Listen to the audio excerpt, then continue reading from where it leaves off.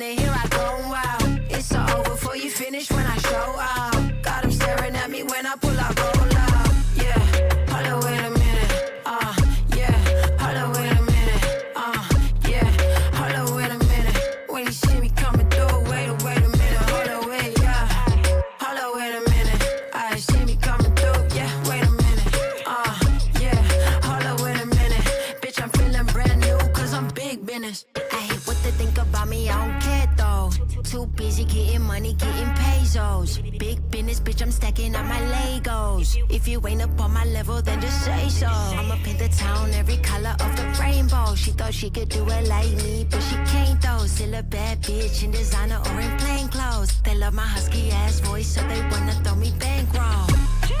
Hold up, wait a minute, yeah. Hold up, wait a minute, yeah. Hold up, wait a minute. When you see me coming through, wait a minute, hold up, wait, yeah.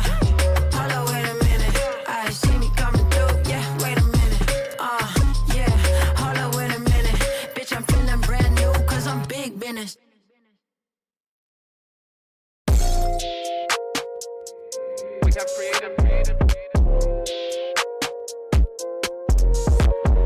They try to take it, I'm getting it back. And if they hit me, they gotta get taxed. I'm making hit after hit after hit, and I promise you, boy, every one of them slap. Hop on a verse and I body it quick. They never work, and it's why we don't mix. I don't got time for the fake, and I swear that I always say real, something they never did. Oh, they saying that I'm up next. I told them that I'm up now. Promise I came for the next. I'm needing honeys on honeys, 'cause that's what I'm worth. Show me the finish, I'm getting it first. Show me the best, and that's me and my worst. I need that money, I'm getting it now. I'm at the top, but I started way down. I told them hundreds of times that I'm really done waiting. I swear that I came for the crown. You should go and hand it right over. I was in a 4, leveled up to the Rover. Feeling like Blake, I'ma put him on a poster. I don't really play when it come to my checks. I've been in the gym, so you know I gotta flex. If I shoot a shot, then it's gonna be a wet dog. I'm coming for these meals, I ain't taking no less. Yeah, I ain't really taking no less. Now they tryna send me that text. I ain't hit them back, they stress. I'm needing honeys on honeys, 'cause that's what I'm worth. Show me the finish, I'm getting it first. Show me the best, and that's me and my worst. I need that money, I'm getting it now. I'm at the top, but I started way down. I told them hundreds of times that I'm really done waiting. I swear that I came for the crown.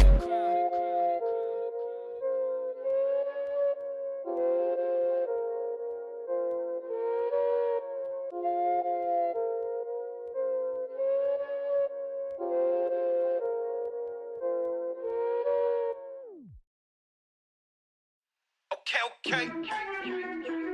I'm a trendsetter. Ay, I'm a trendsetter. I'm a trendsetter. Okay, let go. Hey, okay, I know I'm here to stay. Counting on my wins, so I can't play it safe.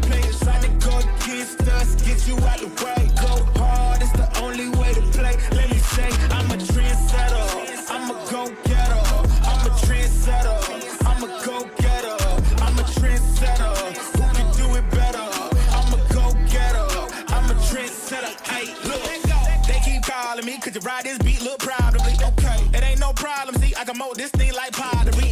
Better, I'ma bet on myself. And before the top, and I don't need your help. We set the tempo, we run this thing as simple. Let's go. Boy, I'm locked in. Know your place, I'm top 10. And all my haters watching, so you know I keep on clocking. Let's go time. My whole style of go mine. Take my place, I hold mine. Run up, then it's go time. It's show time. Whoa. Yeah, they know I'm the one that set the trends, dog.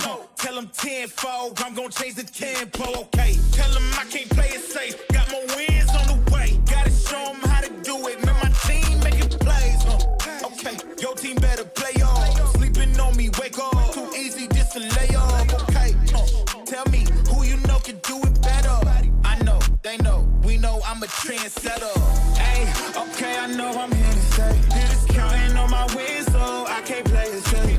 Trying to go against us, get you out the way. Go hard, it's the only way to play. Let me say, I'm a trendsetter. I'm a go-getter. I'm a trendsetter. I'm a go-getter. I'm a trendsetter. Who can do it better? I'm a go-getter.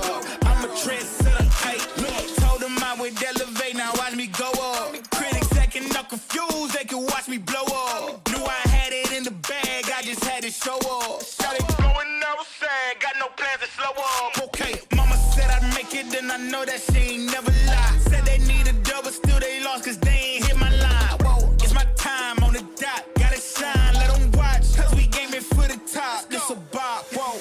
Hey, okay, I know I'm here to stay. Counting on my wins, so I can't play it safe. Trying to go against us, get you out the way. Go hard, it's the only way to play. Let me say, I'm a trendsetter. I'm a go-getter. I'm a trendsetter. I'm a go-getter. I'm a trendsetter. Who can do it better? I'm a go-getter. I'm a trendsetter. Hey, look. Hit it stirred. I can't play it safe. Yeah, out the way. Yeah.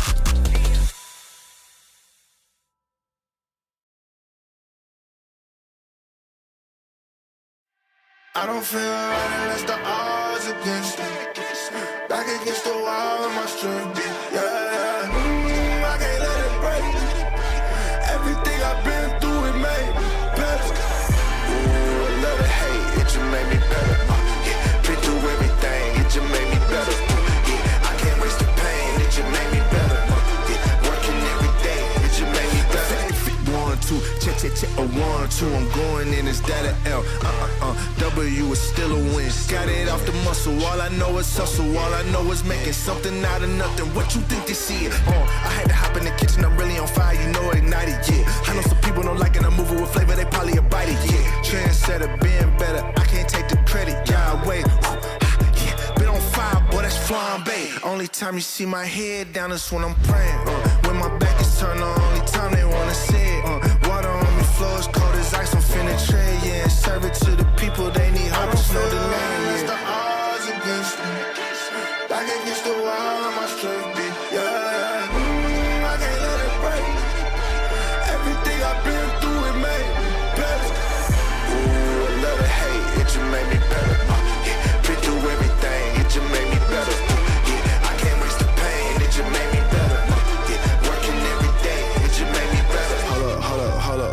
Hold up, what they finna say. Tell it to your mammy, it don't matter, I ain't listening anyway. They just mad to see decide to drop, they look like ocean spray. You can get it too if you just work more than you talk today. This what happen when you take your pain and make it motivation. It ain't gonna be easy trying to be a legend, it's the payment. You need execution, not excuses, dog, you gotta face it. They don't want the truth, but if you quit, you don't deserve to make it. What you think they giving greatness out? Now you gotta take it. They don't know the hustle, they confused when they look at you. Till you hit your goals, they all shy, they think you Pikachu. Put your mind to it, you can do it, yeah, and I'm the proof. Unless the odds against me, back against the wall, my strength, yeah. I can't let it break. Everything I've been through, it made me better.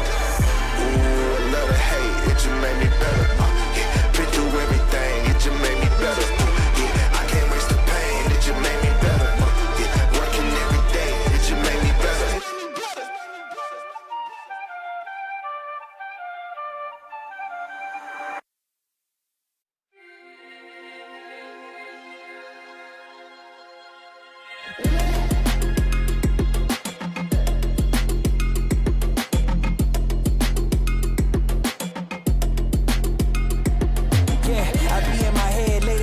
Contemplating all of my goals. Will I fold or will I chase them? I got adversity, two options. I can handle it purposefully or I can let it murder me. But sign up for war, point out the target, show me the giants. Hold your applause, just getting started, sending the lions. Ambition ain't for the weak, I see it before I speak. Ready and willing, is you ready for me?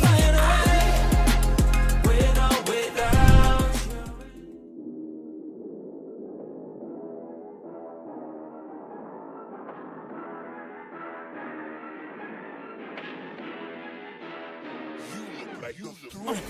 Danny still not able to close it out. My God. Issei has a Hail Mary. Holy cow! They did it! Oh my God! January Journey, you can't be doing this. Actually, Oh my God. He's not dead. Okay.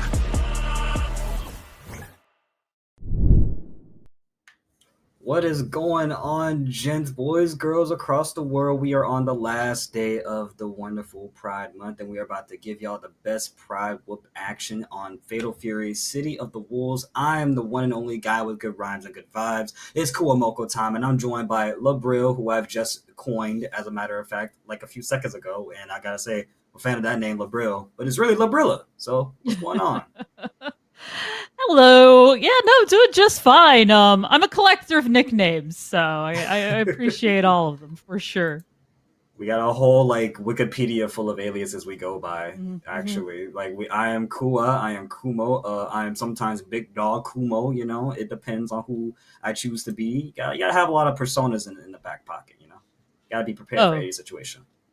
Absolutely, especially in these spaces. Lobs, Lobby, Brilla, Brills, Lobsy, like you name it. I feel like if anyone calls you Lobby,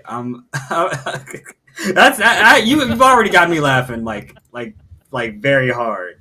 Lobby out of nowhere. It's like, yo, let's go to the lobby. It's like, you're just standing there like, what do you mean let's go to the lobby? I'm right here. Yeah. Where are we going? Nowhere specifically, but I will tell you one thing for sure. We are going into these pools. We're going to be guiding you guys through a wonderful, lovely set of pools we have here today, and we saw some pretty good names as well here. We got Super Greenhouse, once again, previous contender, Uricov, who is also entering Liquid O, and I've seen some new names, such as Quetzalcoatl, Tamago, and I did see previous name, Sick Nash Fan, coming back. So I think we're going to be looking for a pretty good, healthy couple of matches, along with Ryuki, who is also in this bracket, by the way, as well. And Paris and Lag, Aurel Mac, if y'all want to look at the bracket with me instead of hearing me talk, ! Bracket, and you guys can keep up with me and LaBrilla as we guide y'all through these games, which I am hoping for some really good sets, I'm not going to lie. Oh yeah, me too. And I definitely want to see if anybody jumps on the Andy bandwagon, right? Anytime there's a new DLC character, it's always like, is anybody gonna jump in there?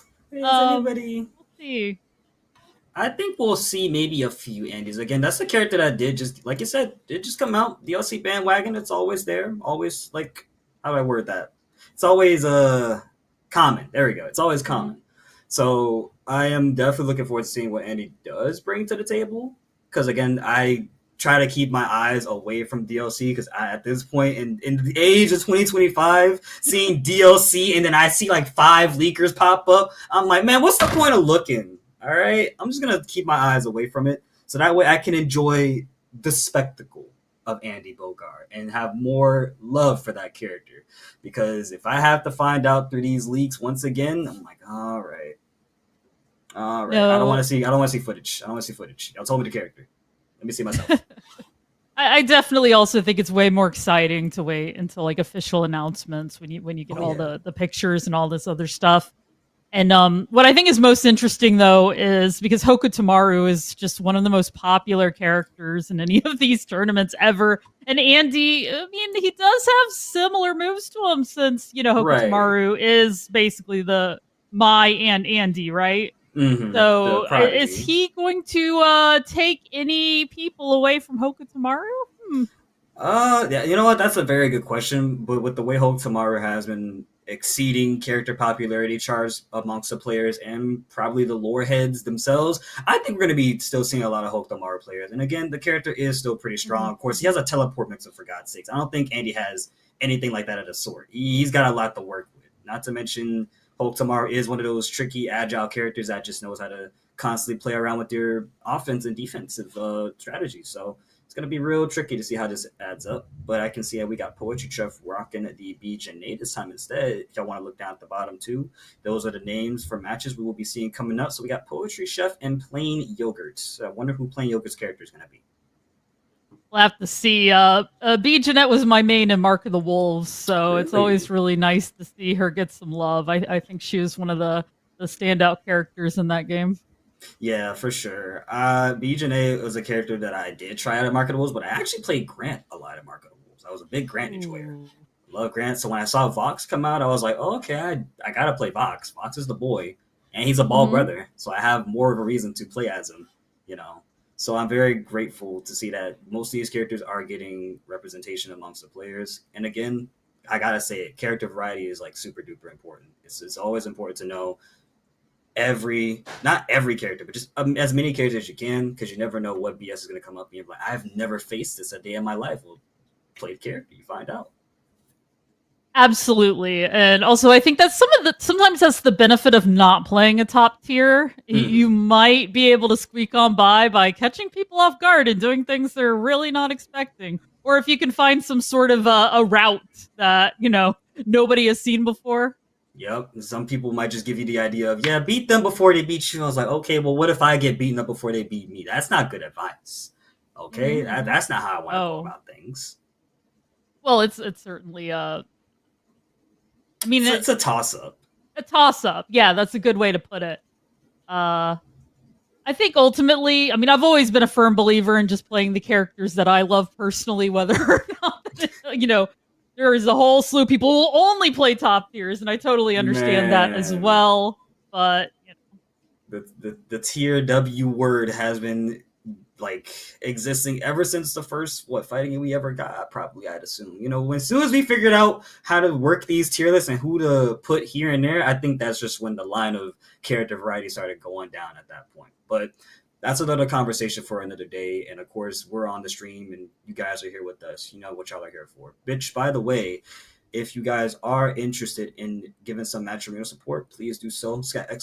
Match Arena. We do got a bunch of codes. I believe we start off at 60 usually. So if y'all want to go lower that number down slowly but surely, please do so. It would not only help these players, but again, I think everybody likes claiming codes if it's free. I like free stuff. I know you like free stuff, Labrilla. I like free stuff. Oh yeah, absolutely.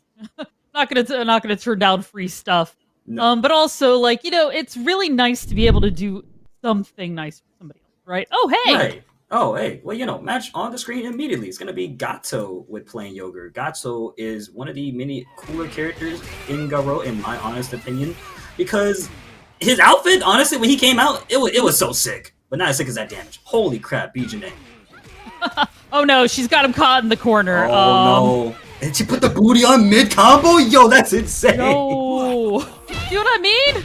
Yeah, this character's funny. I like this character even more because I don't think a lot of people post Bijane combos, and I don't see that. What's that No, absolutely, and once again, you can bust that out in the middle of a tournament. Hey, the fandom just got hype a little bit more after seeing that one. All right, that's all we need to know.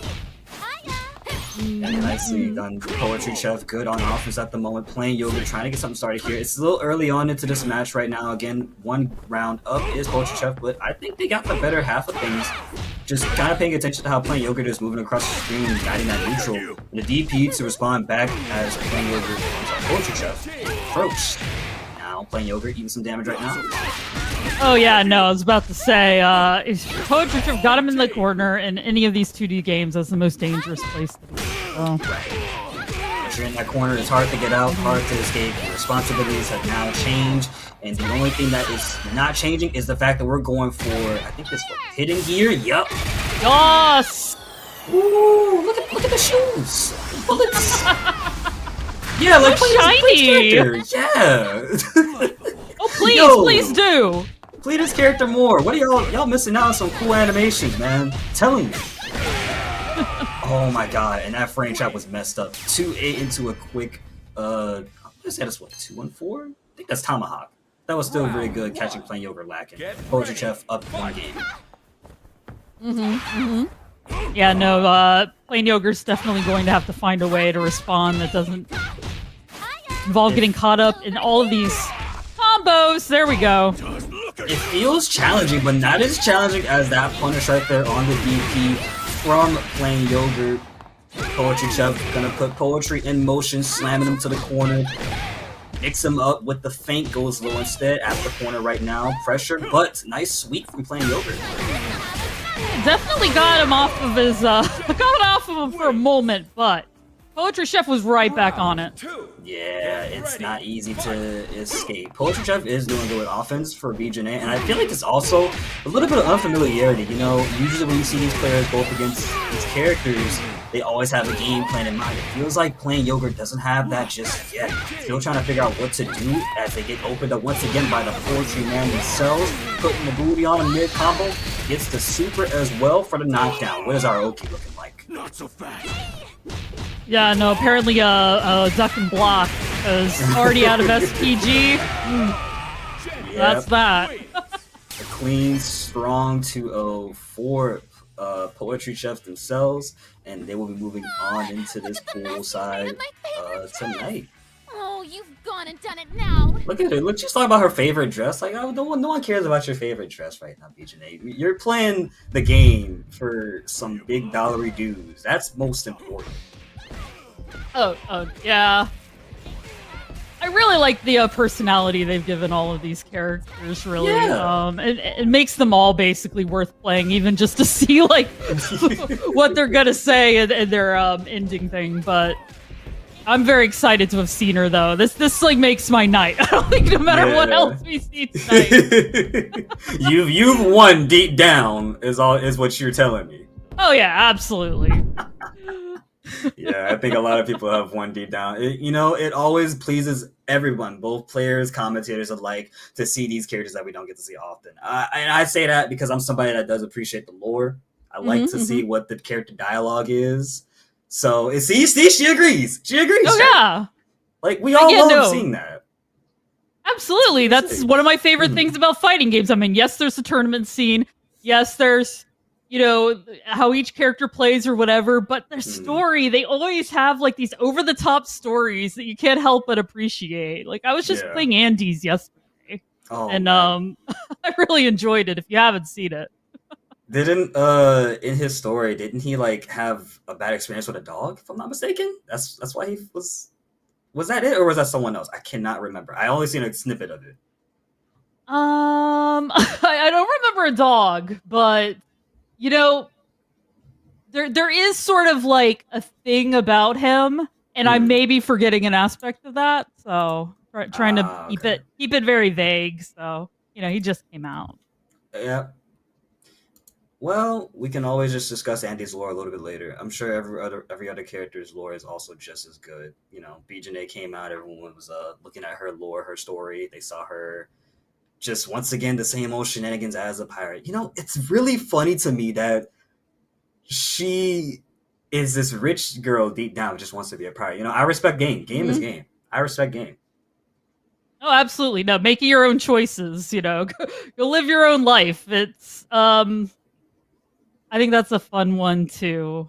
Try to take the character and make them just a little unexpected. Oh, she's a pirate. Here's her with all of her crew throwing down their drinks, and she's rich, right? You got to add that twist in there.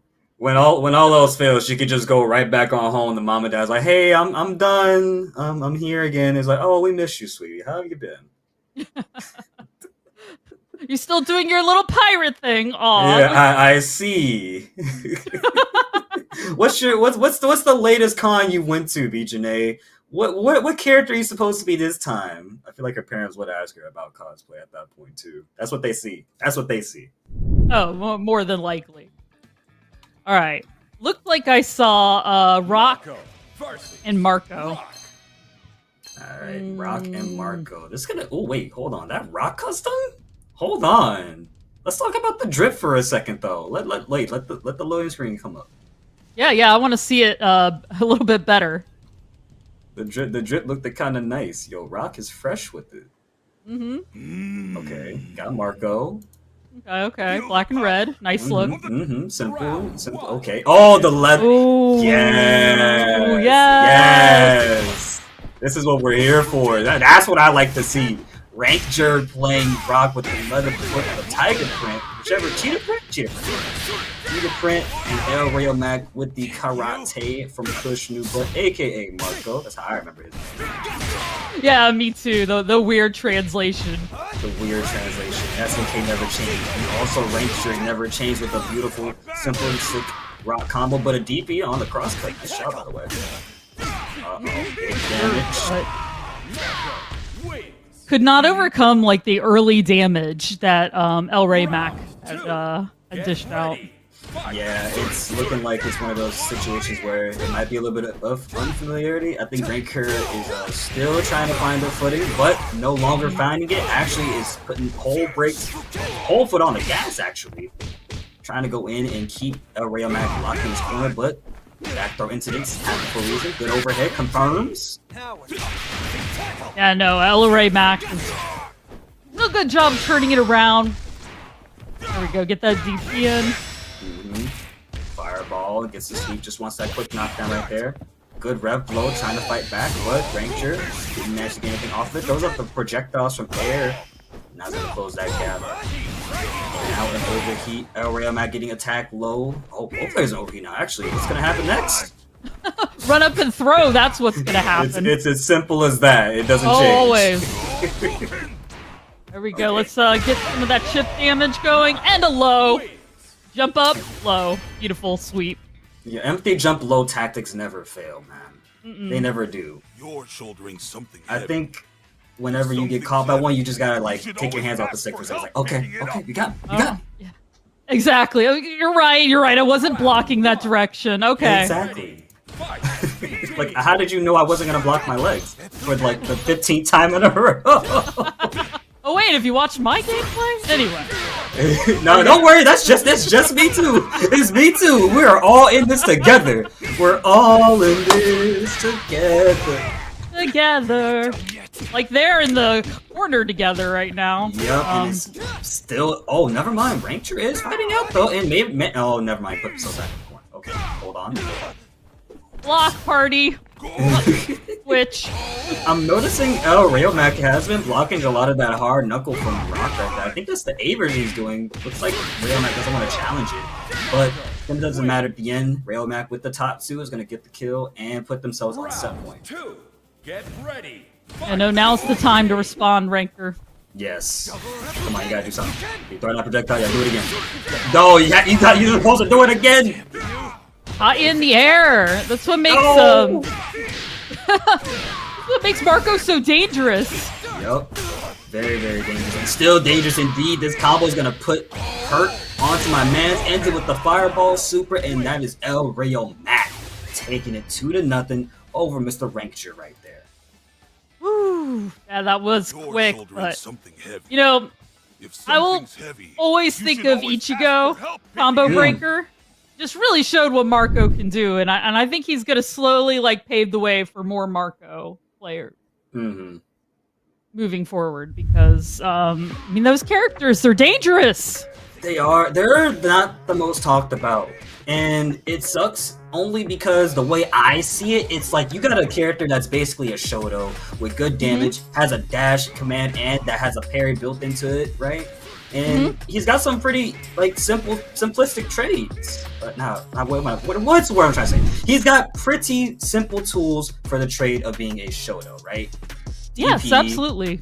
Fireball, command dash. Some Shotos do have that in certain games. And overall, just a good fireball super, and just good damage. I mean, you could do it all. Marco's the man. He needs to be more represented.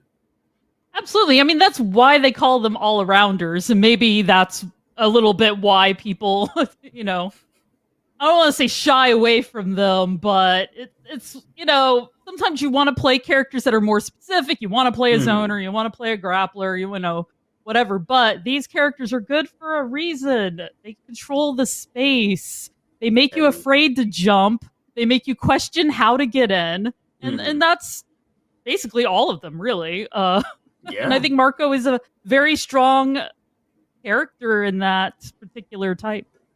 Yeah. Again, that neutral does determine how your matches go. It determines, are you going to be on the defensive side all match, or are you going to be on the offensive side all match? And I think from El Rayo Mac, we were definitely seeing a lot of offense at some points where there was a little bit of cooldown time. He did play the safe route, just backed away, just watch to see what happens next, and just reacted accordingly. Plus, you got to understand that there were a few mistakes made on his opponent's end.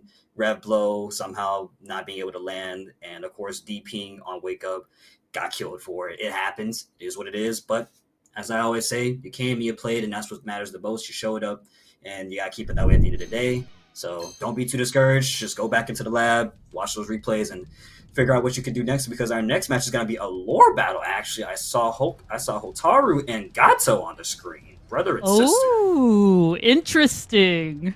Yeah, no, Gateau is another character that I particularly enjoyed, so I've seen his whole story, and it's exciting when the characters line up, you know? Oh no, that's Terry. I got baited like crazy. Oh, you know, I saw all black. I saw all black and thought Gateau. Not an ounce of yellow. It went up too quick. Well, Terry's good too. Very good. He is good. Honestly.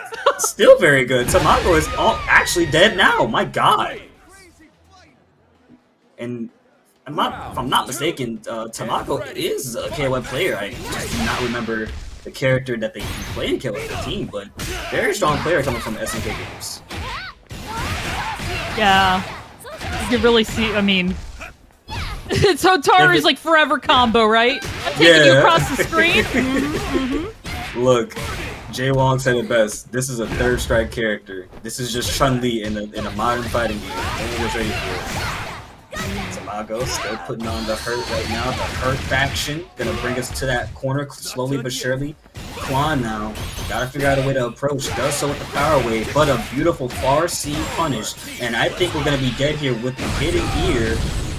Oh no! It missed! No power geyser! Okay, run up and throw. Okay.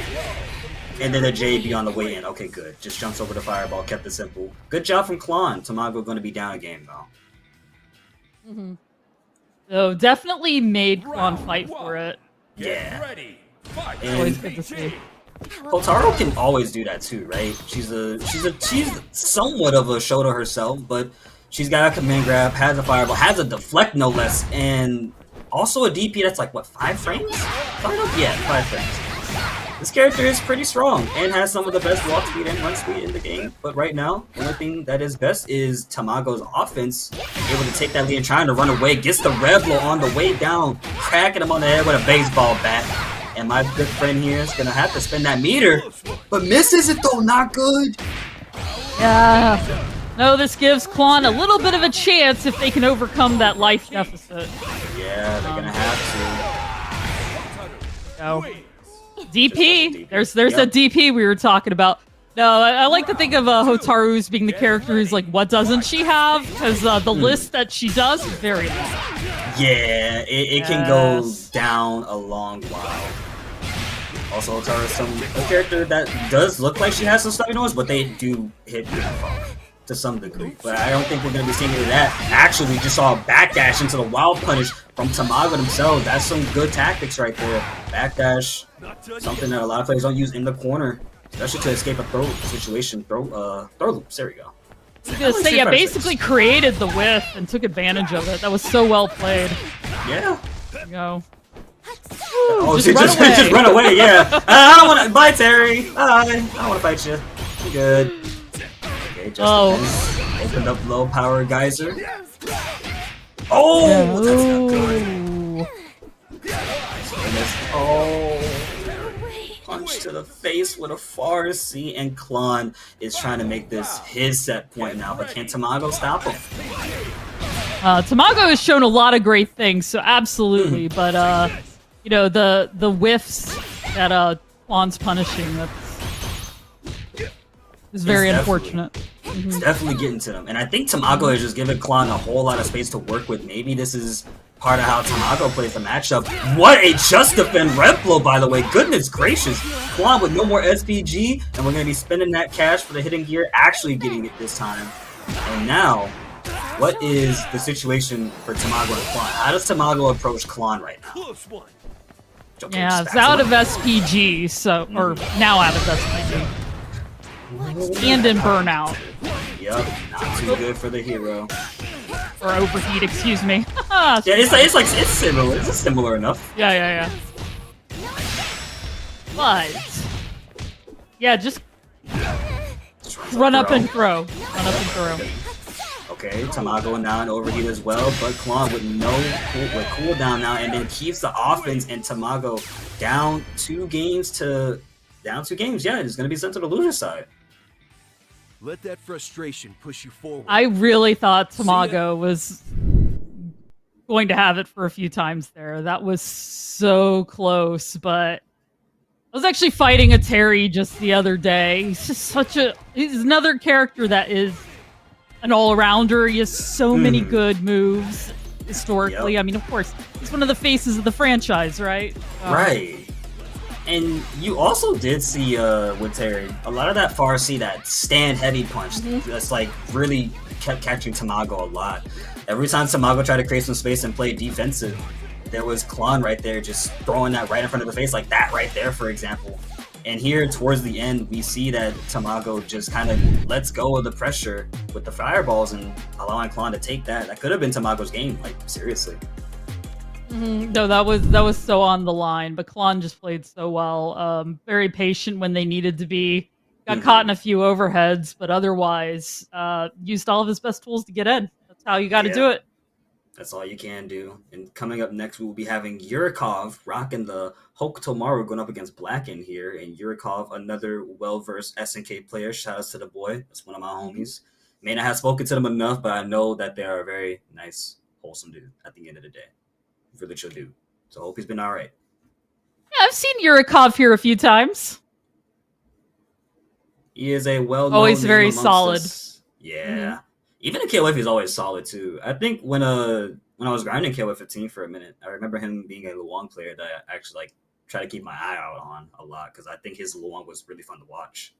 So for him to be on City of the Wolves is, of course, not only a good thing, but I'm glad to see that he's still playing fighting games. He was also a Stride player at some point, which that's forbidden lore. We don't want to go back to Milia. All right. I think he's changed. I think my guy's found a new leaf. He's turned over a couple of different things. So I think he's on a good path in life right now. If not playing Strive like that right now.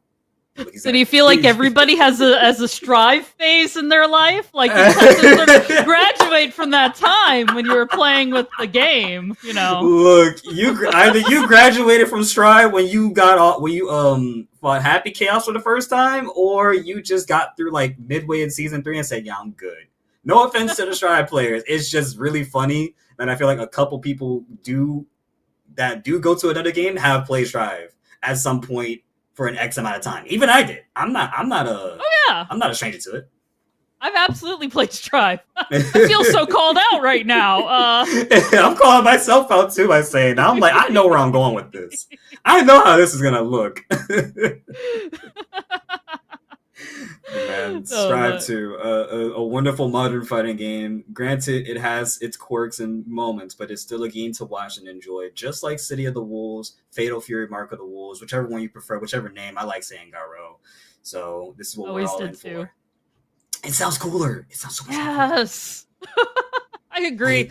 Once again, Mark of the Wolves is kind of like, you know, you got me at Mark of the Wolves. And then you kind of lost me at City. But when you say Garo, I was like, oh, I know what you're talking about now. I'm locked in like, oh, neuron just popped. No, it's fun how just watching the evolution of some of these series. And it's particularly cool with this one because so much time had passed between games, and they made it so stylized this time around, and I feel like of a lot of like the modern things they've added, this one has some of the best stuff.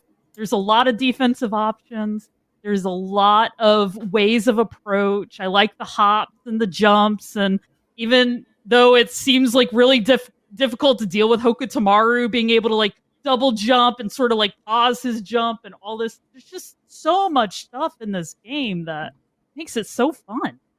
Everybody's probably wondering what the hell I'm doing. Look, I am just emphasizing exactly what Lobrilla is talking about, and I couldn't have put it any better than myself. Right? It was a long period of time before we got another, Fatal Fury game. Not Fatal Fury. Mark of the Wolves, right? Garo, another Garo. See, I can't even I have to figure out which name to call it because some people say City of the Wolves, Mark of the Wolves. It's just Garo. But yeah, long period of time before we got another Garo game, and here we are now. Like Lobrilla said, modernized, stylized, good defensive mechanics all over, and now we're stepping into the match with Blackend and Uricov. Uricov already through the health bar, gonna use that unsafe rev blow. Unfortunately, right there, the first hit is not that what you want to use. You want to usually confirm that, but Uricov understands, and they're gonna have to lose their SP gauge right now. Blackend's mixing up their moves really well. Gonna have to protect your legs. Yep. And again, Rock Howard, someone I call the sole bad guy of this game. Cool combos, good offense, good defense, and a character who has some pretty relatively good tools in his kit. Bar seed. But gotta talk about Uricov. Best thing in his kit right now is damage. Gonna use that super, trying to kill Blackend, but not enough health to do it. Just trying to jump around, throws out some shurikens. Red blow from the sky, but then a quick 2B to catch them low. Blackend down one round. Yeah, I was wondering if he was gonna try to chip him out, but he's like, nah, I'm gonna get in and go low. Yeah, it's as simple as that. Sometimes that's what it takes. That's all it takes. It's just a quick 2B or 2A to catch your opponent, especially when they're like nearing death. It is very vital. Gonna get that hard knockdown right there. Uricov swaps sides for a second, now in the corner, but fighting his way out, giving Blackend a taste of their own medicine of what's gonna happen in just a few more seconds here. Oh yeah, working them back and forth across the screen. Nice rev blow there from Blackend, but Uricov saw it coming and just jumped over it. Yeah, my guy is in his head right now, and especially because Blackend did use it like quite frequently throughout those first two rounds, right? Just nothing but rev blow here, rev blow there, and Uricov is an experienced player. He understands that. Maybe after 2 times or even 1, he'll just be like, "All right, you're gonna do it again. You just jump. I'm ready." Yeah, I think I'm seeing a pattern here, absolutely, and already got him in the corner. Delayed the aerial timing just for a little bit to catch them low. Didn't get a big enough punish, but it's okay. Now we're seeing Blackend finally put some damage onto Uricov. Simple hard edge ender, but a wake up 2A into super, and that's all he wrote for round 1. Round 2. Here we go. Blackend's gonna have to respond. Yeah, just gotta find some answer. Starts us off with a throw. Nice. More and more that life bar. Uricov getting the hard knockdown once again. Dashes up. Yep. Yeah, nice confirm into that. And that. Oh! Couldn't have rev himself right there. I think he could have to get a kill, but wants to keep it. Oh, this is not fun. Look at Blackend trying to figure out how to crack open Uricov, who is currently in overheat. There's the guard crush. Get your punish. Please make it hurt. You have the meter to work with. How do you use it? like so. And now's the time. Use it or lose it. Yep, Uricov should have finished his plate. Left the tiniest of morsels. Oh. And shuriken to the face. Yes. Oh man, that's a terrible way to put him down, dude. That's messed up. I think I need to talk with Uricov after that one. Like, he had my man like on the thread. He used the hitting gear. He was like, "Yeah, I got that damage. I got the hit. I'm about to kill." Uricov just wakes up, throws a shuriken. Goodbye. I know he's smiling so hard right now, like deep down. He may come into the chat talk about some. Yeah, I'm not smiling, dude. He's trying to be humble. No, he's laughing his ass off right now. He definitely is. Oh no, it was certainly a very entertaining end to the battle. Yeah, I mean, I wouldn't enjoy a fighting game if it didn't have an entertaining end or beginning, for that matter, or like anywhere in there entertaining, right? And you gotta remember that Uricov is someone who is an experienced player, so he can have and showcase that entertainment while also playing the game at the same time. Because, like, just right there, you saw how he delayed the air timing, or his jump, rather, to hit them low, and then as soon as they got the hit, they just went all in, did the Kudahan, and then that's where we saw the rest of the match from that point. Yeah, y'all know the rest. I don't think I need to recap that. This is not Dragon Ball. It's not Dragon Ball. I don't know, you're at the Kame House, so... I mean, look, the Kame House is like the most chillest spot to be. There should be no reason someone's coming up to my doorstep. I'm the one who gave Master Roshi the house, right? Mm-hmm. He wanted the mortgage. He got what he wanted. He paid for it with however many Zenny Goku won for him from the last tournament as a kid. And, you know, it's just how it is, you know? Now I come to the Kame House every now and then just to breathe, relax, you know, enjoy my sea time. And then I see like 5 Hotaru players, 5 Billy players from different sides of the ocean just on turtoises, just pulling up, talking about we're here to make your life a living hell, man. That's what we're here to do. Yep, no, nice and chill until the fighting starts. Oh Absolutely. My god, man. You couldn't have said it any better than that, Labril. I don't even know where to begin with that. But I'll tell you what, though. We could begin with our next match on our screen right here. It's going to be another BJJ, the same one, actually. Going up against So Sick Nash Fan. If I'm not mistaken, that's Poetry Chef and Sick Nash Fan. Yep. I'll have to see how they respond to Nash Fan, because I know they're also very good, and you can see it right here with these really damage. Mm-hmm. And of course, Nash Fan is a person that can play 2 characters, Hotaru or Hotaru. Choosing to go with the Hotaru for this matchup instead, probably wants to play that little bit of spacey game and Nixo game. Probably understands Chef may not have every answer to what Nash Fan throws out, as you can see, already in this area where DJ is having a hard time approaching.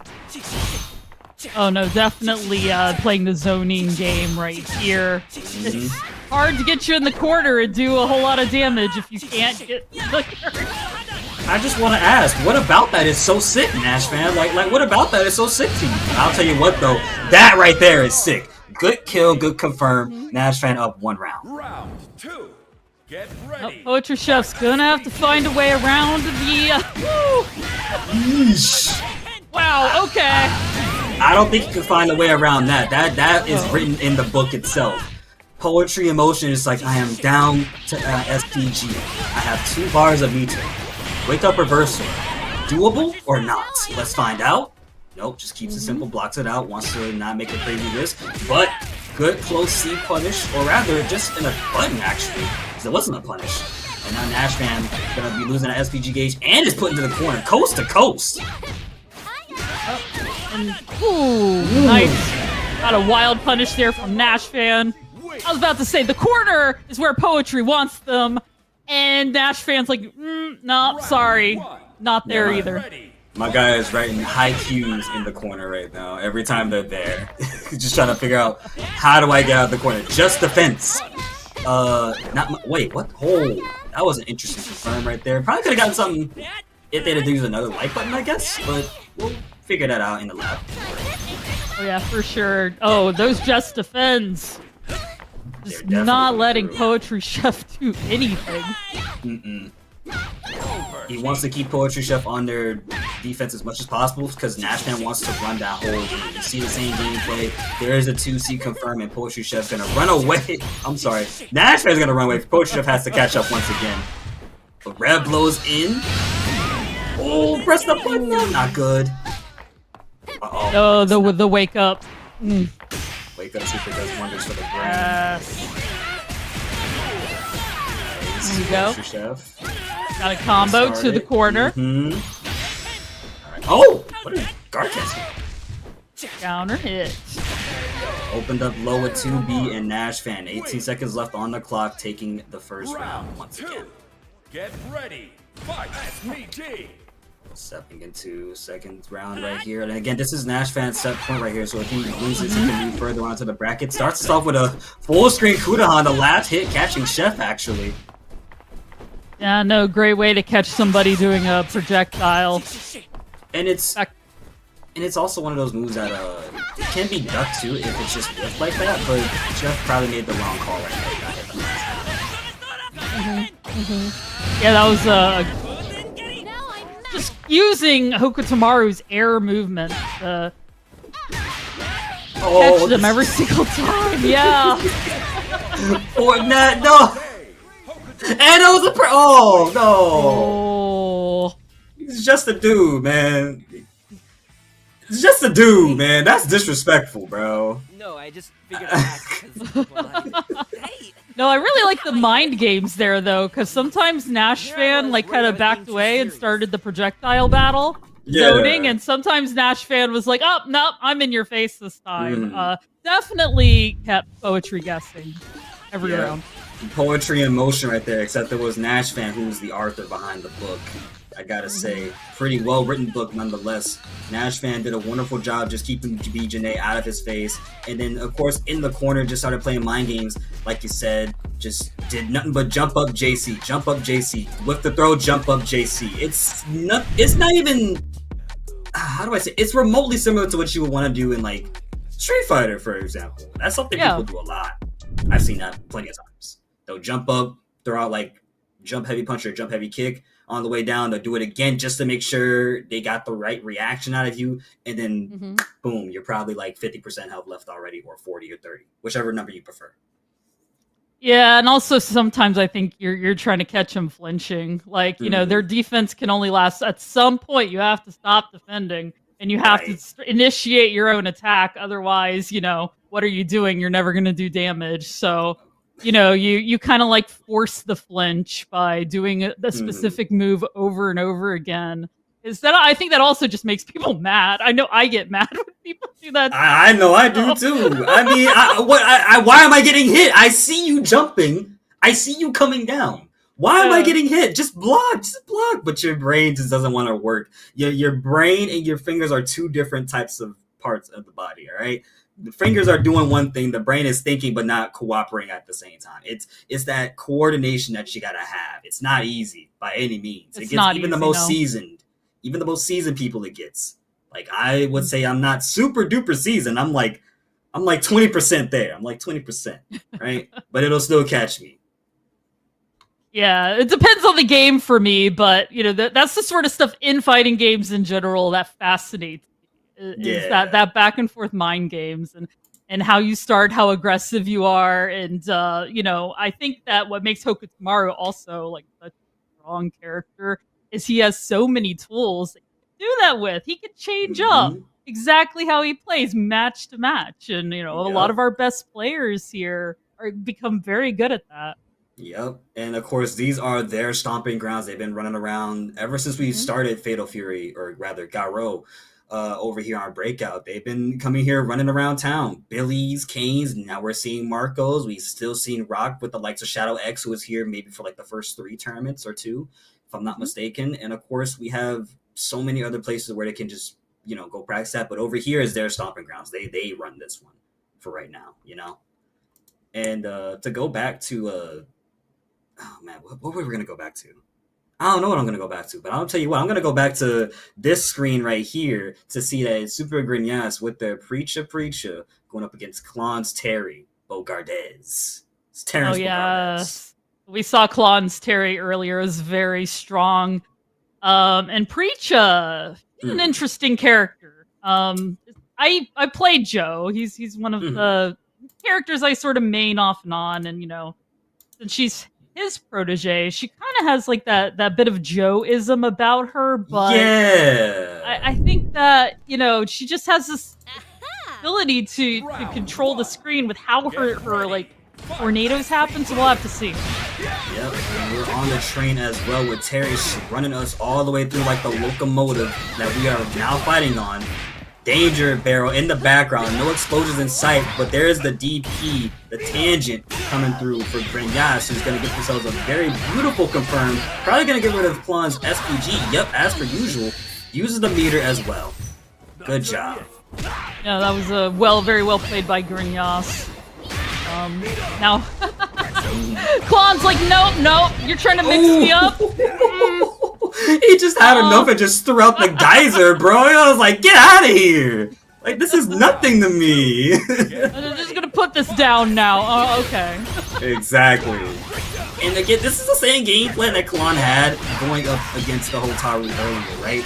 Just, all in your face, didn't give Tamago a single chance to breathe. But again, Grenyas is one of those SNK veterans who's been playing around for a minute, but Klon is trying to showcase that they are as well. I've been around the block just like you have. I've been uptown, downtown. I wonder if they got a good sushi spot in downtown. Hopefully that'll help something. Yeah, that's one way to respond to the defense. Just throw them and... Ooh, and miss. I'm surprised that worked like that. I cracked you. I thought that was gonna hit him. I know. I did too. This game is funny. Okay. And okay. Oh no! Mixed up, crossing sides, and now Super Grenyas is gonna confirm it all the way through. Ends it with the super big punch, big straight lariat. Player 1, Super Grenyas, making it cent for cent right now in the round. Yeah, Super Grenyas is definitely not afraid to use the resources that they have. Let's see if that will, in this third round, will that work against them? I think it's still working with them at the moment. We're gonna have probably a bar meter built up in just a few more moments, a few more hits after this combo, of course. Goes with the projectile, wants to keep Klon trapped, but Klon backed away and ran in. Runs in again, but gets met with a far C as well. That's not good for the homie, and I think we're going to use that bar meter. But here's the thing. Now you're in the corner, Grenyas. Never mind, he's out the corner. Never mind, he just did a JD. You're in the corner, they're out of the corner. All right. I'm better on my right side, I'm better on my left side. You don't know. Nice. Now Power Wave approaches. Klon finally got Grenyas in the corner. What does he do? Swap sides for a second with the JB, but a good 2C from Grenyas, and now not dead because no Rev Excel available due to overheat. Throws the Power Gazer. No, they get the punish! But co-signs with Preacha to get it into game 1 for themselves. Very, very good. Now, Klon tried to do the jump in, but Super Grenyas was definitely ready for that. Have to have a different approach. Alright, throws out the projectile, met with the Power Wave, burn Knuckles in, and that's a very easy punish for Grenyas. He's gonna make sure you understand not to do it again. Oh!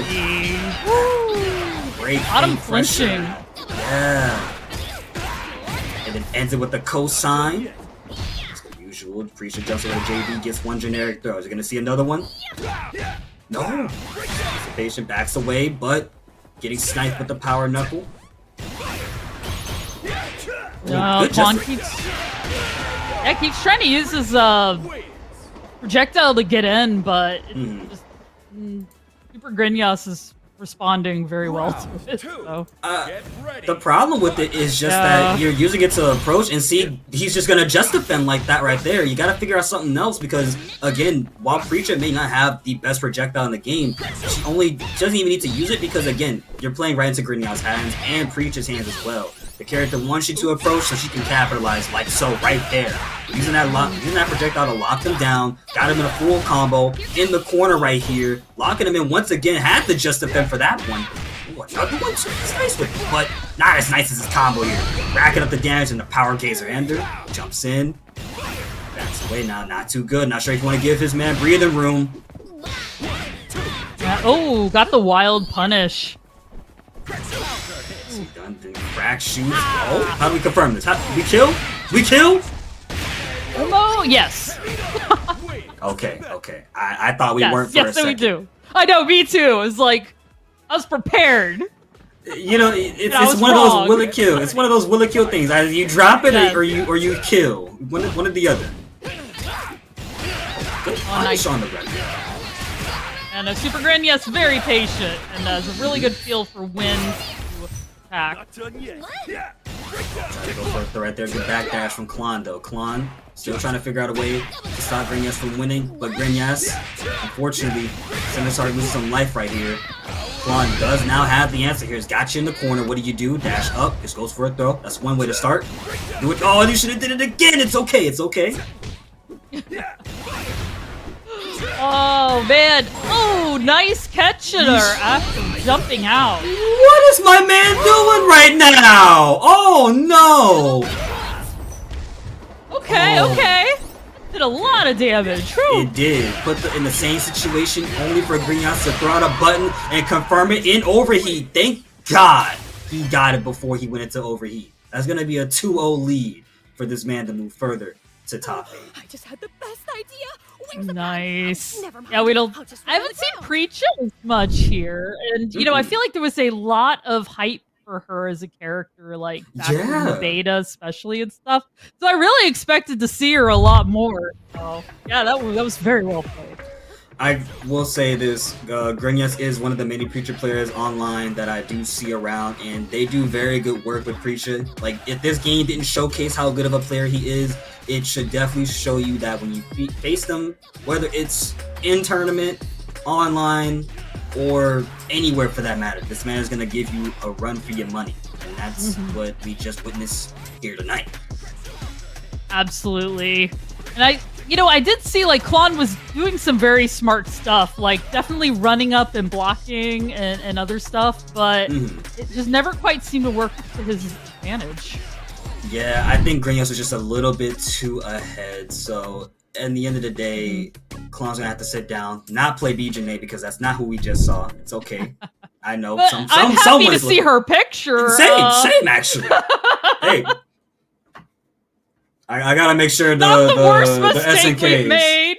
I gotta make sure the SNK ninjas aren't around somewhere. You know, they don't like when I talk about Bijane for some reason. I don't know what it is. I think they saw Bijane and was like, oh wait, he's keep an eye on this guy. Keep an eye on him. Well, they keep an eye on all of us. So they have to. They have to at this point.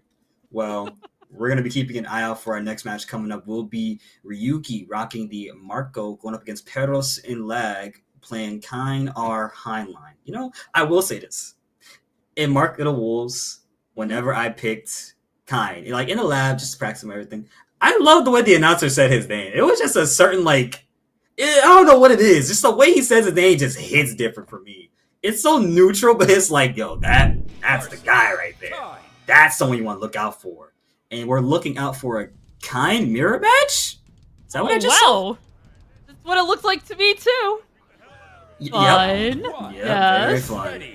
You know, this is just Virgil if he was in a 2D game that wasn't Marvel, alright? This is just the Virgil. This is the Virgil clone. Look at this. Sets him up. Does a DP instead. Get away from him. It's green now. And there's the Schwarzer Flam, but goes in with the Lancer. DP again, and now Ryuki gonna have to hold another setup. Oh, yes. There we go. DP. Get off me button. But, you know, jab, right? Yep, it's a quick, 4 or 5 frame button. Doesn't need to do a whole lot. Gets the big ball of doom, and now Ryuki potentially could be dead right here, but thankfully alive. Yep. Got him in the air. All right. Come on, whiff. I just want you to whiff. Well, what patience. Oh, man, because that move's a charge move, so they were just charging, waiting. Like, what's the approach? Okay, this side. That's all he had to do was just watch my man, and then does 2C to the face again. I felt like that was rude. I don't care if that was 2 hits. That's sending a message to me.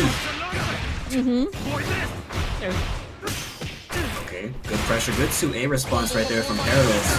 We're gonna get the big ball of doom, sets him up with a mine, but Ryuki with a quick DP to escape. Schwarzschalanze. Schwarzer flop. That's all I'm hearing right now. It's just Schwarzer. Sounds like hot dogs, man. Got me hungry.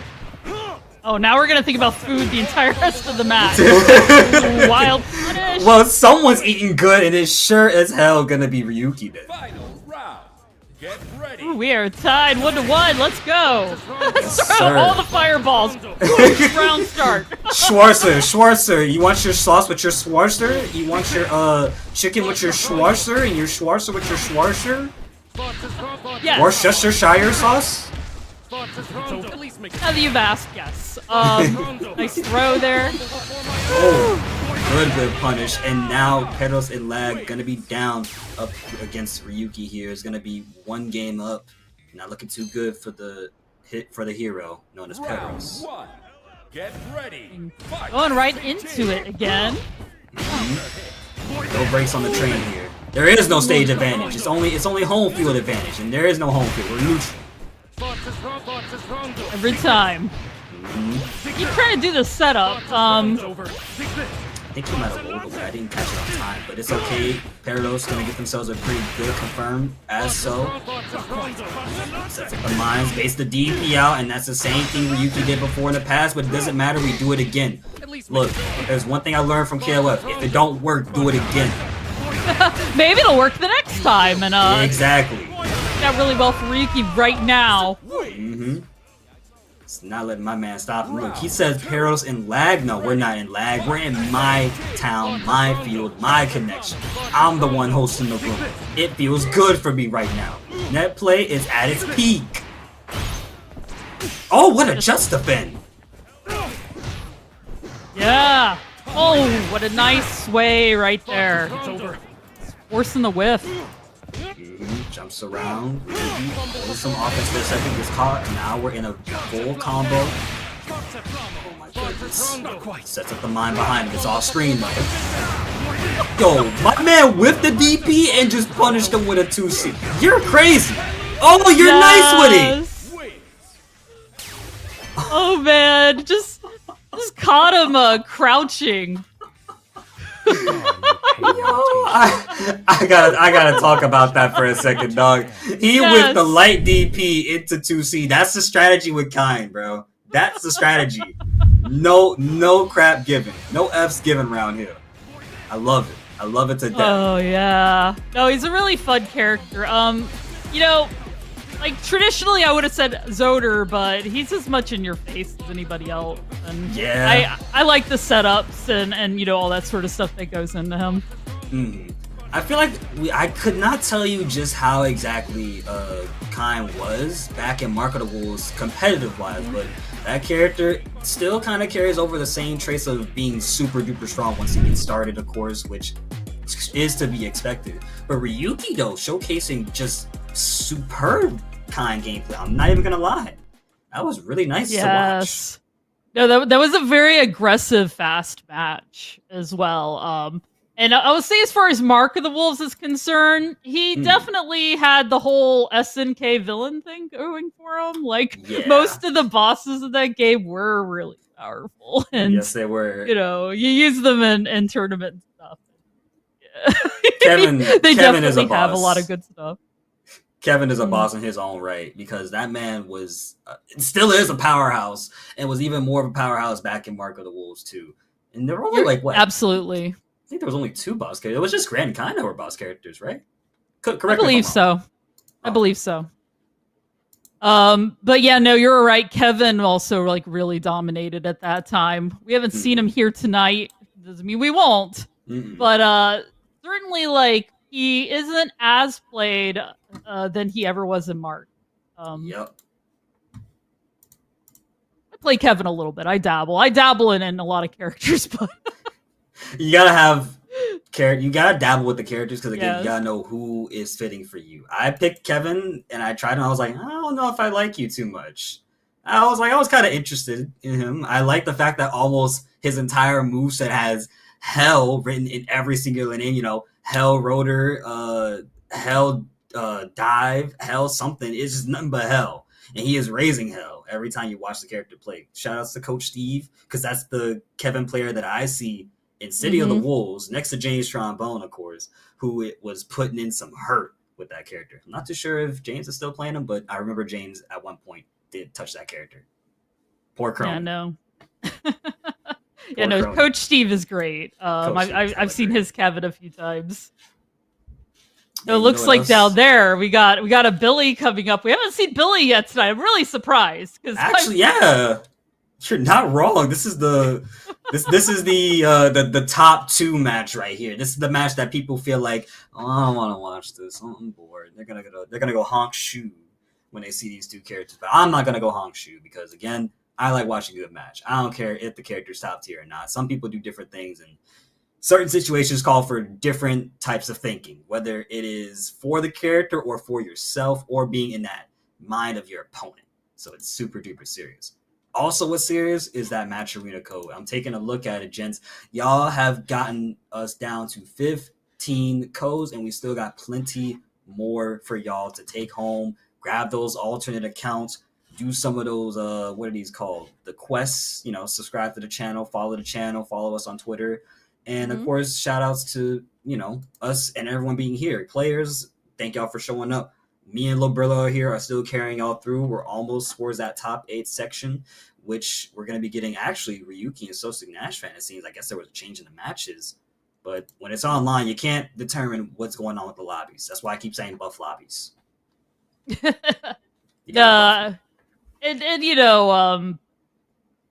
Just the more of these tournaments you run, the more you realize it can be very chaotic on the back. Don't get me wrong, our tournament organizers are amazing and they do a great job. But I more mean just like, people have stuff come up, all that. Sometimes you have to make quick changes. Life hits. Life hits. That's the best way to put it. Yeah. And also, I could have said it better myself. Yes, here I am shouting you out. You guys are amazing back there. Exactly. Y'all guys are wonderful, of course. Always been enjoying the production that we have ran over here. Because again, they do a lot of work. This is not just, something we do for the fun of it. This is something that we want to take, for real. Because again, this is for you guys at the end of the day, right? You got to think about it from the community standpoint. We got a lot of people that don't get to play these games offline. We got people who live too far from their locals. I would know. I'm in Houston, Texas. And as I always call it, Houston, Texas, because it's too goddamn big to be driving everywhere out here. But anyways, that's besides the point. I can vent about that another day. But this is for you players over there who couldn't, be here at home or anything like that. It's a passion that we all have. We all want to see people strive, get better, get their money's worth or get their enjoyment and, be able to go to places like CEO Taku, Combo Breaker, or even Boston Blue Beach, Chain Shift, anything of the sort, any term you can think of. We're here to give y'all your stomping grounds, your practice, and your fun moments because offline is such a different feeling. Lobrilla, I'm sure you've been there. I'm sure you understand what it's like. Yeah. You're at DIY, right? Yeah, absolutely. Oh, DIY was a blast. See? I was at Frosty's, I was at CEO Taku, I was at Texas Showdown. It's a bit different vibe when it's in person. Just like these Jungle Fins are a big different vibe. Ooh. I know, Ryuki. just eating it. He doesn't. Look, it's giving him his health back. He better stop throwing him out. Yeah, make him regret it. Exactly. Ryuki's gonna get a perfect lead if you keep throwing him out. Nash Fan, see, this is what I'm talking about. That right there. Ooh. And catch him low. Gonna get a full combo off of that. And boom. Yeah, that's some KLF right there. That's Ryo at his finest. That is just Ryo. Oh my god. Nice rep blow, Zion Ken. Talk about Ryo. I mean, that's his move right there. Exactly, bro. This is literally the prodigy of Ryo. I'm sitting here this is a whole new character. I mean, he is, but he isn't at the same time. Oh yeah. Like many of these characters here, they can be derivative of other characters, but they are their own. Marco is definitely not an exact clone of Ryo, and Yuki just. Yeah, he's a clone of the last match he had, because that's a 2-0 straight up. I know, right? That was amazing. he was not falling for none of Nash's BS, right? He saw Nash jump in the air. My boy said ref blow. And just decimated the light bar. Now my man Nash Fan has to swap characters because that right there was a whole different start. Like, we saw Ryuki just defending every single shuriken. Like, every one. It's every single one. Like, when you see that, at that point, you gotta be like, okay, I can't do this. I gotta stop. I just have to do something else. Nash Fan did that for at least 7 times straight. Ryuki was just like, give me my health back. Give me my health back. Chip damage, what's that? Give me my health back. Practice. Practice makes perfect. Now we're on Hotaru. Different character. Yeah, no, this one's a air throw right off the bat. And like I mentioned earlier in the stream here, Nash Fan, like I said, has 2 characters. Now we're seeing Hotaru instead of Hotaru, and it looks like Nash Fan still wants to keep that traditional lane game plan, which is working out, because now Ryuki starting to lose some health here at the moment, and Nash Fan choosing to not go in, wants to keep playing that neutral game-ish, that zoner game plan with Hotaru, but finally decides to go in for the kill, which was a good call, and that's going to be round 1 for Nash Fan now. Oh yeah, that was quite the change there. Well...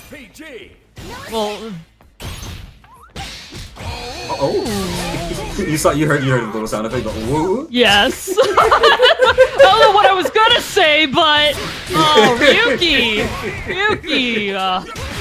Oh wait, awesome. But DP, wake up, DP. Oh, he just defended Ryuki's DP. Yo, I got one for you too. Tatsu ends it off. One round for both players. Who's gonna go further, or will it be Nash Fan who keeps us tied up? These characters both have very similar toolkit. Honestly, Hotaru is faster, I think, but yeah, I don't know. No, she's definitely faster. She is faster, but I mean, like, I don't know if it's gonna be enough. I didn't finish. Okay. It might not be. My man ran up right into a DP. Yuki had him locked in. Number is on speed dial. Just like this combo on speed dial. So sick, Nash Fan. Gonna be putting us in this corner right here, close enough to it. Doesn't matter where at. Here we are now. What do we do? Okay, just backs away. Just wants to find a mark. Just time. They're definitely both trying to force the other to make the approach. Yeah. And I guess that's what makes it so appealing too, right? Because whoever approaches first needs damage, like so. Yeah, they can if they don't do it right, or if the other side doesn't figure out what they're gonna do. And yeah, Ryuki, very solidly took that. It's clean off the dome, man. Ryuki is showcasing strong Shoto-like gameplay, strong Marco gameplay. I'm starting to take a liking to that Marco, bro. I'm gonna need you to keep playing Marco. I'm gonna need you to do what I want to do to everybody online. I don't know how you're gonna do it, but keep doing it, brother. Doing a wonderful job. But you gotta get up to Nash Fan for sticking it out, having to fight a matchup that, again, either he had experience in or just was not prepared for enough. One or the other. Oh, and I will say though that at least that first round back, like, definitely took Ryuki off track with the first round with Hotaru. Like, I just think that Ryuki very much figured out, oh, okay, this game plan now. Like, just shifted their tactics and took the control back. And having a change in tactics will always determine how your opponent faces you, right? Like, we know Nash Fan loves to play the zoner hybrid gameplay, wants to go in at the last minute just to get the kill, but Ryuki, of course, not falling for it. Again, the dude started off versus Hotaru, just defending like 7 times in a row. That had to have been like maybe 15 just defenses I might have seen. I'm over-exaggerating a little bit, probably. But that's just how serious it was, which is why I always think of character variety. Because, again, a lot of people probably have fought Hotaru. At this point, they're like, oh, I'm not falling for it. If you want to be lame, I mean, we can, but I'm just going to get my health back. Just defense is there for a reason, you know? Mm-hmm. And I think that goes back to, we're going to throw back right to the beginning of the stream where we talked about character choice and how sometimes it pays off to play characters that are less picked. Because you might be able to throw something out there to catch people off guard. But sometimes when you choose the characters that are picked all the time, people are used to how fast the shurikens come out. They may very well have that speed down. And Just Defend is really powerful once you get used to it.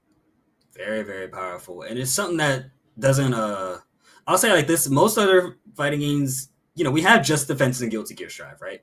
Mm-hmm. We have, sometimes I being in Blaze, not sometimes, but I being also in like Blaze Blue or any other game, right? But Just Defending in Garo is just a different sort of dopamine. Like, you get your health back. You can zero frame cancel moves. You can guard cancel out of your Just Defend sometimes. It just depends on what you're going for. So, nice to see that we are still getting that universal mechanic showcased in almost every game that we see here, which is why I like to watch this game. It's always fun to see how people just stay alive before they die. Absolutely, and that brings us back also to having a lot of defense options is good. It doesn't always have to be offense all the time. Mm-hmm. I like the variety of ways you can stay alive. It makes it very interesting. I learned this from playing I'm still playing Exar, but I learned this from playing Exar more. It's like in a game where Cass is kind of small at the moment before it becomes any bigger, get your knockdown, run your BS, and keep it going. That is how you want to play it. This is why, and again, I'm going back to character variety, bro. Play a bunch of different characters. Run your BS. I want to see T-Zog next time I come talk about this game, bro. That's how deep I want to go. That's how far I want to go. I want some grappler representation. Y'all don't care at that character's cheeks. I know y'all don't. I know no one cares that character's cheeks. We want to see good matches, bro. What have you been practicing versus this character? What can you do with all those bad tools that you consider to be bad? I don't think they're probably bad. I might get hit. And there are an entire segment of people in the FGC who predominantly play grapple. One of my dearest friends is in that group. I know a lot of them, and it'd be nice to see a bit of that. It looks like also Plain Yogurt with the $10 dono. Yes, sir. Hey, yo, thank you. Exactly, friend. Thank you for that $10 dono. And before we get into our next match here, guys, we still got some more match arena codes for y'all to get. I just saw someone claim a code, so now we got 11 left. 10 more will be remaining very soon. And if you're probably wondering, if you don't know what the match arena is, if you're wondering where that goes, who that goes to the players whenever they are finished with the tourney, of course, we give them the payouts. They get however much they get from the match arena. And honestly, it's pretty cool. I mean, why would I not want to give somebody money if I like their gameplay?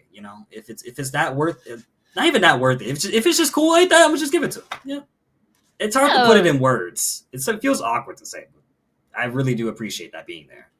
Yeah, it feels awkward. I will say, for me, it's about giving back to say thank you for entertaining me, because all that work they've put in, all that time to master their characters, to learn other characters and how to respond to them. And I mean, how many cool moments have we seen just tonight? Giving back to that. Great stuff. And of course, real quick, we gotta shout out to the boy, the homie, the one and only main man himself, Tamadoc, with another $10 sub, or Diff, don't know, God, can't find words, but that doesn't matter. Our prize pool is at $29, almost $30. One more code or two can definitely get us at 30, as Uricov is almost 30% away from dying here, and that's gonna be dead. Come on, carry us all the way through, preaching for the perfect game. Preacher. Exactly. Super Grandias coming out strong. I'm thinking about that one Eminem song where he says preacher, and I forget what it's called, but I'll look it up sometime soon. That's what I think of. Eminem mention? Crazy. Back and forth, and neutral jump. Oh, answer the rev blood immediately. Uricov gonna put Super Grandias in the corner here. Preacher gonna lose some health right now in the orange zone. Uricov still opening us up. One more hit can do it for a full combo, and that should be the one right there. No? Oh, how long can the Just Defense last? You can only be human for so long before a shuriken comes and takes your neck like so. Uricov up one round. With the perfect, too. That was very much the response you want to do. Perfect for a perfect? That's insane. What is Bro Tech, by the way? And throw. Off you go. Do it again. No, he should have did it again! I love this game, man. All right. Back in the way, finally decides to go on for a little bit. But quick Zayankin from Uricov. Been interrupting a lot of Super Grand's offense here as we sit here on this potential first game for whoever it may be. Yeah, they're both strong right now. Definitely playing very defensively there. There we go, Super Gridness getting a few hits in. My man with the red blow and got the DP off as well. That was a stroke of luck right there. Oh! Ooh, side switch! And all he did be a full combo. Was just walk out the corner. That's all he did. He just walked out, let Uricov jump again, and just got him for it. Off you go. One more. Doesn't want to go for another throw, but does it right there just to trip up Uricov and his timing on breaking the throw. It's going to be game 1 for Super Gridness. That was quite a good time there. Let's see how we're gonna respond here. Try to do some mix-ups. Trying. Blocks a red blow, just not a punish, but just a throw instead. Keeps it simple. Oh, that was a check right there. Uricov, unfortunately, in overheat right now with Super Gridness having 34 of the rev meter. Oh, now it's getting built up a little bit. Good just defense right there. The great throw tech. Definitely, the defense is really strong with both of them right now. They're wait. Ooh, nice. There we go. Air throw. Yeah, they're trying to work their way through this neutral right now, and it's going to be Uricov who got the upper hand with a quick 5A punish on their, or rather 5A on wake up to actually get Uricov off and put them in the orange zone on their health bar. But revving up is Super Gridness, who's going to be unfortunately taking a few hits, cross the sides for a second. Trying to find a way to take out Gridness for good, so that way they can move on to the next round with a high dodge. What the hell? Oh! Oh, we're dead off of this one, boys. You know, it's interesting. Like the teleport almost never came out, so Super Gridness really called that. Yup, my man was prepared, but not as prepared as Uricov is with the hidden gear. Not sure what this is called, but it's okay. We just know it's reminiscent of Mai and Andy. Explosion. Call it bleach. Yes. Okay, let's try to mix them up there for a second. Prisha jumping in. Whoa, those 3 just defenses in a row? Nah, do it again, please. Ooh, got the wild punish though. Forced him to block low in the moment he stood up with it. Uricov with no SPG available, can't use it on wake up, has to fight it out the normal way. Unless you want to just defense to get all that health back. But Super has something to say about it with the Preacher, preaching for a dead Hotaru, which is definitely why he is now solidifying an even further spot in top 8, putting Uricov in the loser side. Man, Super Gridness Preacher something else. Yeah, very, very good. Yeah, I love the setups. You know, the basically using her projectile that's on the ground to then her run tornado. in and the tornado. Yeah, Gridness does a very good job at keeping you locked in, which is definitely why it makes Preacher so scary. You gotta either just defend on your wake up or you gotta block something from Preacher. She can either go for an overhead or a low, because some of her buttons do hit mid even if they're close up in front of you. The only thing you might have to watch out for is a quick 2B or a sweep. But Gridness with impeccable, I would gotta say, frame traps and checks was enough to catch Uricov off guard and take the games. Easily as that. So, with that being said, we are now further and deeper into our bracket right here. And again, if y'all want to know where we are in this bracket, you can hit that exclamation mark bracket. I was about to say Braccarino, like it was Maturino and bracket together. But definitely hit that exclamation mark bracket as we got our bracket here up on the screen. In case you want to follow along, pretty simply, you can see here, Super Gridness took it over. Uricov is going to be fighting Ryuki in the first of 3, while our loser side has Uricov, Sick Nash Fan, Rayomac, Liquido, Peros, and Tamago. So that's going to be a pretty deep losers run. Hopefully the person who gets to losers finals can reset that bracket and, you know, keep playing the game, because you're going to be in a hot seat for a minute. So that looks like a really fun top 8 here. Let's see. Looks like it might be pretty varied as well. We got a Preacher, we got that's a what I was Hotaru, thinking. you got a Marco, a Hotaru or Hotaru, Liquido with the Billy, Paris and Lag with Kine, Tamago with Hotaru again, and El Rayo Mac, if I'm not mistaken, was rocking Marco? I believe so. That was one of the first matches we watched tonight. Yep. Yeah, so, Marco is what I'm remembering too. So we have a whole lot to go through and work with. But y'all, thank y'all so much for keeping up with me and Labrilla over here. Me and Miss Labrill, we are now at top 8, and we will probably be stepping off in a few more moments. But before we step off, I just want to say I had a wonderful time being able to give y'all another lightning fast commentary action, of course, being assisted with Labrilla, who made it just even more enjoyable, honestly. I ain't gonna lie. That was big chillin'. I appreciate that. No, I had a great time. This is always fun. I'm always happy when I get to watch City of the Wolves, talk about the past games and everything else. Like, this is just very much a geek out moment for me. Yo, we're nerds at the end of the day. We're just pretty big nerds, man. And of course, if y'all want to find out where these big nerds can be seen, our handles for Twitter and socials are right next to our names. You can find me at Kuamoko _, and of course you can find Labrilla at Labrilla.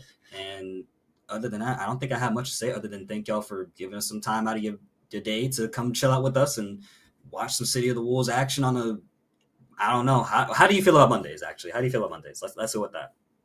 Do you like Mondays or you hate them? Mondays are okay. It's the start of my work week, but it's one of those things. Like, I get it. But I was looking forward to this all day. That's what's up. Well, you heard it from Miss Labrille herself. You heard it from Mr. Kuamoko himself. We will be switching y'all out with Tomadoc and Non-Factor for the rest of this tournament tonight. Y'all take it easy, be easy, stay hydrated, and freshen up. Don't go out there smelling like cheeks. Y'all have a good night. Be easy. Bye.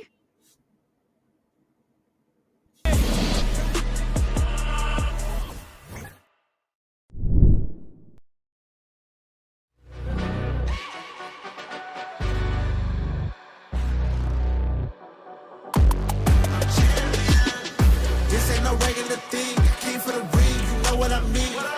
I shoot my shot and it's clean. This for my city, yeah, this for my team. If you talking, it's all to me nice. I play with all of my life. You see my name in the lights. Better get right, champion. The game is in trouble. I've been in my depth for the piece of the puzzle. I got it for real. Still keep me going. I wake up and hustle. You won't see me buckle. I've been in the field. Man of the town. You been in your fields. I'm adjusting this crown. Call me your majesty. Either that or your tragedy. We shutting everything down. I've been high like somebody put a candle on them. Off top, I don't really stand opponents. This mine. The moment is run out and start a bunch of pandemonium.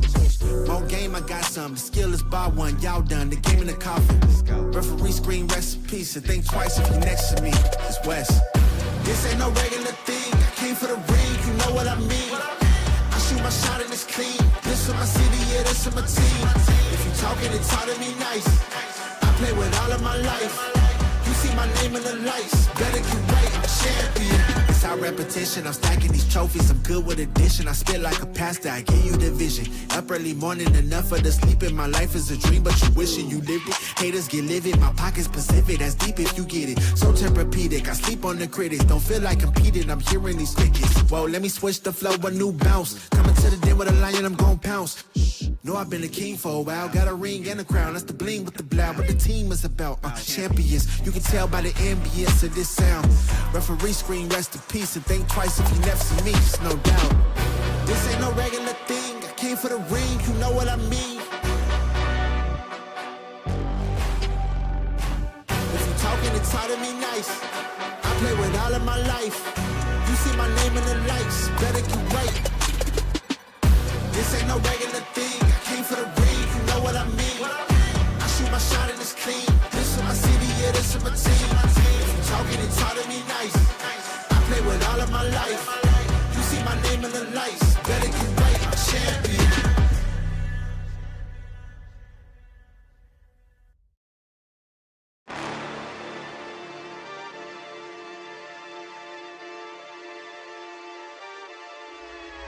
Hold up, why do they doubt the kid? I'm about to know what the problem is, it's me. You waiting on the boy to fail, then hold your breath and face your death. Cause you play a roulette with each step, I progress, no less. Go ahead and place your bets, cause we know where we at, we know we top tier. Cause all the hate that you bring, we know it stops here. I'm taking off like a rocket here, ain't stopping here. It's strange how they cannot see the future, but see profit here. Wait up, we gon' always win. Promise that that's not a promise, yeah, that is a threat. You know that I promise to bring the team commas. When the whole team win, that's when you flex. Win, and I'ma do it again. Watch me win, then watch me do it again. Tell 'em I can't take no loss. My team hold no L's, no. Aiming for the top, can't make it by myself. I ain't taking no loss. I ain't taking no loss. Look, I'ma always win. I ain't taking no loss. Look, I'ma always win. We already know that we the coldest. Watch me heat it up, let me focus. I'm going toe to toe with foes. I know they notice. I kick in doors, they only hope for closing. Why? Cause they know I go again. And when they get it right, I'm the one that can make it flow again. Talk to me nice, my team, they ready to go again. Running into us, we'll gladly send you home again. We don't talk, better know the grind gon' match my walk. I'm a cheat code, I don't take no loss. Making no sense, run up the scope. Cause all I do is win, and I'ma do it again. Watch me win, then watch me do it again. Tell 'em I can't take no loss. My team hold no L's, no. Aiming for the top, can't make it by myself. I ain't taking no loss. I ain't taking no loss. Look, I'ma always win. I ain't taking no loss. Look, I'ma always win. I'm winning again and again and again, and it's all on repeat. I'ma just sit at the top 'cause I'm running it, dog. On me, I don't know defeat. Had to get back on the phone. I told them don't play with my name 'cause I know that it brings. They want my spot at the top with the crown and they ask who's the rocket. I tell them it's me.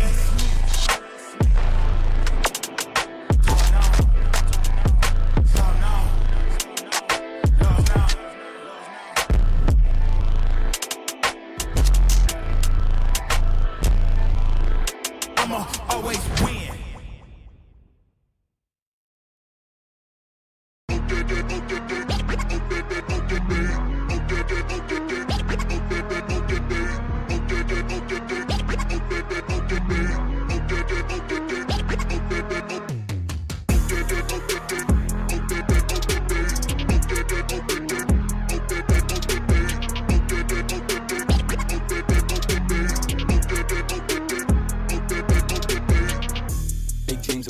Shift mean green, sip lean, and the ops don't know. Free up my team with a big dream and a me man, never go pro. See man up in the chat, but I know how to react, po-pone, no, I never so cold. Come run up in the back, get a back, you don't want this. Sexy sturdy, come and get 30, wibble it, wobble it, curvy. Sexy sturdy, come and get murky, got girl begging up mercy. Sexy sturdy, come and get 30, wibble it, wobble it, curvy. Come run up in the back, get a back, you don't want this.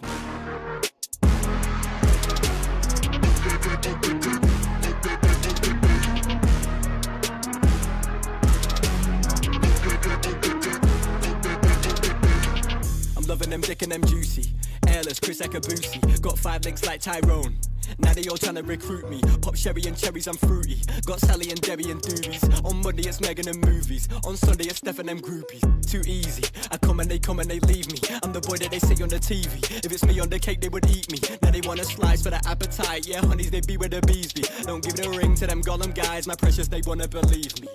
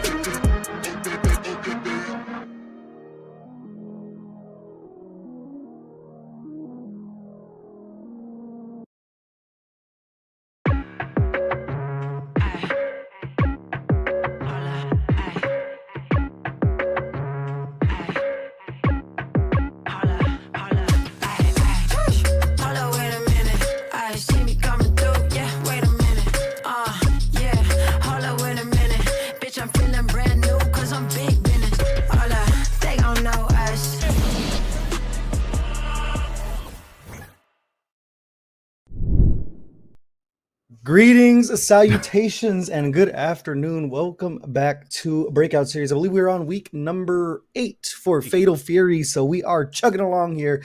I am not. There we go. We got to update in real time. Now we Shouts go. to There we go. production. I am the one and only non-factor. Joined with me is the great and powerful Toma Doc Toma. How are you feeling today, sir? Oh, this is sort of becoming a ritual, like us two working together, top 8s over here in Breakout Esports for City of the Wolves. So I'm just kind of happy. It's a little warmer I am right now, so I'm not really looking too formal. You can actually see my windows open right because my air conditioner broke, and I'm just gonna have. But I'm a trooper. I'm gonna sit here in the sauna and commentate with my buddy over here, Mr. Non-Factor, and work for Breakout Esports because you guys are always awesome. Everybody in the back end is great. TOs, whatever. They always run a great event, and I always like being a part of it. But what I want to say though is like what I've noticed because I've been watching it earlier tonight. I'm not seeing a lot of Andes, but you know we're still seeing some of the same regulars. We got Super Grenyas, Ryuki, which I believe he won his first breakout last week if I remember correctly. And then Uricov and Sosek Nash Fan is also here as well. What are you looking forward to seeing? Are you looking to see some more Hoku, or do you want to maybe see Grenyas come out with his Preacha? What do you think? It is nice to see Super Grenyas. Like he's kind of like the oddball that you see in brackets when you see the top 8s and everything because he plays Preacha, and we brought it up multiple times. It's kind of the character that fell out of the grace of people because she got changes when the game fully released compared to the beta. But I think there's just some wrinkles that we see inside of the top 8, like Tamago. I think this might be their first time joining a breakout series, if I remember correctly. I just saw them on Paragon last week, and they were making some noise. So it's going to be cool to see if someone that's not usually the fan favorite over here at Breakout Series can go ahead and flip things kind of upside down. But hopefully we see a new champion today. I see Super Grenyas in there, and I see Uricov, who I think is yet to actually grab himself a Breakout Series championship. So I want to see a first tonight. That's what I'm looking forward to. I definitely would like to see a first tonight as well. And it's one of those where we actually witnessed a first, if you remember back in, like, I think it was our first time or maybe second time working together in one of these top 8s, where it was an EP girl Wakey World that kind of came out of nowhere with her Billie Kane. So like, and she came out with this huge losers run, made it to grand finals, didn't win out. I don't remember who she lost to, but it was such a good run. Like maybe someone like Tamago, who we haven't seen. Well, like, I'll be cheering. Actually, I'm technically supposed to be neutral because I'm a commentator. But I'm supposed, I will definitely be like, paying attention to that one more. So I'm looking forward to that. But yeah, speaking of Tamago, it looks like our next match is going to be Peros and Tamago coming up, and a Hotaru versus a Cayenne. So very, very pretty much the regulars in the top 8s over here. Par for the course, but surprisingly over in the Breakout Series, we don't see too much of Kine around here. It's mostly the ninjas. We see a ton of Billie Kane. There's been times here where it's been half of the top 8 is Billie Kane. So well, let's get directly into it. But we are going to be seeing Dong Juan instead of the Kine. So just flipping a little bit of the lid right there, and they're going to put the SPG out in front. And if you played this game, you know that Dong Juan, like, he does lack a lot of tools that the top characters have, but he pushes out damage like no one's business. Yeah, and that's probably a good reason to put out the SVD in the beginning. I'm actually noticing, at least where I see some of the meta, is like they put it in the beginning, but it's not really for the first round. It's for that final round. It's like they want to get done with all that damage at the end. But right now, it looks like we have Kuamoko trying to get it. Oh no, but gets caught by that. Wow, pretty big combo by Don Juan, or I should say by Peros. Yeah, not even having to use too much Revix, so they're just able to get a nice little chunk of change for his troubles, but still a small life deficit compared to Tamago. Tamago just taking to the skies. He's slowly getting back down to the corner here, but it just seems like Peros is not able to really just get a hold on him right there. Gets an air-to-air, but not able to cash out with too much. But there's a nice little confirm on the standing light kick there by Tamago. Tamago's now trying to go in with the fireball, and we get a knockout and an error knocked code. out the connection at the exact same time. We get an error code right at the end there. Yeah. Yeah, it wouldn't be an online tournament without a couple of wrinkles in it, but as soon as we get that fixed. Hotaru hits Don Juan so hard that he errors out. Okay, got it. There you go. That's how bottom tier he is. He just can't handle a certain top tier energy. But as soon as we get those issues when we go down, we'll get back to the action. But you're talking about Don Juan, a character we don't see, so it's nice to see an underrepresented character here in a top 8 for Breakout Series. Because I'm not sure if you saw the chart that was going on Twitter that showed the character usage for like top 8s at majors, and it was like 6 or 7 characters and a bunch of zeros across the board. Which it's kind of like struggle street out here for Fatal Fury right now. Unfortunately, we didn't get a balance patch with Andy, but hopefully by the time Ken comes around, we do get that balance patch, and Ken should be out shortly. Hopefully, fingers crossed, after Evo, because he'll be playable on the show floor. I was gonna say, it was like they'll probably add one more character in that, like into the 7-8, and they'll probably be Ken, or Joe Higashi. Actually, I'm actually looking forward to Joe Higashi as well, because I think he comes out right after Ken, I believe. Yeah. So like, and I think they're going on like a every 2-month schedule, if I'm correct. Yeah, there's 5 characters total, so it comes to about like 1.5 to 2 months, like every for every new release. So I'm looking forward to those two. Like, I just want to see how Ken will be in an SNK game, like how he was in like CBS or or SV, any of those type of stuff. So or Marvel vs. Cap, or not. I'm sorry, I was gonna say Marvel vs. Capcom, but like, no, there's no SNK in there. But mainly like your CVS and CVS2s. Yeah. Like just how they work. And you don't have to worry about a groove system. Like, that's usually the part where I'm like, wait, I usually got confused with like CVS2 because of like groove system. I was like, wait, what am I supposed to use? Oh, that. No, it made my character. It made my like Chun-Li so like useless when I used the wrong groove. The groove system. Anyway, we're back. They're both matching. I just realized that in outfits. We're going pink today. Yeah, we're going with the cotton candy look. Cotton candy look, surprise? Anyway, yeah, that's what I would say right now. But like right now, Kuamoko's getting some of the damage. Wow, nice little like confirmed by Barrows there to go in there. Now going in with some of the close heavies and getting in with nice little combo. My God, that damage! Yeah, that is one big conversion. We talked about it with Dong Juan. He's just a couple of guesses away from working out. Great little JD there in the air to keep himself safe, running out the DP, and then just that movement speed of Hotaru, just able to get out of a bad situation and just completely flip the corner on him. But just one hit away and got caught once again in the air. Yeah, there's that hit. And I'm noticing too with Dong Juan, or with Dong Juan, the character, the reach is really far. But right now, as Kuamoko's coming in, trying to get more, but nice little defense. No good confirms to go into counter. We're right back in the neutral.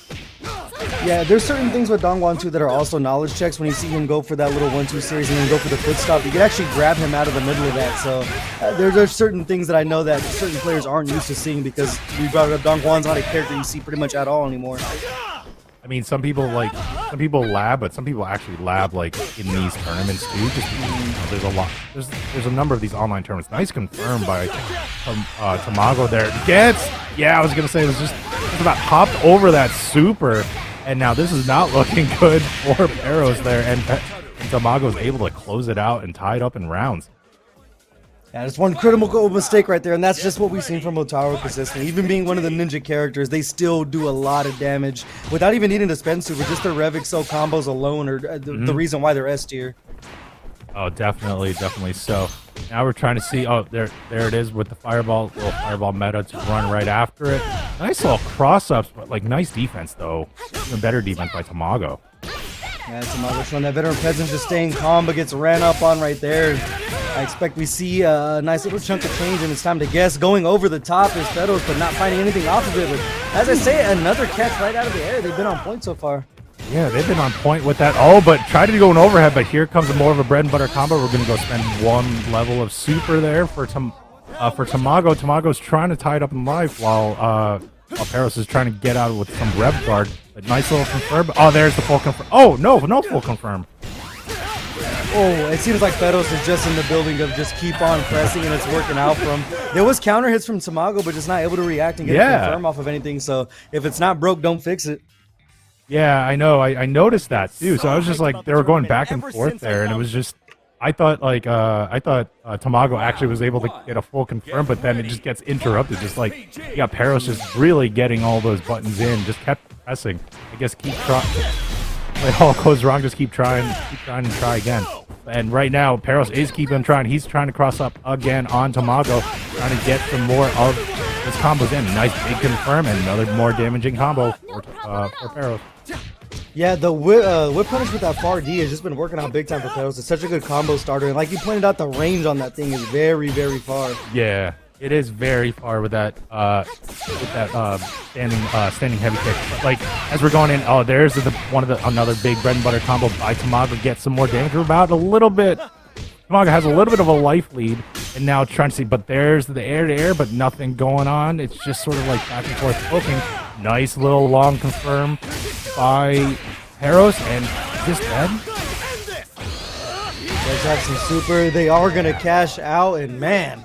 Don Juan. It just seems like both players are kind of just exchanging little hits here and there, just back and forth. But Peros is the one that's able to just kind of cash out with maximum damage when he seems like he needs it. Yeah, when he seems like he needs it. And right now, we're kind of going back into it. Now trying to play more of a fireball game by Hotaru, trying to catch Peros out, and does there, and takes out with a good damaging combo again, and putting Peros in the corner. Little light confirmed there, and it's just that corner carry. A great call there to bust out and see if Peros can get it going. But right back at you, says Tamago, and they're going to go empty low. I like the call for the roll. Baiting out the DP, that's enough to close out the round. Every time we see a bait out DP, I hold my breath waiting for that punish and how damaging that punish is going to be. And that was able to close out the round for Tamago. Now we're in a final round situation here. Winner take all in this last round to move on in the loser side of the top 8 bracket. See if Tamago keeps on playing good defense right there. Empty jump low, working out from just turning chips into chunks. I like it. And air rev blow. Go ahead and counteract the area. We've seen Peros land those a couple of times, so I like the answer there. See if we cash out with some super for the damage. I like it. Yeah, we're catching out some super. We're still in SPG, but no real super to get it. But trying to keep Peros at bay. Trying to take him out of the corner. That should do it right there, and it does on the catch right there. And Tamago closes it out and moves on into losers quarterfinal of top 8. Motivation isn't the same. And Tamago just played clean, played very good defense. We didn't see him fall for the funny stuff that Don Juan's like to set up. We talked about the foot stomp and everything like that. And then the DP breaks, the anti-airs were kind of the tell of the tape of how Tamago ended up winning that one. It seemed like Peros was looking to the skies a lot, but he just completely got denied about like 70% of the time. So that is going to be Tamago moving on. And they're going to have a match with Uricov over in losers quarters. Unfortunately, is going to be the end of the road for Peros. But like I said, it was nice to see the character variety. You know, we don't see too much. Basically seeing any sort of Don Juan right there. But as we're seeing Tamago getting some of these nice, really confirmed combos in the end, I think this one will close it out there right there. But it's these combos by Don Juan that Peros was throwing out there were so damaging, and I know that Tamago had really great defense, but it was almost forced to have really good defense, because if that got 1 or 2 confirms, that it was over, as you can see right here. Yeah, it seemed like when Peros was really starting to get cooking, it was off of that far D. The big whiff punish was working out for him. And as you can see here, they're just cashing out massive damage with the super. But those DPs and then the DP break and the movement, once again, of Hotaru just showing its face consistently and kind of throwing Peros off his game. We saw a big whiff DP there. And then this right here, just to close the entire thing out, is just another DP break anti-air. Basically, the standing light punch to confirm out a float. And then just went full combo. That was just insane. But, congratulations to Tamago. You're moving on into losers quarterfinal. You're going to be facing, you said Uricov? Going to face Uricov? Yes. Nice. So, Uricov, good old New Yorker, homeboy. So, basically, that's all I'm saying. Really great guy. I met him at DIY. Actually, I met him before that, but I really got to talk to him at DIY in last month. So, looking forward to that. But right now, we're going to have El Rayo Mac and Liquid O. So we're actually going to see a Billy Kane, but with a Marco, coming up next in the other losers round of top 8. What are you looking for? Liquid O actually, I think, is on the heels of a Paragon dub, if I remember correctly, because I was casting over there just last week when he had a good run. So, Liquid O, one of the premier Billy Kanes coming out of Mexico and thing like that. And as we see Billy Kane develop as a character, we've pointed out multiple times from when we first started casting Breakout series together, it was kind of weird to see a character go from where people were like, yeah, maybe bottom 5 or so, to be the character that everyone's playing right now, especially after the Hotaru nerfs. It seems like everyone jumped on Billy Kane. I don't. It was like everyone was like thinking he was playing like he was in Garo. So like that, he was really like this really slow type character, but he has movement. And the range of his bow is just stupidly cheap. Like I'll Yeah. say it like that. I don't care.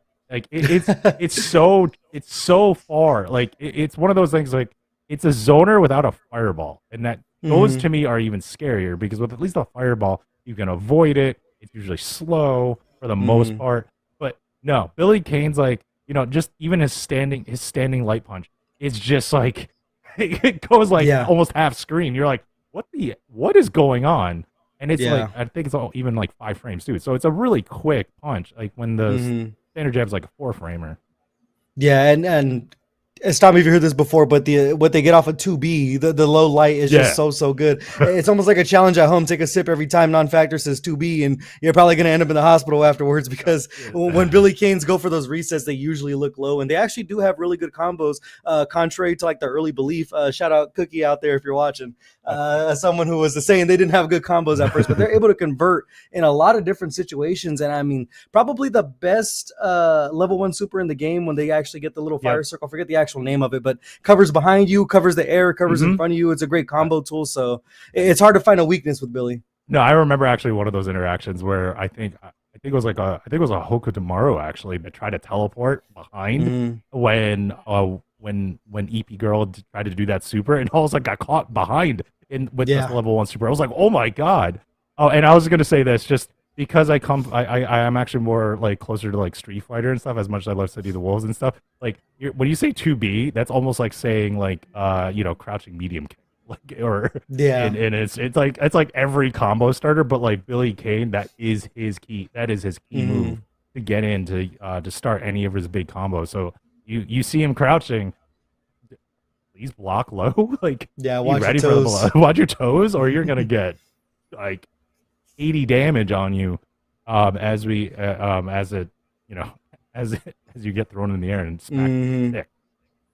Yeah, and then we're gonna have El Rayo Mac playing with the Marco. Marco's a character that people were like, yeah, this character, you know, he's good or whatever. But then I always bring back to Combo Breaker with what Goichi was doing. Completely had Reynolds stumped. That man was looking at the crowd for answers. You start looking at the heavens for answers because Goichi was completely mauling him. And Marco's just one of those characters that also, like the rest of the top tiers in this game, does a lot of damage. But he's able to force the high-low coin flip situations in the corner constantly. Yeah, and I think actually that's kind of part of the reason why this game is.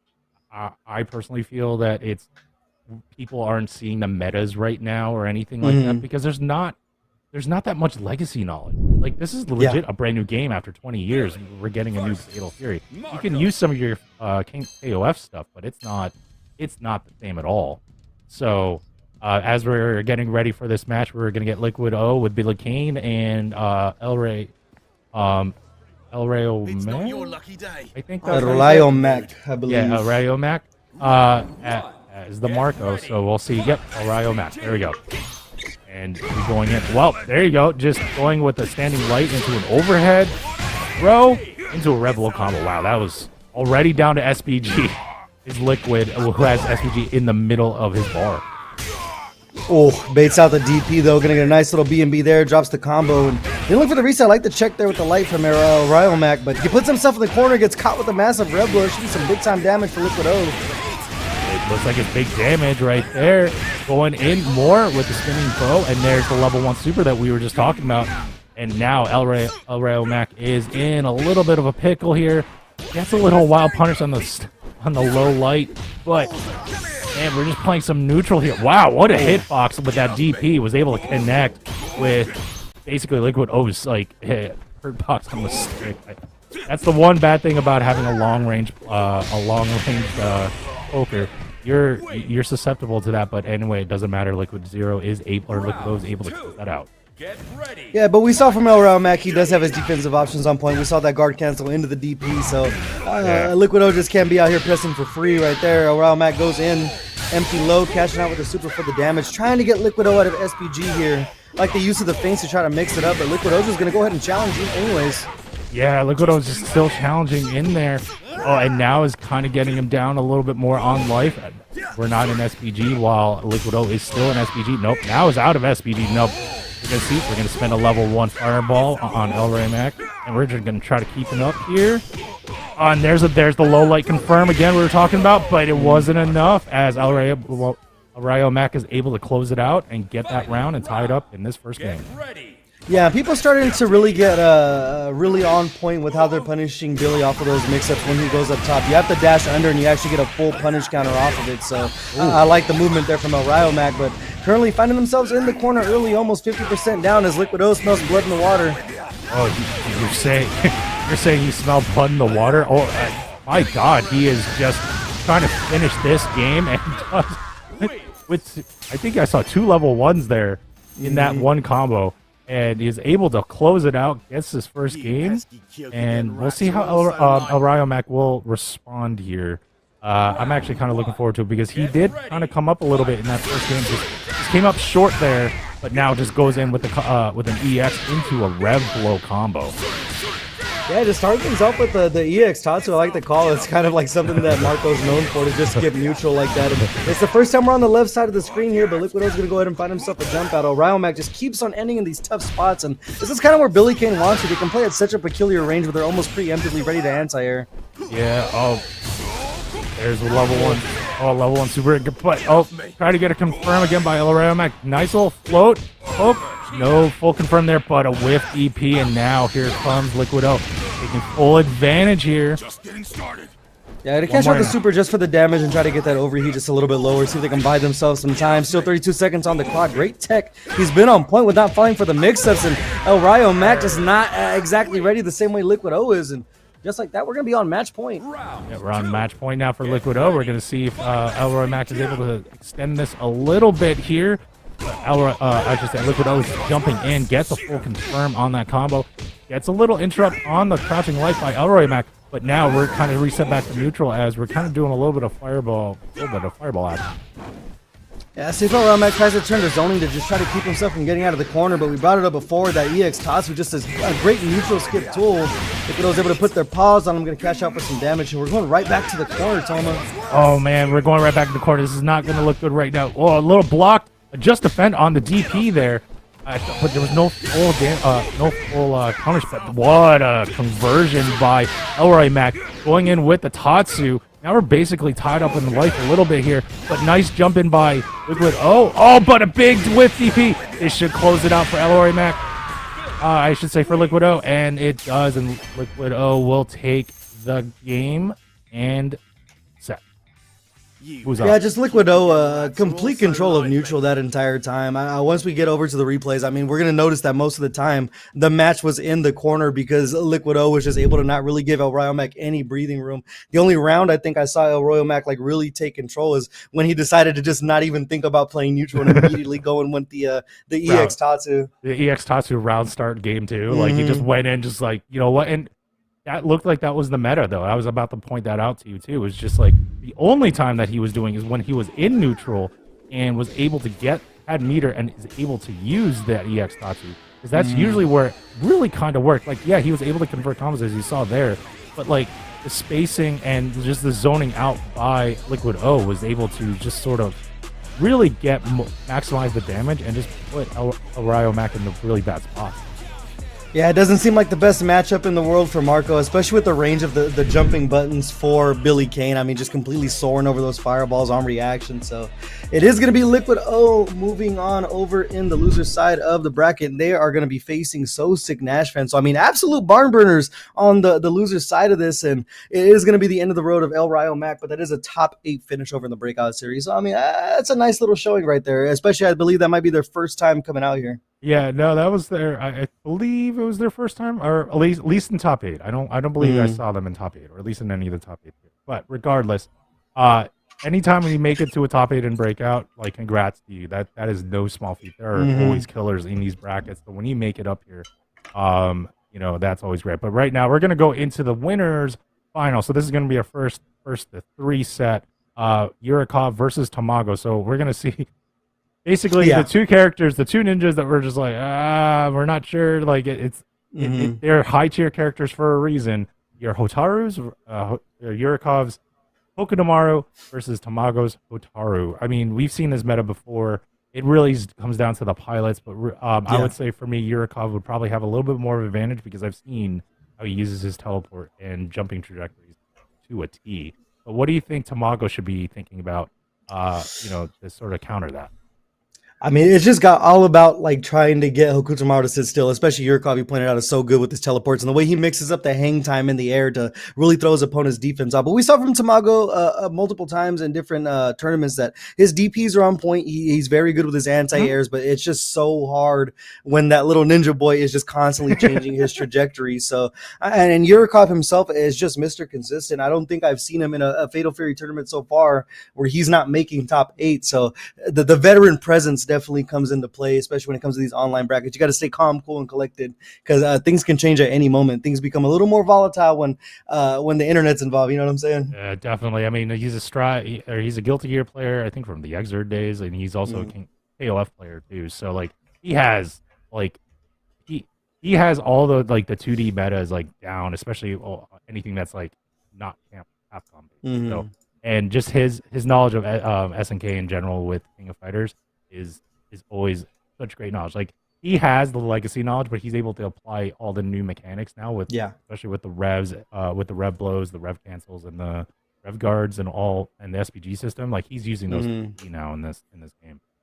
Yeah. So this is definitely a clash of the Titans right here. So I'm very, very excited as soon as both players go ahead and enter the lobby and queue up. But I want to remind you guys, there are actually all 50 codes claimed from the Matcherino, but if you are feeling a little generous, want to donate directly to the funds, use that ! Matcherino code down below to go ahead and follow that. I believe there is some sponsor quests available, so head on over there, add a little chunk of change to the pot before we get right into this action. It's going to be Uricov and Tamago here in losers quarters. Oh, yeah, here we go. And oh man, missed on the air rev blow, but was able to finish that combo by Tamago. But now here comes Uricov. Uриков's able to bring it back a little bit, but nice wake up DP by Tamago to stop it. But here comes Uricov again with the bread and butter combo. Yeah, those backdashes just feeding families right now. And then that 2C from Hokutomaru is just one of the best buttons in the game. And here comes Uricov just turning just chips into chunks little by little and busting out with the rev blow right when Tamago least expected to protect the skies. Didn't have the SPG to defend himself. And well played from Uricov so far. The movement options have been on display. Yeah, right now. Now starting to use the shurikens to sort of zone out a little bit here, just to see if we can bait something out. But there was a jump in with an air rev blow by Tamago. Nice little command throw there. Nice little cross up confirmed. And here comes Tamago with bread and butter combo. Yet maximize the damage. Yeah, it's taking Uricov out of SPG as well. And this is where you don't want to be if you're Kuamoko, because you kind of have to commit to something like we just saw there. But that's a great little confirm from the side of Uricov. And he's going to go ahead and get the party started. An ambiguous jump. Thought he was looking for a cross up, but great defense from Tamago. Yeah, and a whiff throw too, but not a full punish. But here comes Uricov again, going in with more of the big combos right now. Spends a level 1 super. We're almost tied in life here. Oh, yeah, got a little hit, but the rev guard was still standing in there for Tamago. And now we're going to come in. Uricov is able to get a little confirmed, and he gets a little bit of combo, but not able to fully close it out. And here comes, but I think it's blocked. And here comes a big punish, and this should close it out for Uricov. Yeah, Tamago just believing a little bit too much. They're looking for the light confirm into the super, but no one was home. Uricov taking full advantage of it. And right now, Toma, it just seems like Uricov just has... I mean, I'm sure he's played this matchup over 1,000 times at this point. It seems like he has a real hold on how to like really navigate, number one, the fireball, but then also the walk speed and run speed of Hotaru. Yeah, I can definitely see that. And we also see, like, I just want to also point out to, like, all the just defense that Uricov is throwing out. He has really good timing on the defense as we speak, but that gets crossed up though by Tamago. Tamago going in again with another bread and butter combo, but nice little interrupt and punish by Uricov. Yeah, Urikov's always been on point with his guard cancels as well. He's one of the first players I've seen really use that mechanic. We see it again there. The guard cancels continue to be on point, but just not able to work his way out of the corner. And that's one thing we talked about with Hokutomaru. It's like he has to come to a hard commitment to escape the corner. Oh, yeah, but right now Hoku is... Speaking of that hard commit, we're at least now reset a little bit into neutral, and now we're going to see Uricov trying to get a little bit of zone, trying to find a little bit of an opening. Look at that trajectory change, though, for that miss on the air by Tamago, but right now we're still set in neutral, and we're seeing what's going to happen next. Oh, great big wild punish there for Tamago, cashing out with the super, almost building up another bar. Just one more confirms all they're going to need. They find the wild punish and the jump, and no super needed. Tamago striking back. Yeah, Tamago striking back on that whiff throw and then gets closed out. And now is up 1 round in this second game here. Let's see how Uricov is going to be able to respond. Gets a float on the standing heavy. and now goes into a level 1, and now gets a little bit of damage. Now gets Kuamoko out of SPG.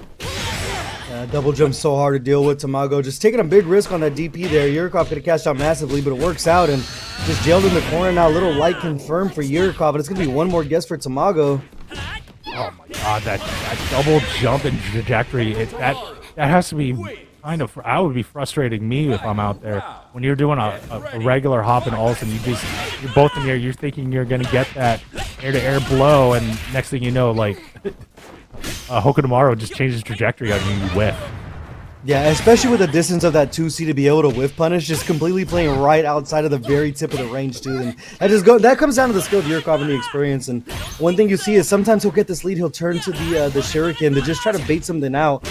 Right now, just trying to pepper in a little bit. Great little air-to-air to keep Hotaru out of the skies. And the 2C showing up once again, has a bar of super, should be able to spend it to keep himself out of overheat. Definitely does get that lice confirmed at the end to get a little tiny B&B combo and close out and goes up quickly 2-0 here. Before that last interaction, that was that little backdash, little shimmy in there, and then he converted with that. You said it was like a 2C. I know it was a heavy. The chop down below. Yeah, the chop down. Yeah, as soon as he got that, it was wow. Like that was just kind of crazy. Just that movement alone, the timing. It's almost like a bait out read in a way. That kind of got it. But look, as we were watching this, wait, is this first to 2? I thought we were first to 3. First 2. This is still loser side. Oh, this is still loser side. Oh, I'm sorry. I thought we were on winners final. My bad. Sorry, my bad, guys. But still, great match. And as we're kind of going in there, we're probably going to see that interaction soon, because there's that little bread and butter combo there too. Actually, I don't think we saw it, but regardless, it was a great match. I mean, like I said, I was watching Tamago trying to jump in on some of those and try to get an air-to-air hit, but then Uricov would just change the trajectory on with his Hoku, and next thing you know, it's like whiff punish there. Yeah, and he just plays his spacing so well. I mean, not only the walk speed of a Kuamoko, but just the back dashes and then catching with a 2C. We saw like maybe 4 or 5 different times there. So that's just Uricov hitting the lab, working out of spaces, and basically playing the game a whole ton. I know they are definitely a grinder when it comes to Fatal Fury, but they're going to be moving on over to losers semis. And next up, I think we're going to continue with the loser side. So it should be losers quarters between So Sick Nash Fan and Liquido. And So Sick Nash Fan, another very dangerous Kuamoko when you do see him on screen, but I know he has some other characters that are under wraps, and we've already talked about Liquido. Their Billy Kane has got to be one of the best over in Mexico. Yeah, no, I mean, again, just how he's been playing Billy Kane is just it is amazing. He almost like knows, if he knows who he's playing, he has the matchup like on his set. Like we noticed how you, at least when we were commentating just earlier, he was able to basically smother Peros's Marco. Which seemed to be the game plan, because if you gave Marco space, just any sort of space to have a little bit of his own, he can skip the turns of the EX Tatsu, go into Rebel. Like all of these like ways to skip neutral, and he just Liquido was just not having it. So this would be a very, very great match to sort of see, how it would handle, because I think this is actually one of those like nice 50-50 matches, because you got that long range pokes of a Billy Kane versus that jump trajectory changes of a Hoku Namaru. Like that's already like the best chess game in the for SNK right there for City of the Wolf. Yeah, and we brought it before to that level 1 super from Billy Kane just does shut down a lot of the aerial options from Hokutamaro. You brought up one of the instances we saw EP Girl Wake You World pull that thing out, and there was someone like all the way behind EP Girl Wake You World, and it still hit them. So it's a good nullifier for those movement options. And we've seen not only from Uricov, but other Hokutamaros, they definitely love mixing up their jump trajectories and then just being able to just micro walk back and then just fish for those 2Cs over and over. Oh man, but again, it's not just like everyone can do them, but every time I watch Uricov do it, there's just something about it where it's not that I'm not expecting it, but it's just the execution of it. It's like when you're doing that, you have a read of like on what your opponent is doing, and he seems to know every single time what his opponents are going to be doing. Yeah. Well, speaking of characters and everything, we did get a new character recently. Unfortunately, none of them in top 8, but have you had a chance to get your hands on Andy Bogard yet? I only got to I think level 7 on the combo trial just to see how he kind of played a little bit. But like I said, I haven't played him a lot like online yet because I was still trying to figure him out. But like when it came to his combo trials, it wasn't too bad. It did feel like a little bit of like a heavier. I think the best way to say it's like a little heavier Okunomaru, if that makes sense. Like the button, like it wasn't like the damage was a little bit more. It felt like it, but he just didn't have the jump trajectory. But he did have some of the he did have the little bit of the teleport, and just some of the other movements and stuff. But like you said, when we were talking, I think offline a little bit just before we came on air, it just became like a character that there might be better options. It's like Okunomaru seems to be a better character. I don't know yet, but that seems to be the consensus. That's probably why we're not seeing him. Usually you'd see like a brand new character like right away just to see if they can abuse the meta, but not tonight. Yeah, from what I've heard, people were kind of like mid to lower end, but we've seen characters develop before. Like we were talking about Billy Kane before, immediately shot up. So we'll let Andy cook in the oven just a little bit, and let's get right into it. Speaking of Billy Kane, let's put the Billy Kane on the screen. There's gonna be Liquid O and So Sick Nash Fan. We're gonna start out with the air Revlo early, wasting no time as So Sick Nash Fan.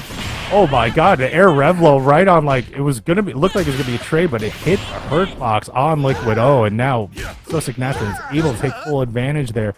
Doing some good defense, nice air shurikens to sort of stop the jump in by Liquid O. But now we're kind of have Liquid O trying to keep zoning out and kind of back to neutral C. Oh, but here comes So Sick Nash Fan. We're just fishing for the 2 C's, keep on hitting it until it hits, and it's going to work out big time for So Sick Nash Fan. Little super conversion, all they're going to need. So Sick Nash Fan, and it says dinner's ready. He's got to get this thing wrapped up. He's spending no time getting the party started.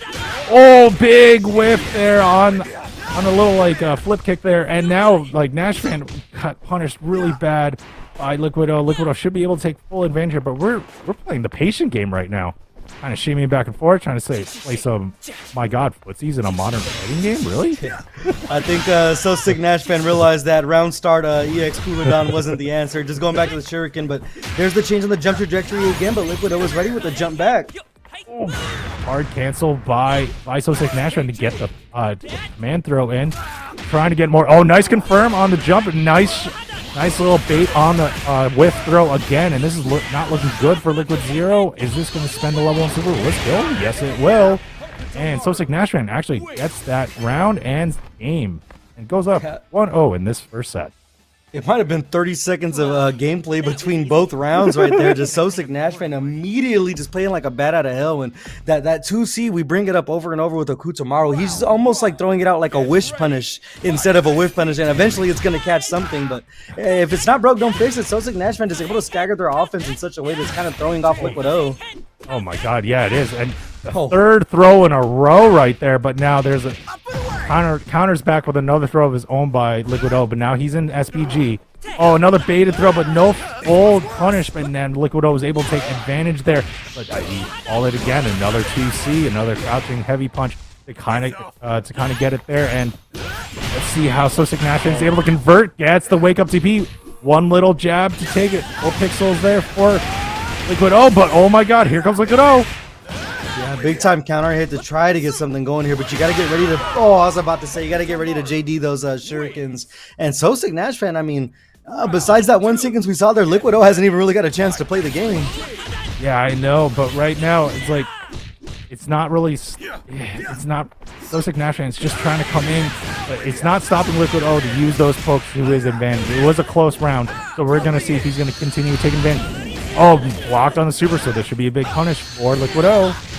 Yeah, I like that setup there. Just a little bait from the side of Liquid O, and he's finally coming alive here, but a reversal super from So Sick Nash Fan, not wanting to hold any pressure in the corner, and they're going to commit to the cooldown off of the 2C. I like it. Just run the offense.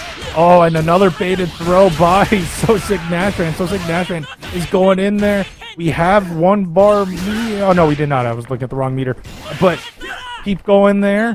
See, nice old throw, but now here comes a conversion by Liquid O, but nope, it should do it, and So Sick Nash Fan will get that round and game and set. That was... Did that take like less than a minute? Yeah, like I said, So Sick Nash Fan might have places to be. We call that calculated chaos. Yeah.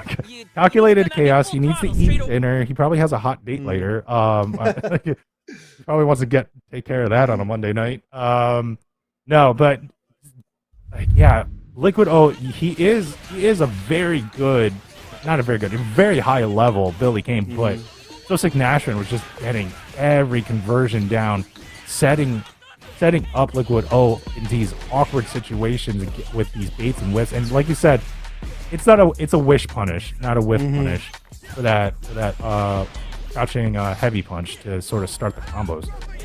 And then the awareness right there. That's what we talked about in the last time we saw Liquid O on screen. When Billy Kane takes to the skies right there, you could run under and get a full punish. People are starting to become hip to that. And Sosik Nash Fan is showing that they're minding their P's and Q's, being able to get a full punish off of that. But man, Liquid O, I think, is cracking the code, or excuse me, Sosik Nash Fan is cracking the code on Billy Kane's. Just don't give him a chance to play. You can't get zoned out if there's nothing to zone. You know what I'm saying? I mean, isn't that usually the anti-play anyway? When you see a zoner, you want to be up in their face. Like that's probably the best way, because like they usually lack a close tool. Like they probably have really close, like their close buttons are a little bit slower than the rest of the cast. So that's usually the case.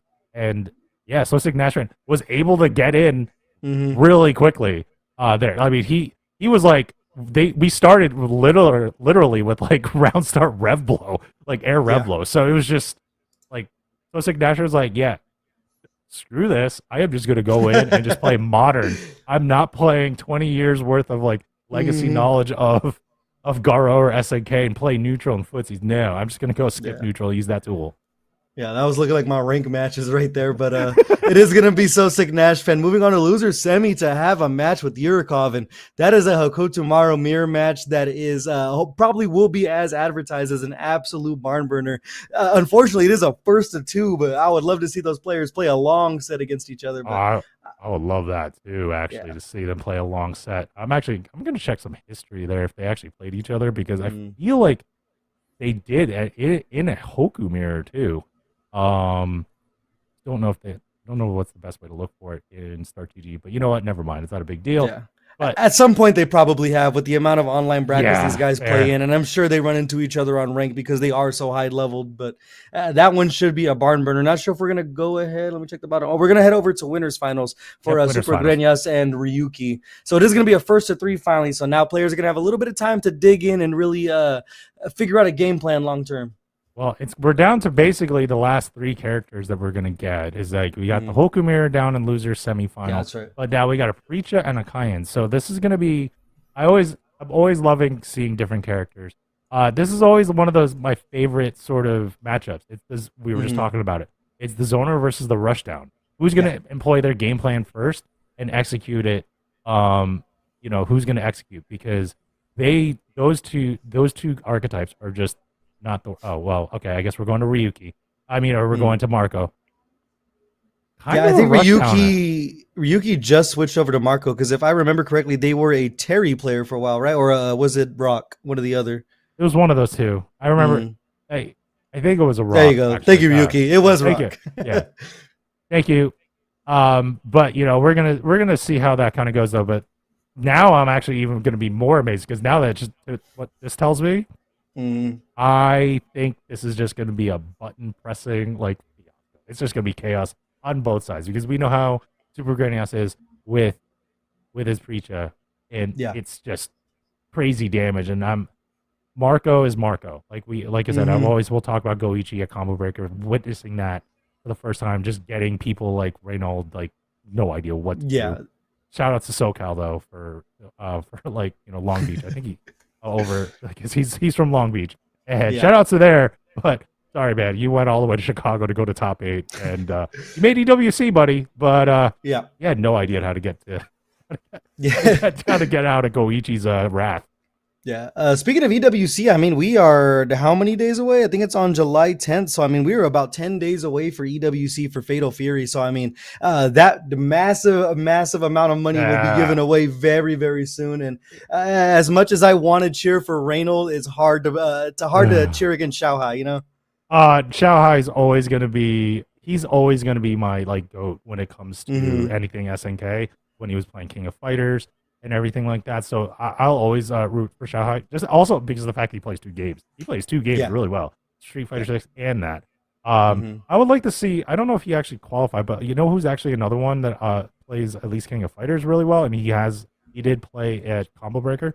Ursula Nash, big Tekken player, like top Tekken player. I'm a Tekken head, but like he's also played that as well, and just plays it really well. So I'm kind of liking how some of these like top level players are starting to like branch out to other games too. You know, so you know it's nice that seeing City of the Wolves do that. Yeah, well, there's a lot of good action coming up at EWC. A lot of good action coming up in the Breakout series. We are going to be taking a quick break before we get over to the winners final. So please stick around, stay tuned, because you're not going to want to miss the action we have coming up. See you in just a bit.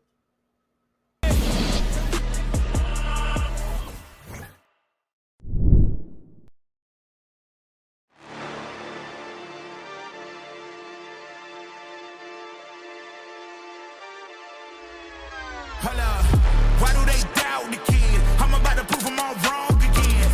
I got a low tolerance, cause they don't even know what the problem is. It's me. You waiting on the boy to fail, then hold your breath and face your death. Cause you play a roulette with each step, I progress no less. Go ahead and play.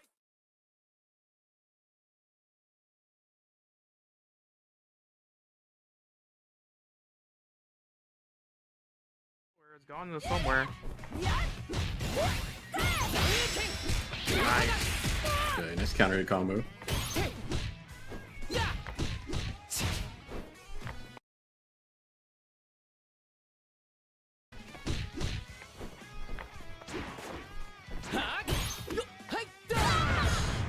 Oh, it sucks so much for Greenus.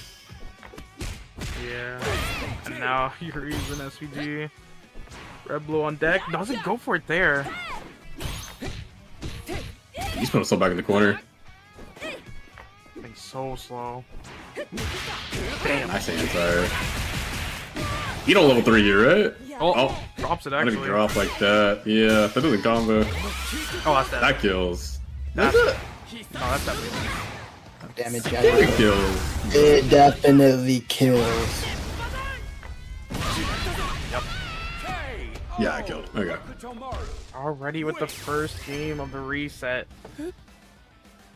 They're playing us on Breakout, waiting for Grace. Yo, what's up, Breakout? Hi, guys. It's Clover Clash, bro. Hello. Yo.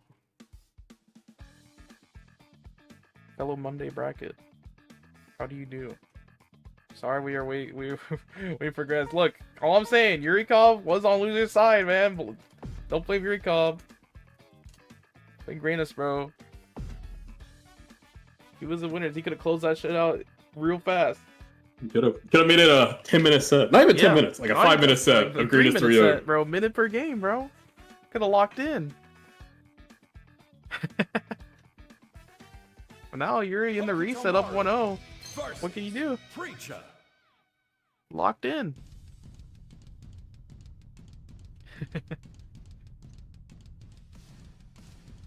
Well, it is kind of fair. We did have to wait for Uricov from one of your sets, so now we're kind of trading. Get ready. Fight. We call it even. We'll call it even. Even though this set is way longer.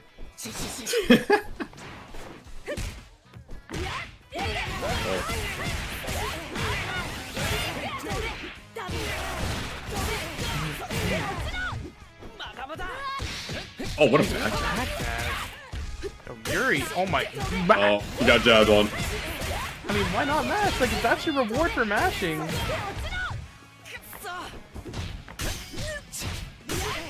Oh. Bruh. Nice.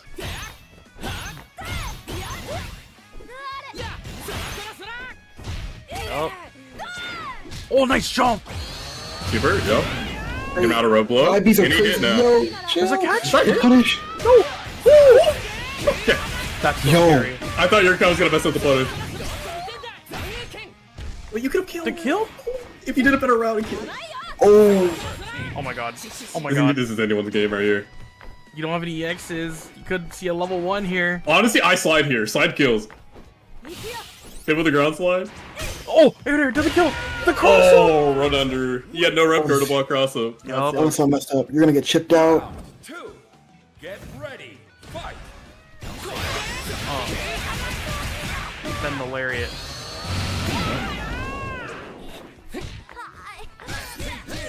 Damn, that is dirty. He loves doing those little mental resets. Okay, but we're gonna get actually a DP though. Okay, Grandis, wake up. Damn. He is jabbing on Waco. Okay. Maybe we realized something in that break. You know, like, you know what? Maybe I'm respecting you too much. It's like, instead of DPing, he's just jabbing. I haven't seen a DP from him in a while. Oh my god. Oh my god. Little Wait. throw. Yo, Grandis Oh, he ate. woke up? He woke up? He's got a game. Grandis is putting gas right now. Oh, he's putting pedal to gas. Oh my god. We have figured I'm something gonna keep it out. real. I wrote him off. after that first set. Dude, I thought like I saw the first game go to Yuri in the reset. I was like, oh, it's over. Yeah. Like my mental was like, oh, 6-0. But Grandis took a little second to think about it. Really thought about how to change it up, and you know it's working. We got a game. But can we keep it up? Oh my god. Well, maybe it's all for naught. That is so You're bad. adapting with the air rev blow. I confirm though.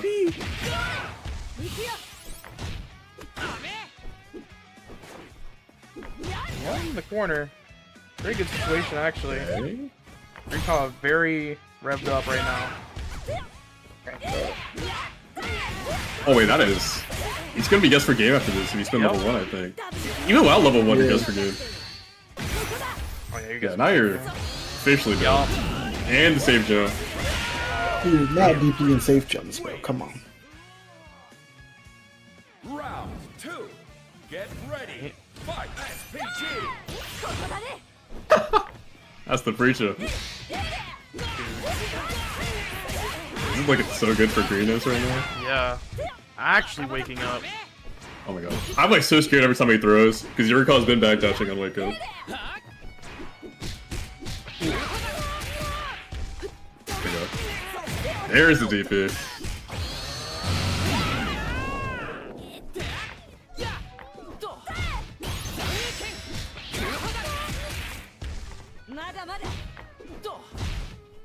He keeps full jumping, it's so short off me.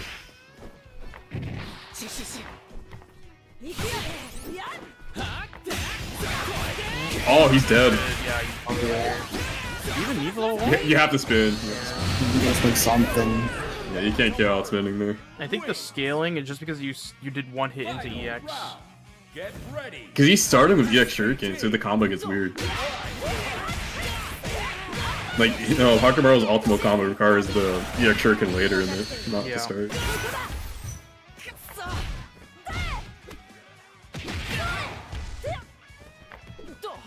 Oh my god! Wait, you're dead. Wait, you're dead. Dude. You're dead. What That the shit? EX does so much damage. Okay, Greenus woke up. Hold up. Dude, okay. Now I'm 2-1 in the reset. Hold up. Locked in. This is what we were seeing in Winter's Finals. It just took a while to show again. Had to wake up a little. Hokutomaru versus Super Green said, I ain't hear no bell. They're locked in.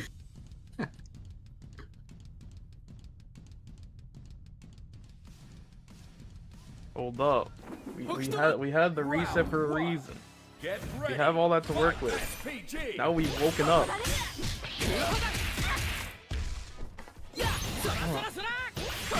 Dude, oh, there it is. Okay. It's crazy to get Oki on that. Oh, plus. Yeah. He is just throwing Uricov right now. Oh. Oh. Oh, no. Wait, I don't think you can get him out of rope. Not quite. No, he's still in, yeah. What's a whole meter off that one combo? Oh, it's over. This round's over. There's a chance. Oh, wait, there's a chance. Uricov needs like a jump in right now. Or a needs chance. that. That is perfect. Wake up, Rebel. Hold on.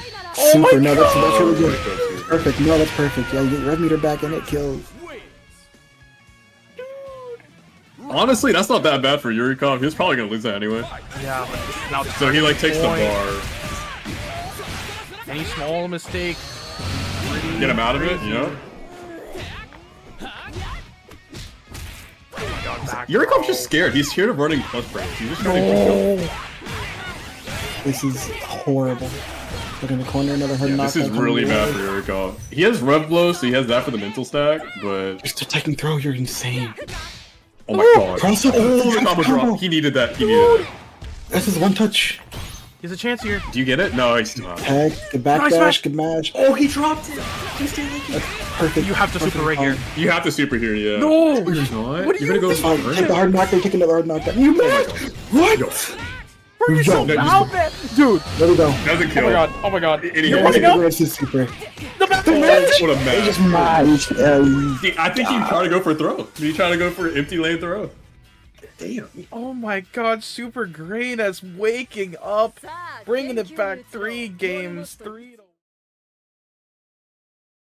Ride this beat, look proud of it. Okay, it ain't no problem. See, I can mold this thing like pottery. Better, I'ma bet on myself. And before the top, and I don't need your help. We set the tempo, we run this thing as simple. Let's go. Boy, I'm locked in. Know your place, I'm top 10. And all my...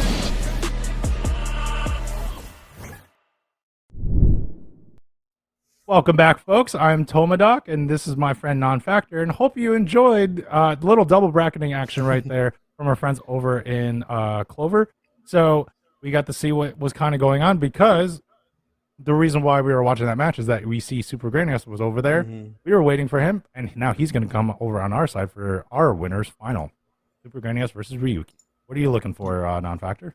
I'm looking to see if Super Granius can go back-to-back tournament wins within just a matter of an hour or so, because he just locked up that Clover Clash W. So, I mean, it's so nice we might see it twice, but I'm sure Ryuki has something to say about it. I did see them in chat saying they were going to play Rock because they don't like playing Marco online. So, I'm going to see some old-school Ryuki action. So it's funny to say old school. The game's been out for like 2 months or so, but I know. Older Ryuki action with the Rock and Super Granius with the Preacher that just got him a title over there at Clover Clash. So, it's a matchup like we said we don't see too often because of the Preacher changes from the beta. But as we look over to our top 8, we've had some great action so far. Super Granius 2 over Uricov, who we just defeated over in Clover Clash to win the title. Ryuki over So Sick, Nash Fan over also on that winner's side, and then the loser side has just been an absolute slugfest.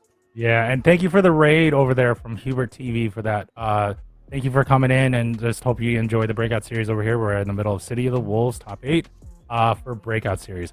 And yeah, so we're going to see how that kind of goes. Like, these next matches are just going to be pretty hyped for me. The Hokumir, that's going to be down on loser semifinal, or at least that's what it looks like it's going to be, between Sosik, Nash Fan, and Uricov. And then Super Granius and Ryuki up there on top using Rock and Preacher. So we're going to see how it kind of goes and everything. And we're already getting started. Right now, Rock with Ryuki and Preacher with Super Granius, and I think Ryuki. Oh nope, we're still in SPG for Super Granius, and look him come back right here. And that's one thing about Preacher; she does have some decent corner carry, so good job getting out of the corner there. But Ryuki putting baby right back into the corner. He cashed out a lot of damage here. They try to build up this level 1. Trying to build up the level 1 there. Ooh, oh my God, just going in with the pressure, trying to get like fish for a confirm there. Oh, Super Granius was trying to hold up on that rev guard. Oh, nice little counter interrupt by Super Granius. Oh, wow, and another interrupt there, going into the level 1 super. Yeah, great little area invoke selection there. They get the counter hit. Doesn't have enough super to close it out, but the DP might be enough. Double break into the fireball. Super optimal from the side of Super Granius. Taking blood first here. Yeah, watching the breaks right there, just using that twice to kind of keep the float combo going and then finish it off with big string. And now here comes Super Granius again, trying to keep up with that momentum. Kind of remember, he did come back in that last round with almost like a hope pixel, and now is just putting up all the pressure on Ryuki. You're going to get him out of SPG out of this combo with the super. Oh no, we're still a little bit there. Oh no, it's out. Oh my God. And we're still going. Yeah, it seems like they caught Ryuki pressing. We might have a bit of a jitter there, but either way, it's going to work out in Super Granius' favor. It'll be the first game up on Ryuki. Yep, there it is. As Super Granius gets the first game in Winners Final. This is first to 3. So Ryuki does have some games to play with tonight. I wonder Yeah, if I he's got a lot gonna of time to figure out their opponent, and they do have the other character in the pocket. I know they said they didn't like playing Marco online, but desperate times call for the desperate measures. You know what I'm saying? Definitely, that's what I was about to go with as well. Oh, but got some more air fireballs there by Ryuki. Ryuki's trying to come up with some of the dashes. Try to get a confirm, but good defense by Super Grannis was able to get the confirm right there with the break, and now going with a full Rev Blow combo. And now he's able to keep going with that momentum. Yeah, the anti-airs have been on point there. As I said, that free jump in. But we're just going to go ahead and max the light. Working out for Super Grannias. Should be able to build up a bar of super there. So next hit is going to be a lot. Great block on the Red Blow, but now they're in overheat. Yeah, definitely an overheat sub. But we know about this with Super Grannis. He does not care. He's just going to keep going. Was able to spend the super to get out of overheat a little bit. But now here comes Ryuki coming back with that special move. And now, oh, gets a big confirm there. And now... this is not looking good for Super Granius right now. Yeah, it continues to go low, and it's working out for him. I like the little walk back there, trying to bait out a DP, but not going to need it. Turning chips into chunks is Ryuki. Put themselves on the board now. 1 round to 0 here in game number 2. Yeah, kept confirming those like 2-3 hit strings and just kept poking away, and all of a sudden the life just got deleted by Super Granius, and then Ryuki was able to get that round. But here comes Super Granius, spending the fireballs, trying to zone out Ryuki. And oh, Ryuki was able to convert there with that that super, but now here comes, oh my god, another counter by Super Grannis, and he's gonna go in with this big damaging combo. Oh, getting knocked out of SPG though. I thought we were gonna see the hidden gear. Great call from Ryuki on the mash. We're gonna come in and press some more buttons. Big time counter hit. Has the level 1. Next hit's gonna be it. And when you least expect it, the command throw comes in. Ryuki tying things up 1 game apiece. The combo through the command throw there, but Ryuki's now tied up as winner's final here.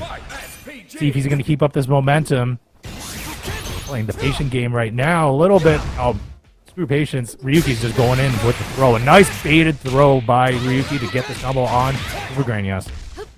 Yeah, I like Ryuki's choice here to kind of just go really ham with their offense, because Super Granius is a player that sometimes does play really patient and just do nothing. But so far, good defense and breaking out at the right time. Still on the wrong end of the screen, but at least they got themselves some breathing room here. Yeah, Preacher in the corner is not really where you want to be, or in overheat too. We're already in overheat, but this super is going to be converted by Super Granius, able to kind of get some more spacing, but not necessarily totally out of the corner yet. Great big jump in there, a little Preacher combo. Can't extend it because of the overheat, but still setting up the meaty fireball and knockdown. It's one of Preacher's best tools to get their offense going, and just not confirming anything off of the counter hit, but Ryuki says, I'll do that. Super Granius finding themselves in the corner, and another wake-up super is going to find its home. Yeah, the special move coming out of Ryuki, which is like in that freeze frame because of that wake-up super by Super Granius. It's just a kind of a funny sight to see, man. Oh, it was a command grab. Yeah, it happens, Uricov. But here we go. We got it. Oh, man, Super Granius is back in the corner again. Looks like he's going to be out. Yep, and is out of SPG already in the corner. This is not looking for Super Granius. He already had Half-Life and a whiff DP. Yeah, just going over the top is Ryuki. Not going to have enough to close things out here, but business decision time for Super Granius. They tried to press, didn't work out for him, and 7 golden letters, the perfect round for Ryuki. And the perfect round for Ryuki right there. We're going to a final round in this game 3. See who's going to take the lead. Remember, it is a first to 3 match. First to 3 games wins here. Nice little... Still trying to get in there as hard as he can. Ryuki's just trying to push all those buttons in. But there's the confirm by Super Granius. And now it's going to try to get Ryuki out of SPG. And we'll be able to. Yeah, it was a well-timed jump out there. Still sitting with that 1 bar of super, but a wake-up super from the side of Ryuki and a DP break for Super Granius to put him right back into the corner. Little Preacher Rekka combo. Has a level 1 to close out. Not even going to need it. Super Granius up 2-1 on Ryuki. We noticed from Super Granius, they did turn to that wake-up super a couple of times. They're not wanting to take any of the mix-up options. As Uricov and chat pointed out, Ryuki was looking for that command grab to kind of seal the deal there. And Super Granius just playing with confidence to go ahead and rip the super. Oh man, standing heavy kick has such good range on rock, but like right now Super Granius just did not seem to care. Was able to punish out. Wow, nice little rev blow to get out of there by Ryuki. Oh, but no, counter rev blow by Super Granius is able to start off his damaging combo going into the level 1. The big time damage there, and a little Rekka series should be enough to close it out. Super Greñas just 1 round away from going to another grand finals in just a matter of 15 minutes from a different tournament. Completely locked in right now, Toma. Yeah, definitely. He is definitely locked in right now. Look at the defense right now as coming in from Super Granios is able to sort of just not let Ryuki get any full confirms on combo, but there's a miss by Super Granios, and Ryuki was able to get a good damage combo, get him out of SPG. But here comes Super Granios, was able to get a cross up and now switch sides. Yeah, that dash under works out for him as Ryuki just taking to the skies here, no challenge yet, but as I speak, Super Greñas finally pulls the trigger on that DP, and Ryuki just continuing to look for these light confirms. Does have the super. I know they want to hunt for that damage. Oh, like trying to hunt for that damage. That doesn't really help him to get caught in a preacher combo. Oh, but there's another throw. Oh my god. We're still on overheat, but there you go. Get Power Geyser to, or I forgot the name of that move now. I believe that is a Raging Storm. Raging Storm, yeah. Raging Storm. For some reason, my brain farted there, and I know it's a classic move, but it's been a long day. But right now, even though it has been a long day, Super Granios is playing insane right now, but nice little cross up by Ryuki to get Super Granios out of SPG. Yeah, just a long combo drop you're going to pay for with 55% of your life with a neutral jump to get over the Reblo. I like the option from Super Granios. They are sitting on some super to try to get their overheat lowered, and they're going to go ahead and spin the first bar of the meter. First bar of the meter, try to get the meaty set up with the fireball, and is able to confirm on a little combo to get that. And Super Granios takes the game set and will move on into grand final.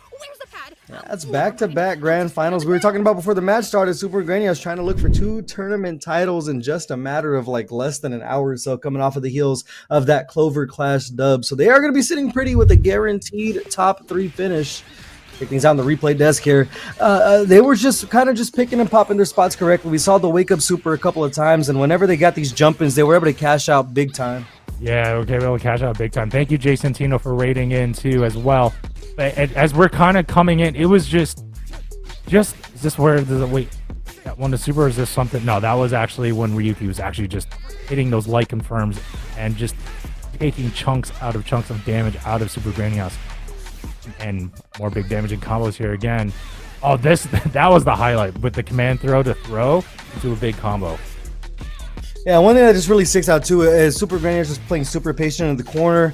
They weren't really eating too much mix, staying calm and composed, and like we pointed out, just able to cash out, and their meter management was actually spent very well. I only saw them in overheat, I believe, one time that entire match. So yeah, Super Granios just well played. Well, once or twice, but even when Super Granios is in overheat, he still knows what to do. He still is able to convert some combos. Actually, just try to do more light confirm combos just to keep up with the pressure. It seems like that is the case when you're in overheat. Just to keep, if you have the tools, just keep pushing up that pressure, not to give your opponent the chance. And she's also a rushdown character too, so kind of plays to your hands. All right, so with that being said, we're going down to the loser semifinal between Sosik Nash Fan and Uricov, the Hoku Mirror. I mean, like I said, Sosik Nash Fan, we feel like he has somewhere to go. He's playing with very controlled chaos, but we also have Uricov that has basically has the timings down and plays actually kind of a very more patient game. What do you what are you looking for? What do you think is going to break here? Like, who do you think will have at the edge? Yeah, well, I think the whole wrinkle inside of it is that this is our last first to 2 for tonight, and with 2 characters that are so movement-based, it's just about trying to catch each other out of the air. We've seen multiple times that Sosik Nash Fan and Uricov space themselves very well to fish for that 2C and convert off of it. So let's get right into the action right here. It is going to be, like we said, the last first to 2 of the night for loser semis, Uricov and Sosik Nash Fan, 2 of the premier North American Kuamoko players. Very much so, and thank God for the colors. They're so different. Shout out to the first time we did Breakout together when I was colorblind and the characters were too similarly colored and I couldn't tell. But right now we got Sosik Nash Fan actually pulling up here and actually got Uricov in such a down, all the way down to like 10% life already in the first 25 seconds of this match. And here comes Uricov. Uricov's able to get a bread and butter combo to convert here, get some damage out, and get Sosik Nash Fan out of SPG. Oh, and a wake up super. That's been the MO of Sosic Nash Fan so far when we've seen him in top 8. Just high, potent, high powered offense, and it's just high octane as well. Not spending, wasting any time, getting right back in. Uricov taking to the skies though to just find himself a bit of a life lead so he can kind of get Sosic Nash Fan to calm down for a second. Yeah, you got that little dash under to get a little bit more of a combo. Tried to do a little neutral hop to kind of start keep up with some of the pressure. Kind of resetting it, using the jump trajectories as we were talking about. That's like kind of Urikov's sort of like bread and butter as they both jump that was out so of each anime. Is this DBZ? Are we watching DBZ right now? DBZ Fighters. As we're kind of going, here comes Uricov. Uricov is coming in, gets that super in, trying to keep up with their nice weight on the throw on Sosic Nash, and Uricov is able to close out that round. Yeah, just the air mobility working out a little bit more in Urikov's favor here. Oh wow, a Sosic Nash Fan standing still in round start. First time we've seen that tonight. It's not really working out for him, at least for that first interaction. He eats a little bit of a combo, but now, drops the combo there though. Nice throw by Sosic Nash Fan. We're going to see how it takes advantage. Another air throw to keep that pressure up, but here comes Uricov. Yeah, just mashing on the 2A is going to work out for him. Coming in with some jump C, but that 2C again from Sosic Nash Fan. Sitting on 2 bars of super, choosing to spend one of them. It's a guess for game situation for Uricov as we're going to go right back in. Coming in for seconds as Sosic Nash Fan to close out the first game. My God, wow. Like, Sosic Nash Fan was playing a little bit more patient in that last round, but was still able to close it out on Uricov. Goes up 1-0 here. This is first to 2 guys. So actually, this is you got to play your cards right. Let's see if Sosic Nash Fan is able to close this out. This round, the 2C, the red blow right there. Doesn't get a juggle off of it. By the way, Sosic Nash Fan going to keep his offense going. A little air to air there, and we're going to bust right back out of jail. Missed rev blow by Uricov. Is going to pay for that punch. Gets out of SBG, and here comes Nash Fan. Going into the little cross-up, is in overheat, but again, does not seem to care as we're trying to go in, but gets hit a little bit with the shurikens, but here comes a big jump in by Uricov. See, he chooses to spend the wake-up super here, just playing smart on defense. The jump in lands for Uricov, but no conversion off it. There we go again with the DBC little back hop. We're going to get that right there. And an air throw by Nash Fan. Nash Fan's, got to convert on the heavy punch, but was not able to fully go into a combo. Just kind of hunting for feints here, seeing if they can bait out something, but Sosic Nash Fan with the commanding lead doesn't really have to do too much. Uricov with another jump in there, but just not able to convert. This time jumps over, goes low, spins the super, and we're almost even on health here. So nice for show. It's twice the low lights. It's finding its home for Uricov. All those lights right there was able to get that little 2 or 3 hit string conversion. Uricov gets the first round in the second game. He needs this to extend the match. Let's see how he keeps going here. Nice little trajectory to bait out something on Nash Fan, and Uricov is taking full advantage to get about half life off Nash Fan's off. Yeah, taking Sosic Nash Fan out of SPG as well is going to be super, super crucial going forward. They are sitting on those 2 bars of super, so they can turn the tides, like confirmed there into the Kugadon. What's the Oki? Great card cancel to get out of there by Uricov. Whoa, nice little jump trajectory, but not able to get a full conversion, but still get their nice rev blow to get out. But now Uricov is in overheat, but doesn't matter. He was able to convert on that super and close it out. And now we're tied it up in games 1-1 here in losers semifinal.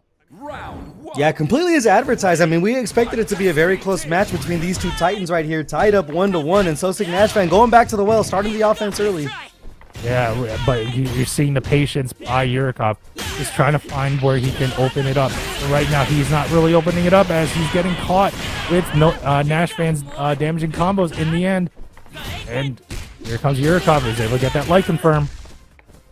Yeah, the Kugadon as well is able to get himself back to neutral. You want to be in the middle of the screen so you can start using those movement options a lot more efficiently. Looking for the double jump, and then the rev blow comes up empty, but that air throw has kind of been an option both players are going to right now. The punish on the air shuriken.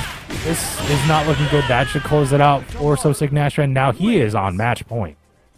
Yeah, Wise Man once said 2C the GOAT, and it continues to be a true statement here, just completely fishing away for it. Oh, man. And now here comes Uricov. He's trying to extend this, maybe try to bring it to a final round. But wake up super by Sosic Nash Fan. You called it out, non-factor. He actually used it in this round.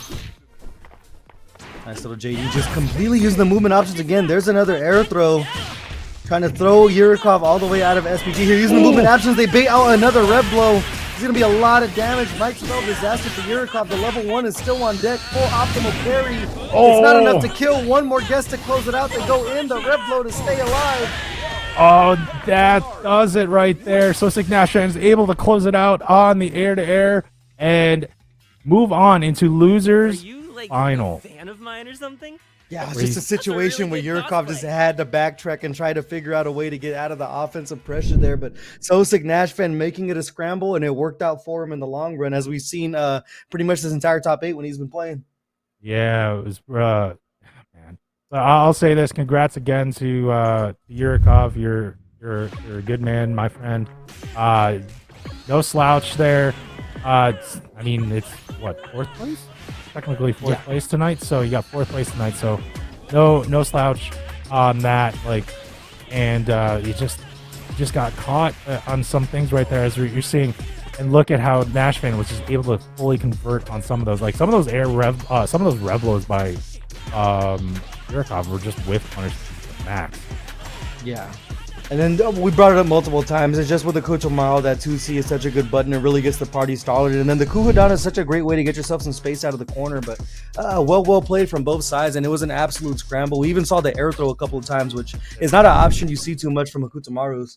No, but he actually, but the thing is that with Sick Nash, he's really utilizing it because yeah, we were literally watching DBZ fighters at some points with those like weird jumps and back hops, but like every time when they did meet, it wasn't like an air-to-air. Like usually, what's his name? Sick Nash was actually converting with the air throw, and then would actually try to do a meaty setup to start with usually a 2C or a heavy heavy punch, a crouching heavy punch to sort of like take care of that. So, but yeah, regardless, that means Sick Nash Fan is guaranteed 3rd place tonight because he's over in losers final facing Ryuki, and I guess we'll see a Rock versus a Hoku, so we're going to see how that will go.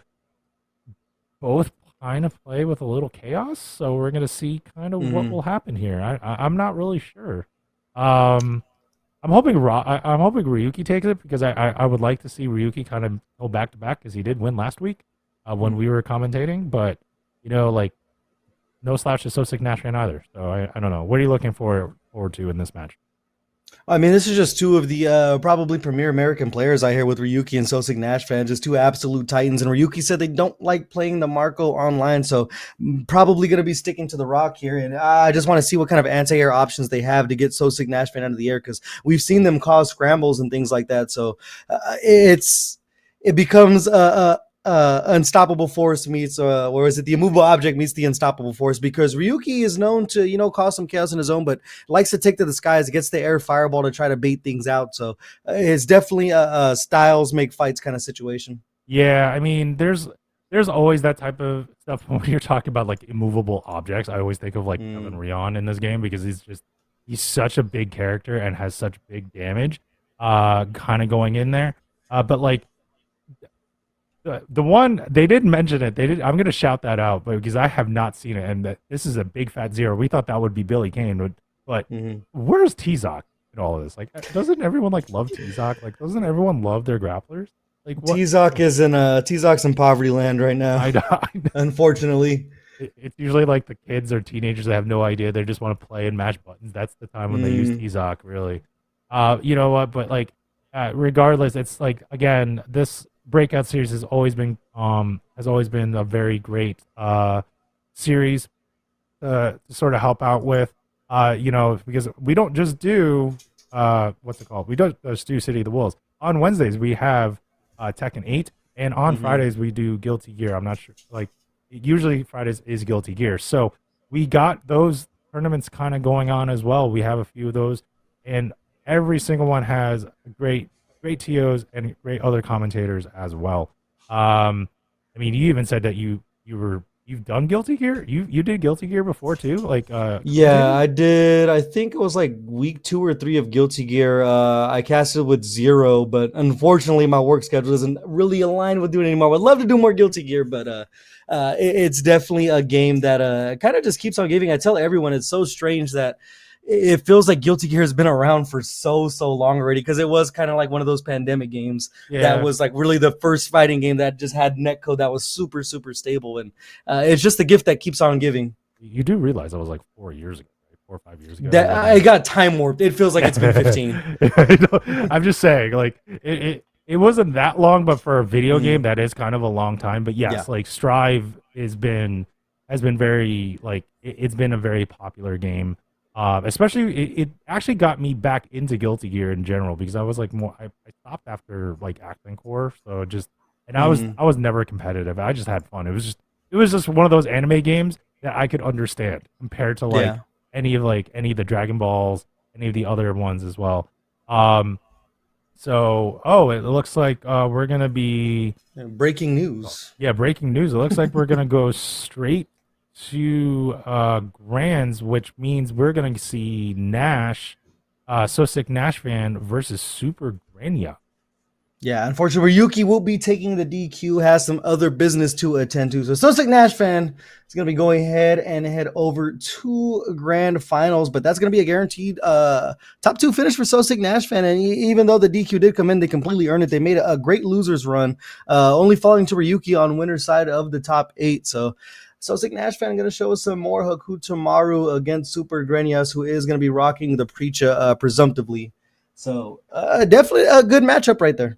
It'll be a good matchup, but do remember, though, So Sick Nash Fan, he has to do the reset if he wants to win. So that means he has to win 2 sets of 3 in a row for him to take the title for Breakout Series number 8 for City of the Wolves.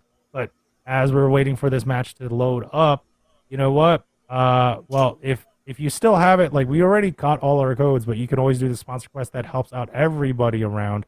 So please do that, and when you can. When we're going around, but we also have. Do we talk about the merch line? I don't know. I know there's a merch line coming out, but yeah, I'm not sure if we got an advertisement reeled up for that we could throw on screen. But there we go. Ask and you shall receive. The No Limits summer collection, Toma. I mean, I gotta get me like one of everything on here. Absolutely sick streetwear collection coming from the Breakout team. The No Limits summer collection is available now. Not sure if we have a command down for the link, but go ahead and maybe just a quick Google search away to go ahead and grab you some of the sick merch. That hoodie, the design on it, it's immaculate, Toma. I mean, right now I'm sitting in a sauna where there's no air conditioning, but I'm a hoodie guy, so I will probably, I need to pick up a hoodie. I always like support all orgs, like if they have a great hoodie, and that Break Free hoodie, it's such an awesome design. So I can't wait. I will be picking that up pretty much as soon as I can. And yeah, Break Free, No Limits. That's sort of the Breakout Series new merch line for, I believe, the summer. So please, you know, if you want to support us in other ways and outside of just Matcherino, get something more tangible, you can go into the merch store and go out to shop.breakoutes.com. We'll bring you straight to the store. Yeah, and also I know that Evo's around the corner, so if you want to look nice and fresh in a brand new tee, you know what I'm saying, just cop one of those bad boys. You can go ahead and rep the Breakout Series over at Evo, because I mean, one of the coolest designs. You don't see too many organizations bring out some stuff that, like, it's kind of unpresuming. It doesn't really look like it would be involved with video games or anything like that. It has like a real sleek design to it. That's what I like with some of the other orgs that I do support. Like that's usually the design I go for. I usually go for like whatever, the little crest, or I go for like a subtle design. As much as I love Combo Breaker, that thing is so freaking loud with all the characters that are on your back. I get it. Like, it's fine. I will never wear it outside of any other fighting game tournament. But like some of the other hoodies, like that hoodie, I would wear anywhere. Like when it's, because I work in New York City, that would be like the hoodie I would wear on like the subway to like, go to work and stuff. And you know, it kind of shows out a little bit for Breakout as well. Yeah, so definitely go ahead and check out that merch. I believe the link was put down below. And I mean, like I said, a very, very immaculate styling. Shout out to, I forgot who it was that actually did the designs for it, but massive shout out to the Breakout Series for helping elevate the FGC in different ways. You know what I mean?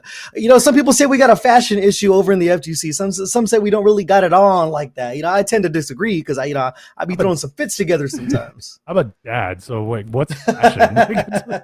T-shirt, jeans. That's all I care about, or like hoodie and jeans. Like that's all I need to wear. That's all I need to know. Like, who am I impressing at the club? Nobody really, because I don't go to clubs.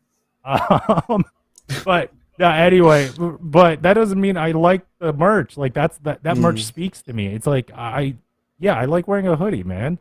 And repping that stuff at locals and everything. It's usually like a great conversation starter. So yeah, you know what? Like when you can, do support it, because honestly, I'll say this because I did work in radio, so I worked with like bands and everything like that. When you go to a concert or when you haven't, merch is the best way to support the org or the band. That's where they get the way to kind of keep going and everything. So if you can, get a shirt or get a hoodie, a hat.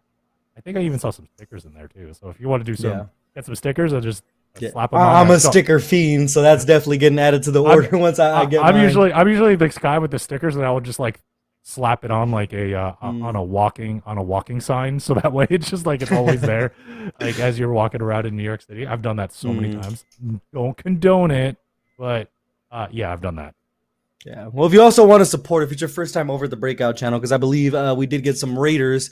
If you have not yet, please follow the channel to keep up with the action we have over here at the Breakout series, and also sub on YouTube to the Breakout series, because Fatal Fury is not the only thing we run. You mentioned it before. We do run Tekken, and we also run Guilty Gear. So if you're interested in either of those two games, want to watch some content, hear these casters, watch the matches, go ahead and follow the channel or head over to YouTube to watch the VODs, and then hit exclamation point bracket. It'll take you over to the Start GG and the whole hub there if you want to go ahead and join any future tournaments, because you can only win it if you're in it. And these prize pools, you know what I mean, they be looking nice sometimes. But as we head into our grand finals, looking at the player stats here, the match point conversion for Super Grenias, 5 of 5. That's why they're on the winner's side. Absolutely perfect so far. When they smell blood, they close it out. But speaking of smelling blood, when it comes to first blood, So Sick Nash Fan is definitely, as we've seen, willing to strike first. Yeah, well, when you just go rev blow round start, like it's just like go all out and get. Yeah, I think that's kind of the reason there. The clutches are the ones that I think are the most important, and we actually watched one of those clutches in top 8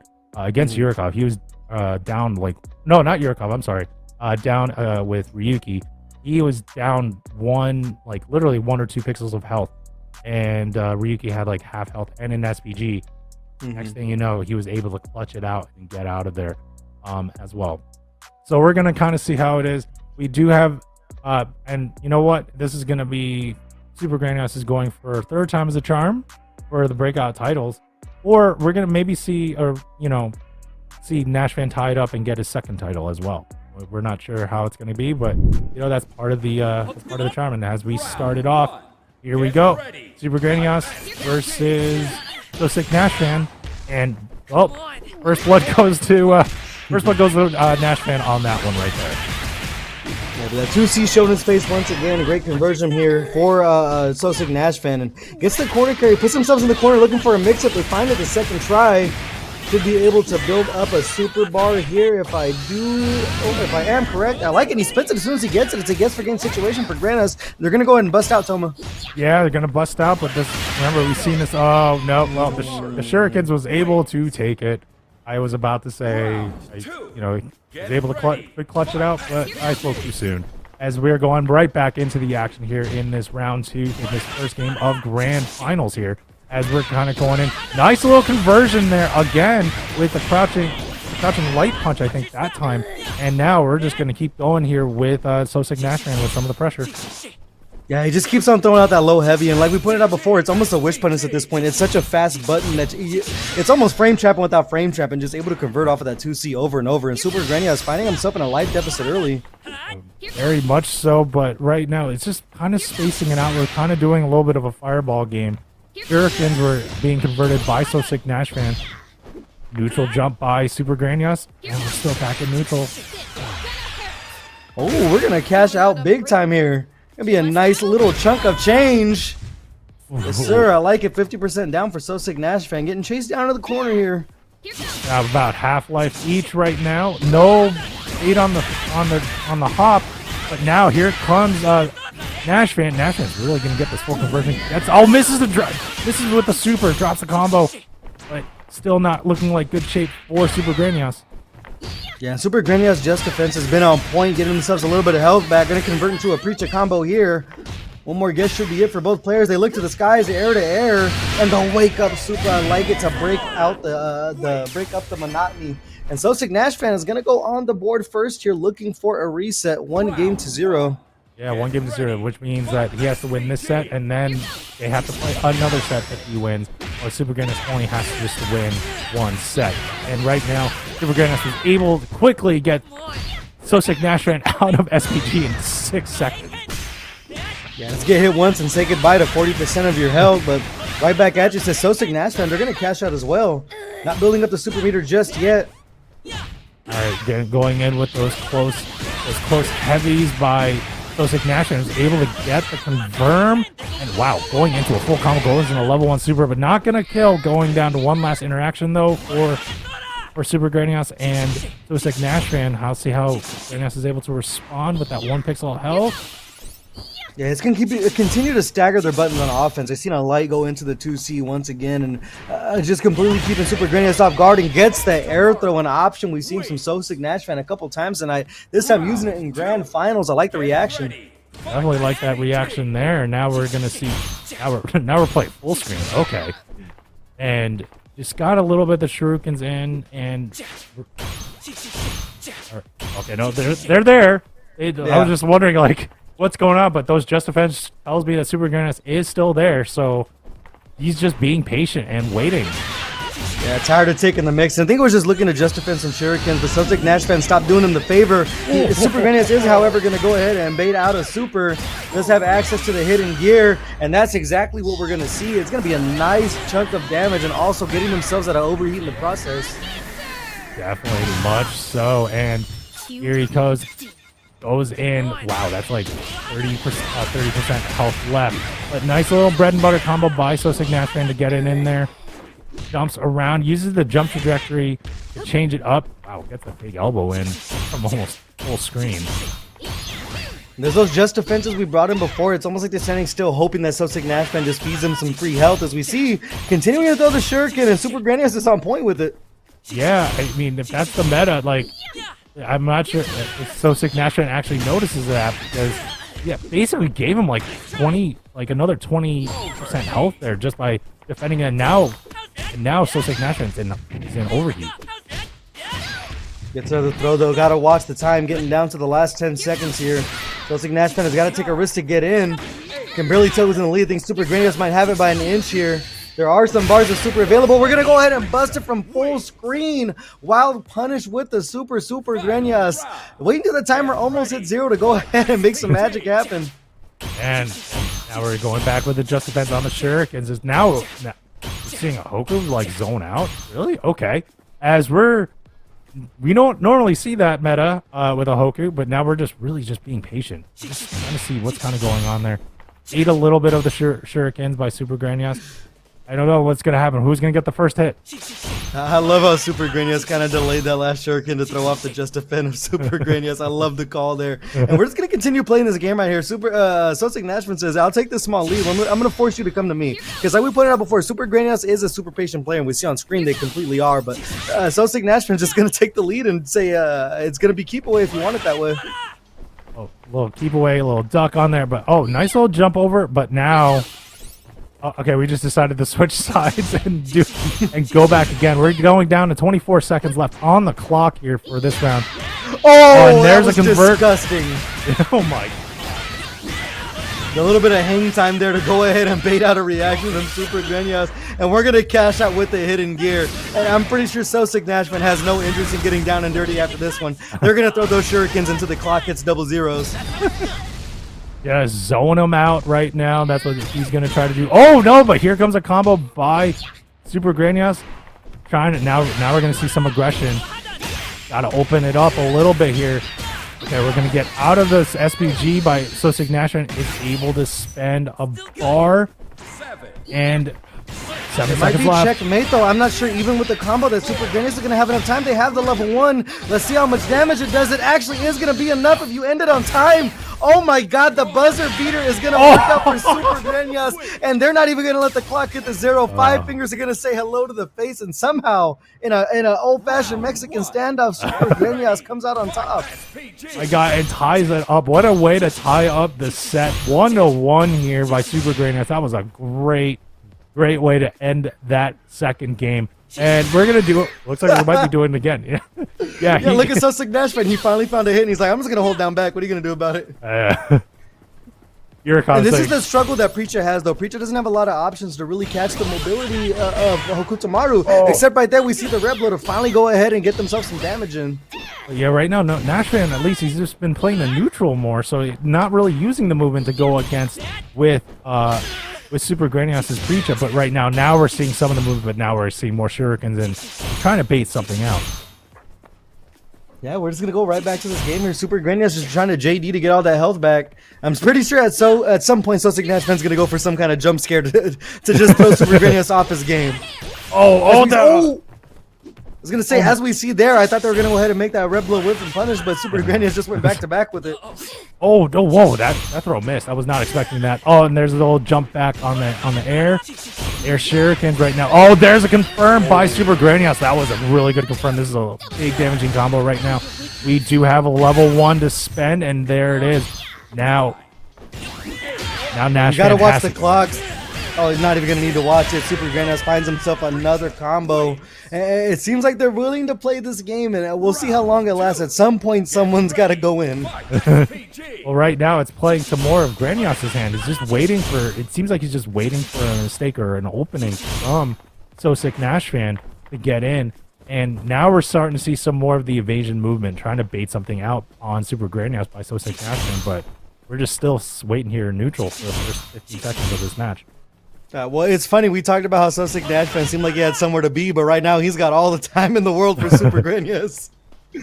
Definitely much so. Oh, gets caught with a little fireball, and oh wow, and he's like Super Greñas gets caught there with the DP Rev Blow, and now we're kind of going in with the hidden gear. Yeah, it's going to be the hidden gear there. We saw Sussex Nash Fan do it before. With that SPG in front, they're not taking a lot of damage, so when they finally do strike blood in that second round, they're able to cash out big time and force Super Greñas back into this position to where they have to play offense and take risks like that DP we saw there. Yeah, and then that DP is going to be properly punched. This should close it out for the... Oh, no. Did not have enough to carry it up, but it is down to one last interaction. Oh yeah, we're just playing the stare-off game again. It's impossible to get enough health to go ahead and get it all back from the JDs, and Sussex Nash Fan just sniping Super Greñas out of the air, but now just down on Super. Right now, Super Greñas has the upper hand when it comes to meter, and also the SPG up front, so one conversion should probably go into that hidden gear. Baines right there by Super Greñas. Oh, but a little interrupt there, but Super Greñas was not able to fully capitalize. We're set back into neutral here. Yeah, almost equal health. I can't really tell who has the lead, if anyone actually does, but that JD is going to go ahead and put Super Greñas up by just a hair. Gotta put my glasses on for this one, but we're just going to go ahead and just do this little salsa dance back and forth. I guess they want to party, because that's what you're right. That's what they're just doing right now. As Nash Fan does the little bit of the shimmy. He eats a couple of those fireballs, but we're kind of setting back here. About 30 seconds left in this round. We've been sort of trying to figure out. Nice jump in, though, by Super Greñas. Was able to get that full confirm into a combo here. Should be hidden gear as well to get the massive life lead. Just going to spend the level 1 so they have the extra one in their back pocket in case Sussex Nash Fan gets silly with it. We see the 2P punish there, or excuse me, the 2C punish there. Should be corner carry and some damage with the level 1 on top. Level 1 right on top. Oh, still gets the confirm on that overhead too. And now here comes Sussex Nash Fan. Keeps going in there. No meter though. But oh man, we're still able to convert and is able to close it out and goes up 2-1 here in this grand final. He's 1 game away from resetting this bracket. I tell you what, it hasn't been the most exciting, but damn if it isn't effective. Sussex Nash Fan with a very peculiar game plan has been working out. Super Greñas choosing to charge in this time. We're not going to have the standoff as they go in with the Red Blow immediately. Now someone's playing. Nice guard cancel though by Sussex Nash Fan, but was not able to fully convert. And now we got whiff throw on Super Greñas, and here comes Nash Fan. Yeah, that backdash into 2C, the old bread and butter, going back to the well with So Sick Nash Fan. And Super Granius finds himself in the corner with, I believe, a minor life lead here. So building it little by little with the JDs. Yeah, we also noticed that we're not throwing those shurikens as much anymore. But try to jump in there by Super Granius with no real button thrown. We're just kind of going back to the neutral game. Yeah, if you could call this neutral. Yeah, if you call Oh, but a jump in there finally lands. Wild punish for Super Granius. They do have some super to try to get the life lead. I believe we are going to go optimal route with it. We will. So Sick Nash Fan going to have to scramble if they want to make this happen. There was no full confirm there. It was landed. It should be punished. Oh, no, it wasn't. The anti-air is going to work out. Super Granius on the verge of tying things up 2 games apiece. We continue to go back to this little dance here, Toma. And we're gonna go right back into it. Oh, the jump scare attempt. I like the call there, using the run option from Akutamara from So Sick Nash Fan to try to catch Super Granius off guard with the throw. Yeah, we're gonna try to see. We're gonna kind of use a little bit of the fireballs. Yeah, I don't know if you could call this neutral. Oh, there's the first teleport that we've seen. We haven't seen that at all really tonight from So Sick Nash Fan. But now more of the shurikens. The jump in, but kind of just hopping around, trying to almost avoid a little bit, or try to maybe bait something out. But now we're kind of shimmying back and forth. Yeah, just doing a little dance here. There we go with a little bit of a double jump to come right back in. So Sick Nash Fan should be able to cash out for a nice chunk of change. Oh, we're going to go directly into the hidden gear here. I like the call. Make sure they get the round by any means. Yeah, get that round. Let's see, you're at a good advantage right now. No overheat. Basically, you have to start over on resources, but if you play your combos right, you hopefully maybe in the middle of the next round, you have a super, but right now, Granius is not trying to have it, or at least trying to make it difficult for So Sick Nash Fan.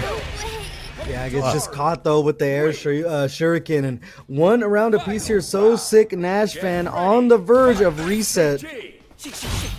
See how it kind of goes. We'll see if Super Granius is able to get this and tie it up in sets, or we're going to have a reset bracket by So Sick Nash Fan. We're getting some more just defense on the shurikens on Super Granius, going back and forth. Almost looks like sitting on those 2 bars of super as well. They do have the SPG, so I'm sure they're going to want to play with that life lead if we're going to continue to go back to the well here.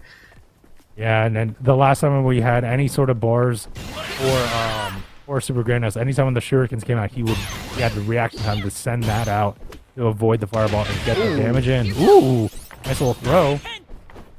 Yeah, I like the mix just to break up the offense and find the throw. I'm sure So Sick Nash Fan wasn't expecting that one. Continuing to come in with the Rekka series and the feints there.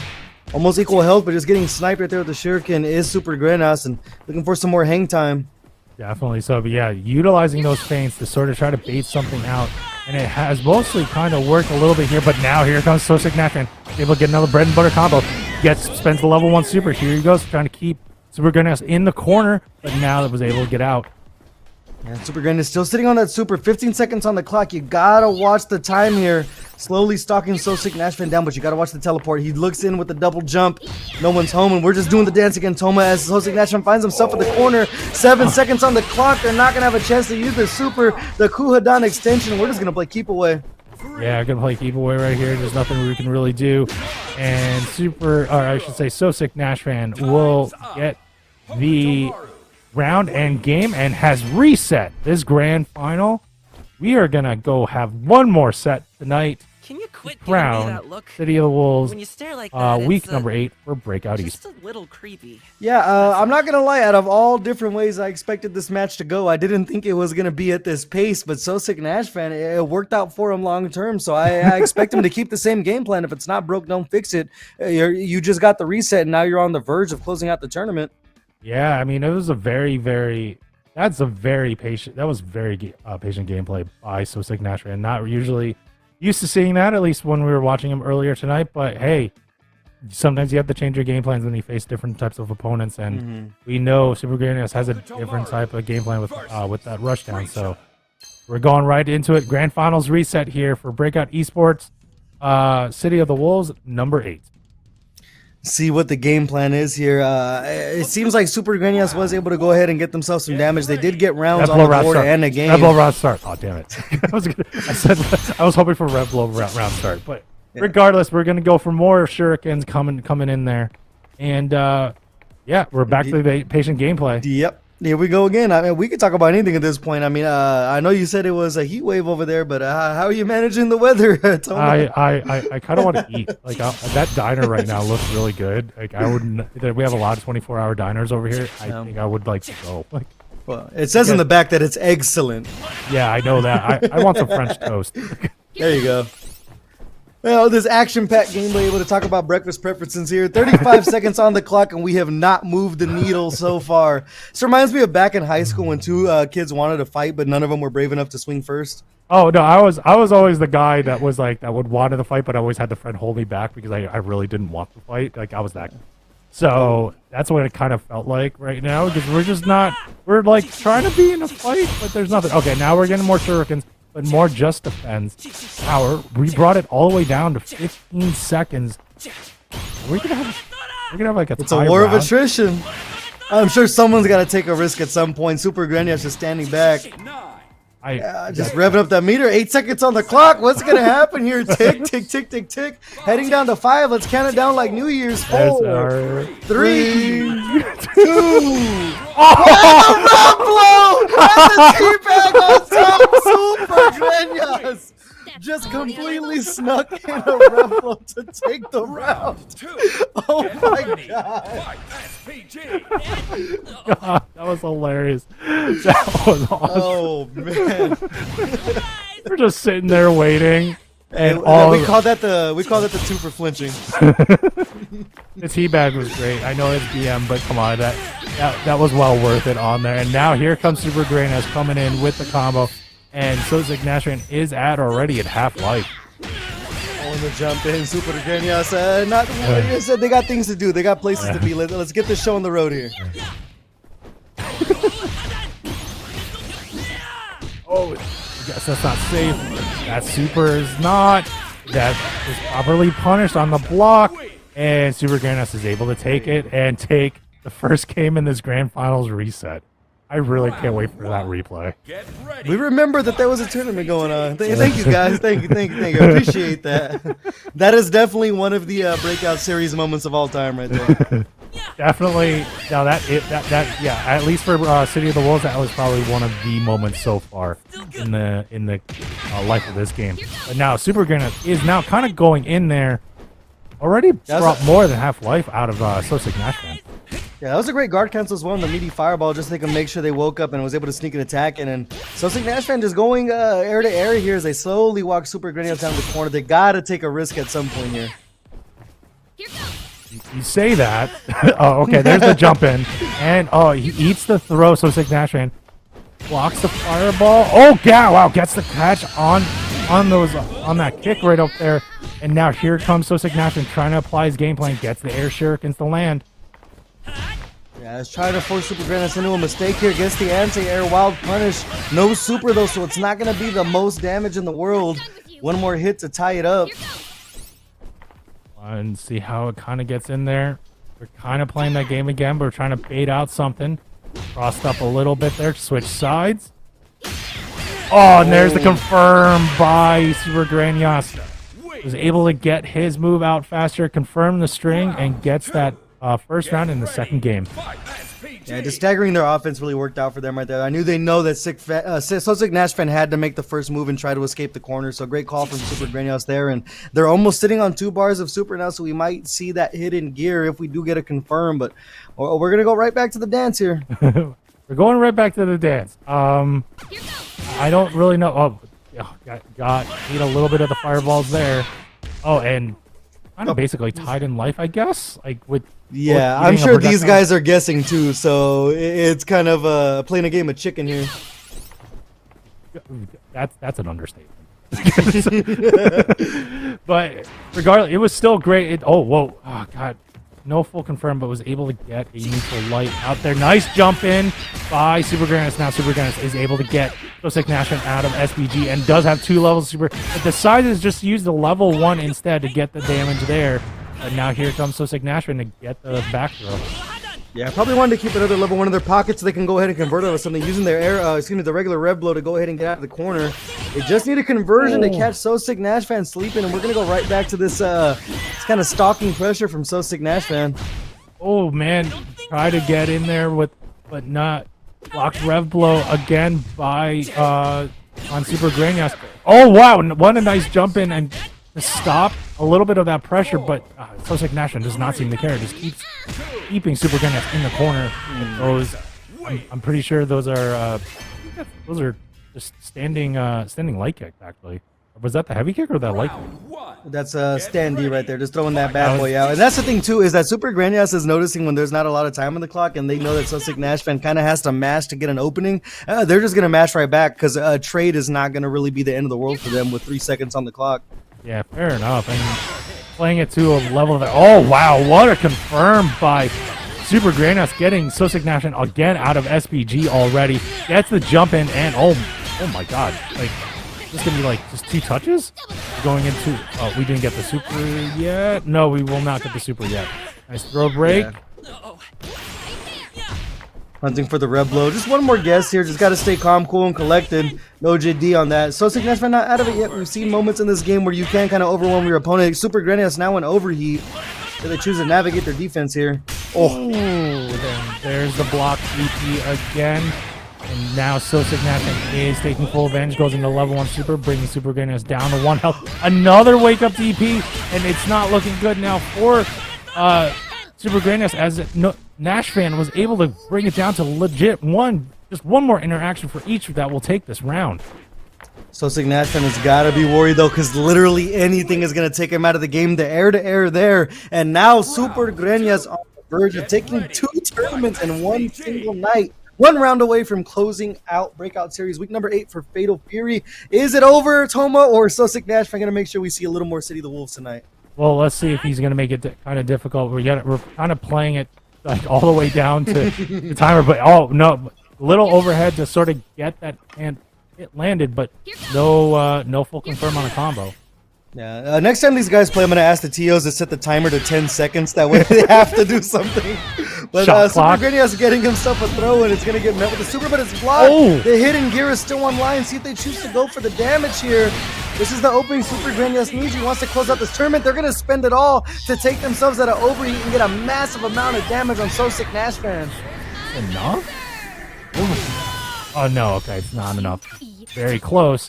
But now, one more interaction for Super Granias to take it.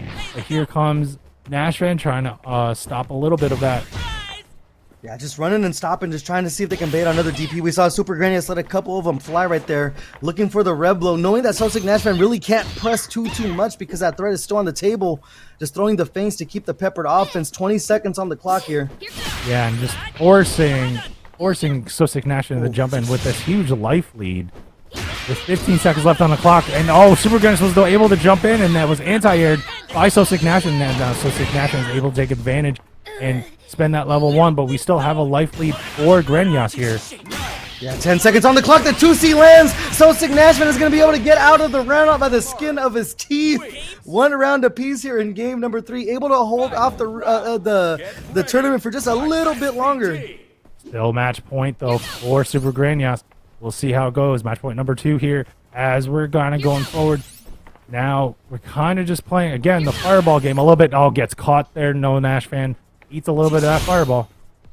Yeah, and Super Granias has just somehow just been landing a straight hit, a straight fireball, and just kind of just killing the clock here, forcing Sosik Nash Fan to play chaotic. It's worked out for him sometimes, but for the most part, Super Granias has been coming out clean. Yeah, and right now, he's able to get the Rev Blow a little bit. Oh, but nice little anti-air by Nash Fan, is able to get the convert, go spend the level 1, and now get a little bit of the damage and get Super Granias out of SPG. Yeah, it seems like Super Granias is not doing himself any favors in here. Some uncharacteristic jump-ins that have been punished from Sosik Nash Fan, getting a full anti-air conversion. Currently, Super Granias is sitting on those 2 bars of super, though, so the next hit should count for a lot. Ooh, what a jump in by Nash Fan. Nash Fan is able to get it with the big bread and butter combo with the Rev Blow at the end of that string, trying to get Super Granias to actually get something out there. Now Super Granias is now trying to play aggressive with this really low life, really low health, and no time on the clock. But here he comes. He's going in with the full combo. Does have 2 levels of super. Uses level 1. Yeah, 1 more conversion is going to do it. It's time to guess. They go empty jump low. There's the teleport. It's going to land for Sosik Nash Fan. And somehow, with seconds on the clock, yet again, they're going to force a game number 4. Oh man, game number 4, round 1. Here we go. Kind of coming back. Has the momentum shifted to So Sick Nash Fan, or is it Super Grannis still able to hold this up? We'll see how it kind of goes. We're going back to the just defense of the shurikens, and I do agree. I do vote for a shot clock in this the fighting game. We might have to start giving out yellow cards for stalling here, but either way, Super Grandios finding an opening with the rev blow there. A little bit of a life lead on So Sick Nash Fan, no cross up. Oh man, we're just trying to do the feints, trying to see what's kind of going on right there, as we have Nash Fan trying to run in, try to bait something out to try to maybe get a whip punish. But there's a jump in and a conversion by Super Grandios. Yeah, they're going to build up a level 1 by the end of this. It's going to work out big time. They're going to spend it. They want to play with this bigger life lead. Still win SPG as well. Ooh, oh, that teleport did not land, but was still able to get the air-to-air on the follow-up. And now Super Grandios is in the corner, but try to use the Rebel to get out of there. Yeah, jumping back on that last feint was so brave from Super Grandios, and So Sick Nash Fan finds another opening, has the level 1. I'm sure we're going to see the spin to get the life advantage. Super Grandios have the table turned on them now. They find themselves in the corner with the life deficit. The clock is getting low here. Another confirmed lands for So Sick Nash Fan, and the momentum might be taking a turn here, Toma. Oh my God! And hey, wait, Uricov, does he play with the moss stick on the floor like a true like a true OG? Like crisscross applesauce. My God, like that's how you can only play with a moss stick. That thing's like 80 pounds, like on your lap. But if he is, that's crazy. But here comes Super Grandios. He's able to get a little bit of a confirm there. Yeah, it's a small life lead now for Super Grandios using the Rebel. We've seen him throw it out a couple of times here. No response from So Sick Nash Fan, and a neutral jump. Gonna find his home, has a level 1. I'm sure we'll see the spin. Both of these players have liked playing with the advantage, so things can get chaotic towards the end, and they're in control. Yeah, right now the advantage is all on So Sick Nash Fan to try to get him to be more aggressive. And here he comes. He's gonna get. Oh, I thought it was still have a hair of SPG for Grandios, but now is out of SPG. Oh, just by the skin of his teeth, still inside of it. You got to watch the flames on the body there if you can't tell on the meter. Air to air there to finally take him out. In the corner now, So Sick Nash Fan, a bit of a flub to put himself away, and Super Grandios sitting over. He just running away, but the DP when you least expect it. Oh, man. Oh, wow. What a nice little whip punch with the shurikens right there. Oh, whiff DP, or block DP, and this is going to be a big punish going into the level on. We're down to just about one more interaction left. And here comes the level 1 block. It was baited. And now here comes Nash Fan is able to tie up this grand final reset. We're down 2-2. We're playing the mind games now. We're truly playing the mind games. It seemed like So Sick Nash Fan was just going to commit to the Shuriken, and Super Grandios trying to go over with the full screen super, but no one was home. It's just coming down now to who's tricking who, because it seems like both players are just going to stick to the same game plan. Oh, they're just going to stick to the same game plan right now. We're going back into it. But, yep, we're just kind of shimmy back and forth. Oh, wow. Oh. That was like the slow. Like I'm gonna bring a Street Fighter 6 reference. That looked like the slowest drive rush check ever, but it worked for Super Grandios right there, and got So Sick Nash Fan down to a little bit more than a little less than half life. Yeah, it's just the bull in the matador. That's the tail right now. Trying to abuse their plus frames, but the guard cancel right there on the meaty fireball. I like the call from So Sick Nash Fan. Super Grandios in a commanding lead though. Uricov, I completely agree. But you know what? This is the way the cookie is going to crumble tonight, as So Sick Nash Fan is trying to make the impossible happen here. Super Grandios has no interest in Teslaing right now. But it's about basically tied up in rounds right now, or in life, I should say. We're 20 seconds left on the clock. We're reset back to neutral. Are we going to do this again? We're just spinning on him. I know. Oh no! But here comes So Sick Nash Fan. Is able to get that convert. Is he just going to run away? Oh no! He tried to get in something there. Just trading fireball. The level 1 is still on deck, but hey, good old 2C. Nothing beats that, right? Yeah, Patrick Heavy Bunch to take it right now with match point going to So Sick Nash Fan. Yeah, on the verge of taking this tournament, and to me, it's got to be one of the strangest grand finals matches I've had the pleasure of calling. But luckily, So Sick Nash Fan is going to go ahead and get things started earlier. Oh, he's getting started things early. It looks like he wants to get somewhere now. He's already got Grandios down more than half life, all the way down to like about 1 hit left. One more interaction is going to do it. Yeah, the Uber must be outside. He's got to hurry up and get out there before they drive away. And Super Granius is 1 hit left, and So Sick Nash Fan is going to give him a taste of their own medicine. They're just going to pose for the picture down below. You said he's waiting for the, like, he has an Uber to get there. I don't think the Uber's, like, I think he's just making the Uber wait, getting the extra charges in. But here comes Super Granius. Gets the throw, gets a second throw in. Gets a third throw. What are we doing? Are we playing Street Fighter? Yeah, we're throw looping now? Do we see the wake up Super at some point from So Sick Nash Fan to close things out here? Super Granius seems a little desperate with the pressure here, searching for an opening. Oh my God, using the another Rev Excel into another throw. And there it is. There's a special move. So Sick Nash Fan takes it and wins City of the Wolves week number 8 for Breakout Esports. God, that literally had everything. That was legit like a the word. It's like it was like a baseball game. You're sitting down around waiting the whole time, and then it was like 5 seconds of action. But when those 5 seconds of action came, it was a really awesome set of 5 seconds, you know? Yeah, I was going to say, it was definitely a challenge to break the defense of Super Granius, but I think the bigger challenge was for the production team to find some highlights in this match. Well, I hope they have the one where they were just waiting until the 1 second on the clock. Even though Super Granius was not able to close it out and win the title, but it was the fact that one where he got the where he did the teabagging after getting that one hit with 1 second left. That made my night. That was just a hilarious interaction. But congrats to the both of you, but especially congrats to So Sick Nash Fan for taking the title on the reset. Yeah, and able to weather the slowest storm I've ever seen in my life. That was definitely some Fatal Fury we were playing today, but it's going to go ahead and go So Sick Nash Fan's way as we had these extensive teabag. That was the best part as we're kind of going in there. But like it looked like Nash Fan, not Nash Fan, what's it? Granius actually had 2 match points in there and just did not was able to fully convert on those, and that attests to Nash Fan being under that pressure and still able to close it out and survive. Massive shout out to It's Just Money for rating with a party of 4. Unfortunately, you missed one of the greatest grand finals I've ever seen in my entire life. Uricov, do you agree that we should put a shot clock like on there? Like if you have 5 seconds, they get like some life out. Jeez. As we said, So Sick Nash Fan taking a 3-2 in a grand finals reset over Super Granius. So I believe that should be their second title of Breakout series.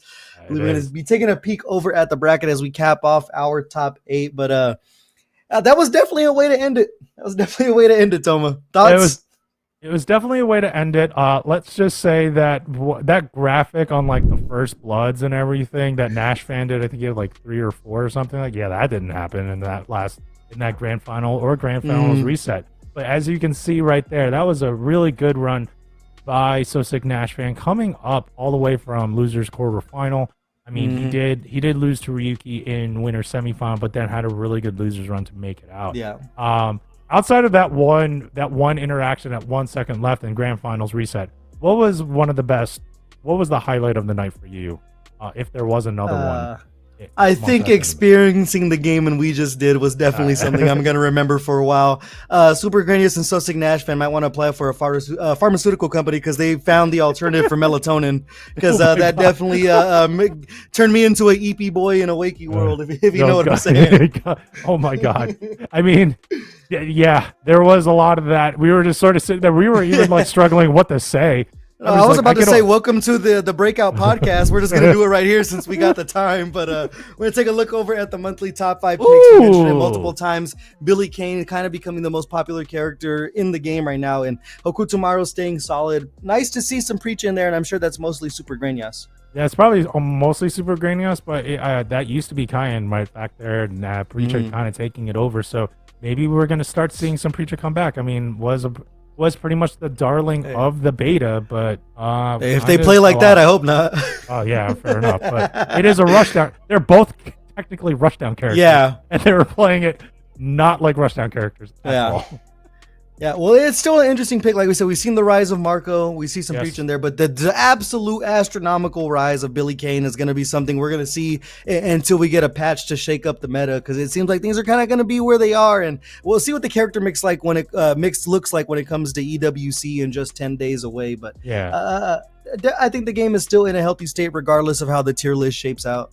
And when does Ken come out? Do you know did they come up with a release date yet? Should be shortly after Evo, because he is going to be playable on the floor. And knowing SNK, they had Andy Bogard playable at 2 different tournaments and still decided to release the trailer afterwards. So we might be seeing the Ken actual trailer after Grand Finals of City of the Wolves, even though they were playable on the floor. So I'm hoping it's going to be a shadow drop. We might get go play Ken tomorrow or something, but hopefully sooner than later we get a little bit of the shakeup in this game. Yeah, maybe that much. But I will like to say before we sign ourselves out, I just want to say thank you to everybody in the production team for putting on a great show as always and getting all the matches. Thank you to the TOs in the background as well. And also thank you to you, Non-Factor. It's always a pleasure working with you all the time.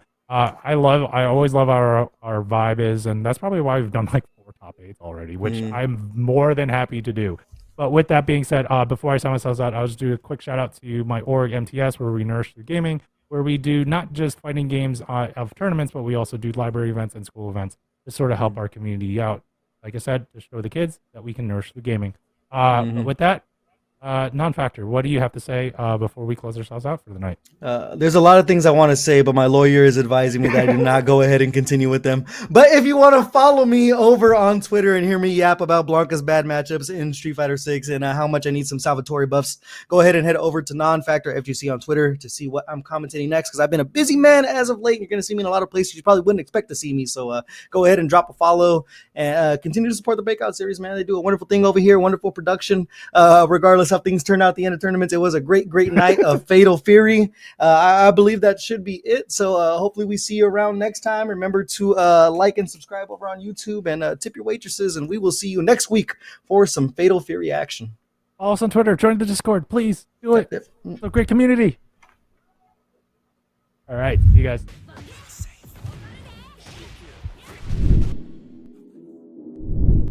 Definitely something. Oh, wait. Oh, hey, we're back! Hey, you know, actually, it was the greatest thing I ever saw.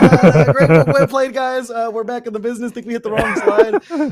Yeah, wait, so we're that's still here? a Nash Fan guy, right? He's pretty nasty. Not so fast.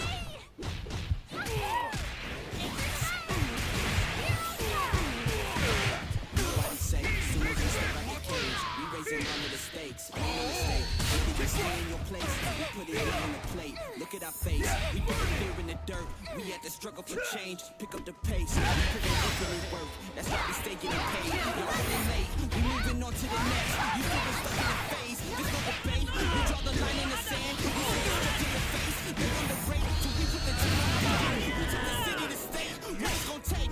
Another S on our chest, another beat in the grave. We in the tape, we always switching it up. They can't predict what we say, come out the cave. They see the blood on our shirt, they see the teeth in the flames. They want to see, still trying to figure us out.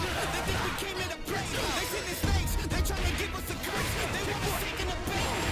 We keep on dodging the bull. We keep on saying no late. We keep in reverse. We keep on in the gate. It's looking easy to take. We not afraid. We put the fear in their bones. Ain't no one running away. They trying to chase. They trying to follow our steps. They trying to copy the way. That's why they keep getting curved. You gotta stay in the lane. They wanna claim that we not giving them work. Like this is minimum wage. Join the place. Now you can feed in your peace. Now that you open the cage. Nobody's safe.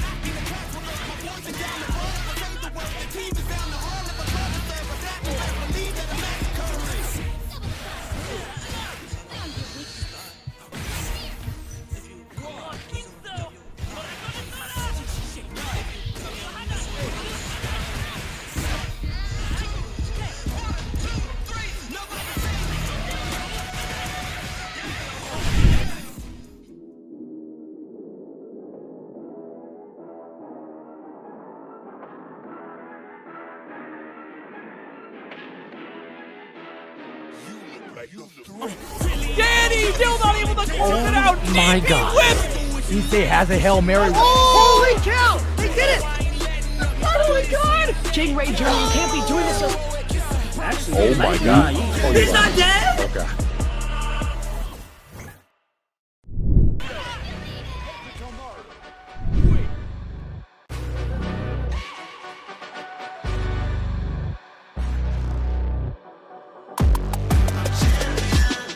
This ain't no regular thing. I came for the ring, you know what I mean. I shoot my shot and it's clean. This for my city, yeah, this for my team. If you talking and talking me nice, I play with all of my life. You see my name in the lights, better get right, I'm champion.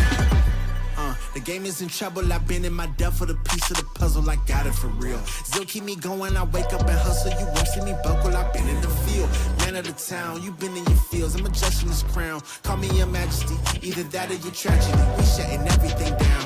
I've been high like somebody put a candle on them. Off top, I don't really stand opponents, this mine, the moment is run out and start a bunch of pandemonium. More game, I got some, the skill is bar one, y'all done, the game in the coffin. Referee screen, rest in peace, and think twice if you next to me, it's West. This ain't no regular thing, I came for the ring, you know what I mean. I shoot my shot and it's clean, this for my city, yeah, this for my team. If you talking and talk to me nice, I play with all of my life.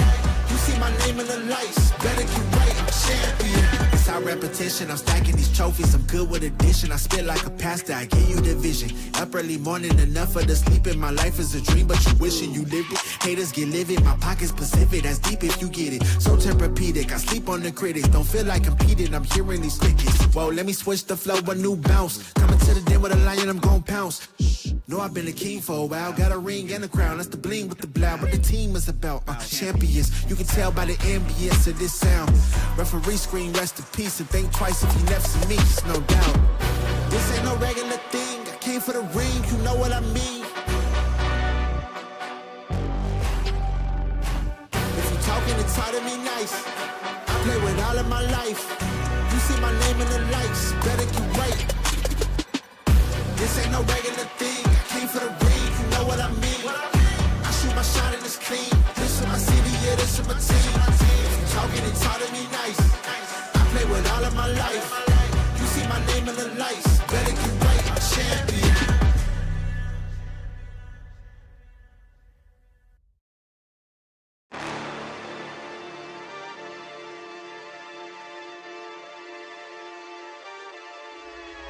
Hello, why do they doubt the kid? I'm about to prove them all wrong again.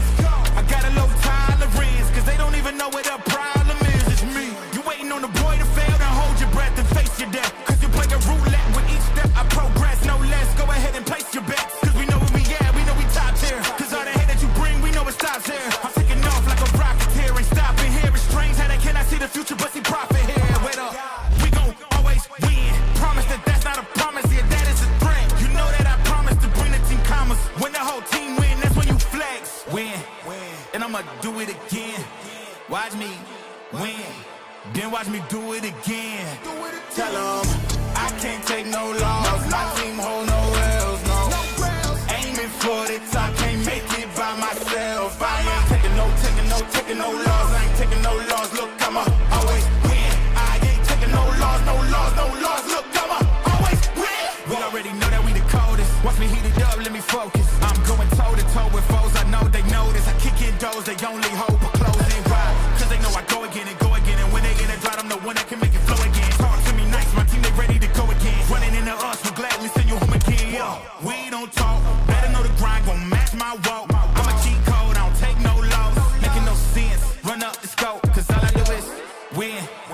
I'ma do it again. Watch me win, then watch me do it again. Tell 'em I can't take no loss. My team hold no L's, no. Aiming for the top, can't make it by myself. I ain't taking no loss. I ain't taking no loss.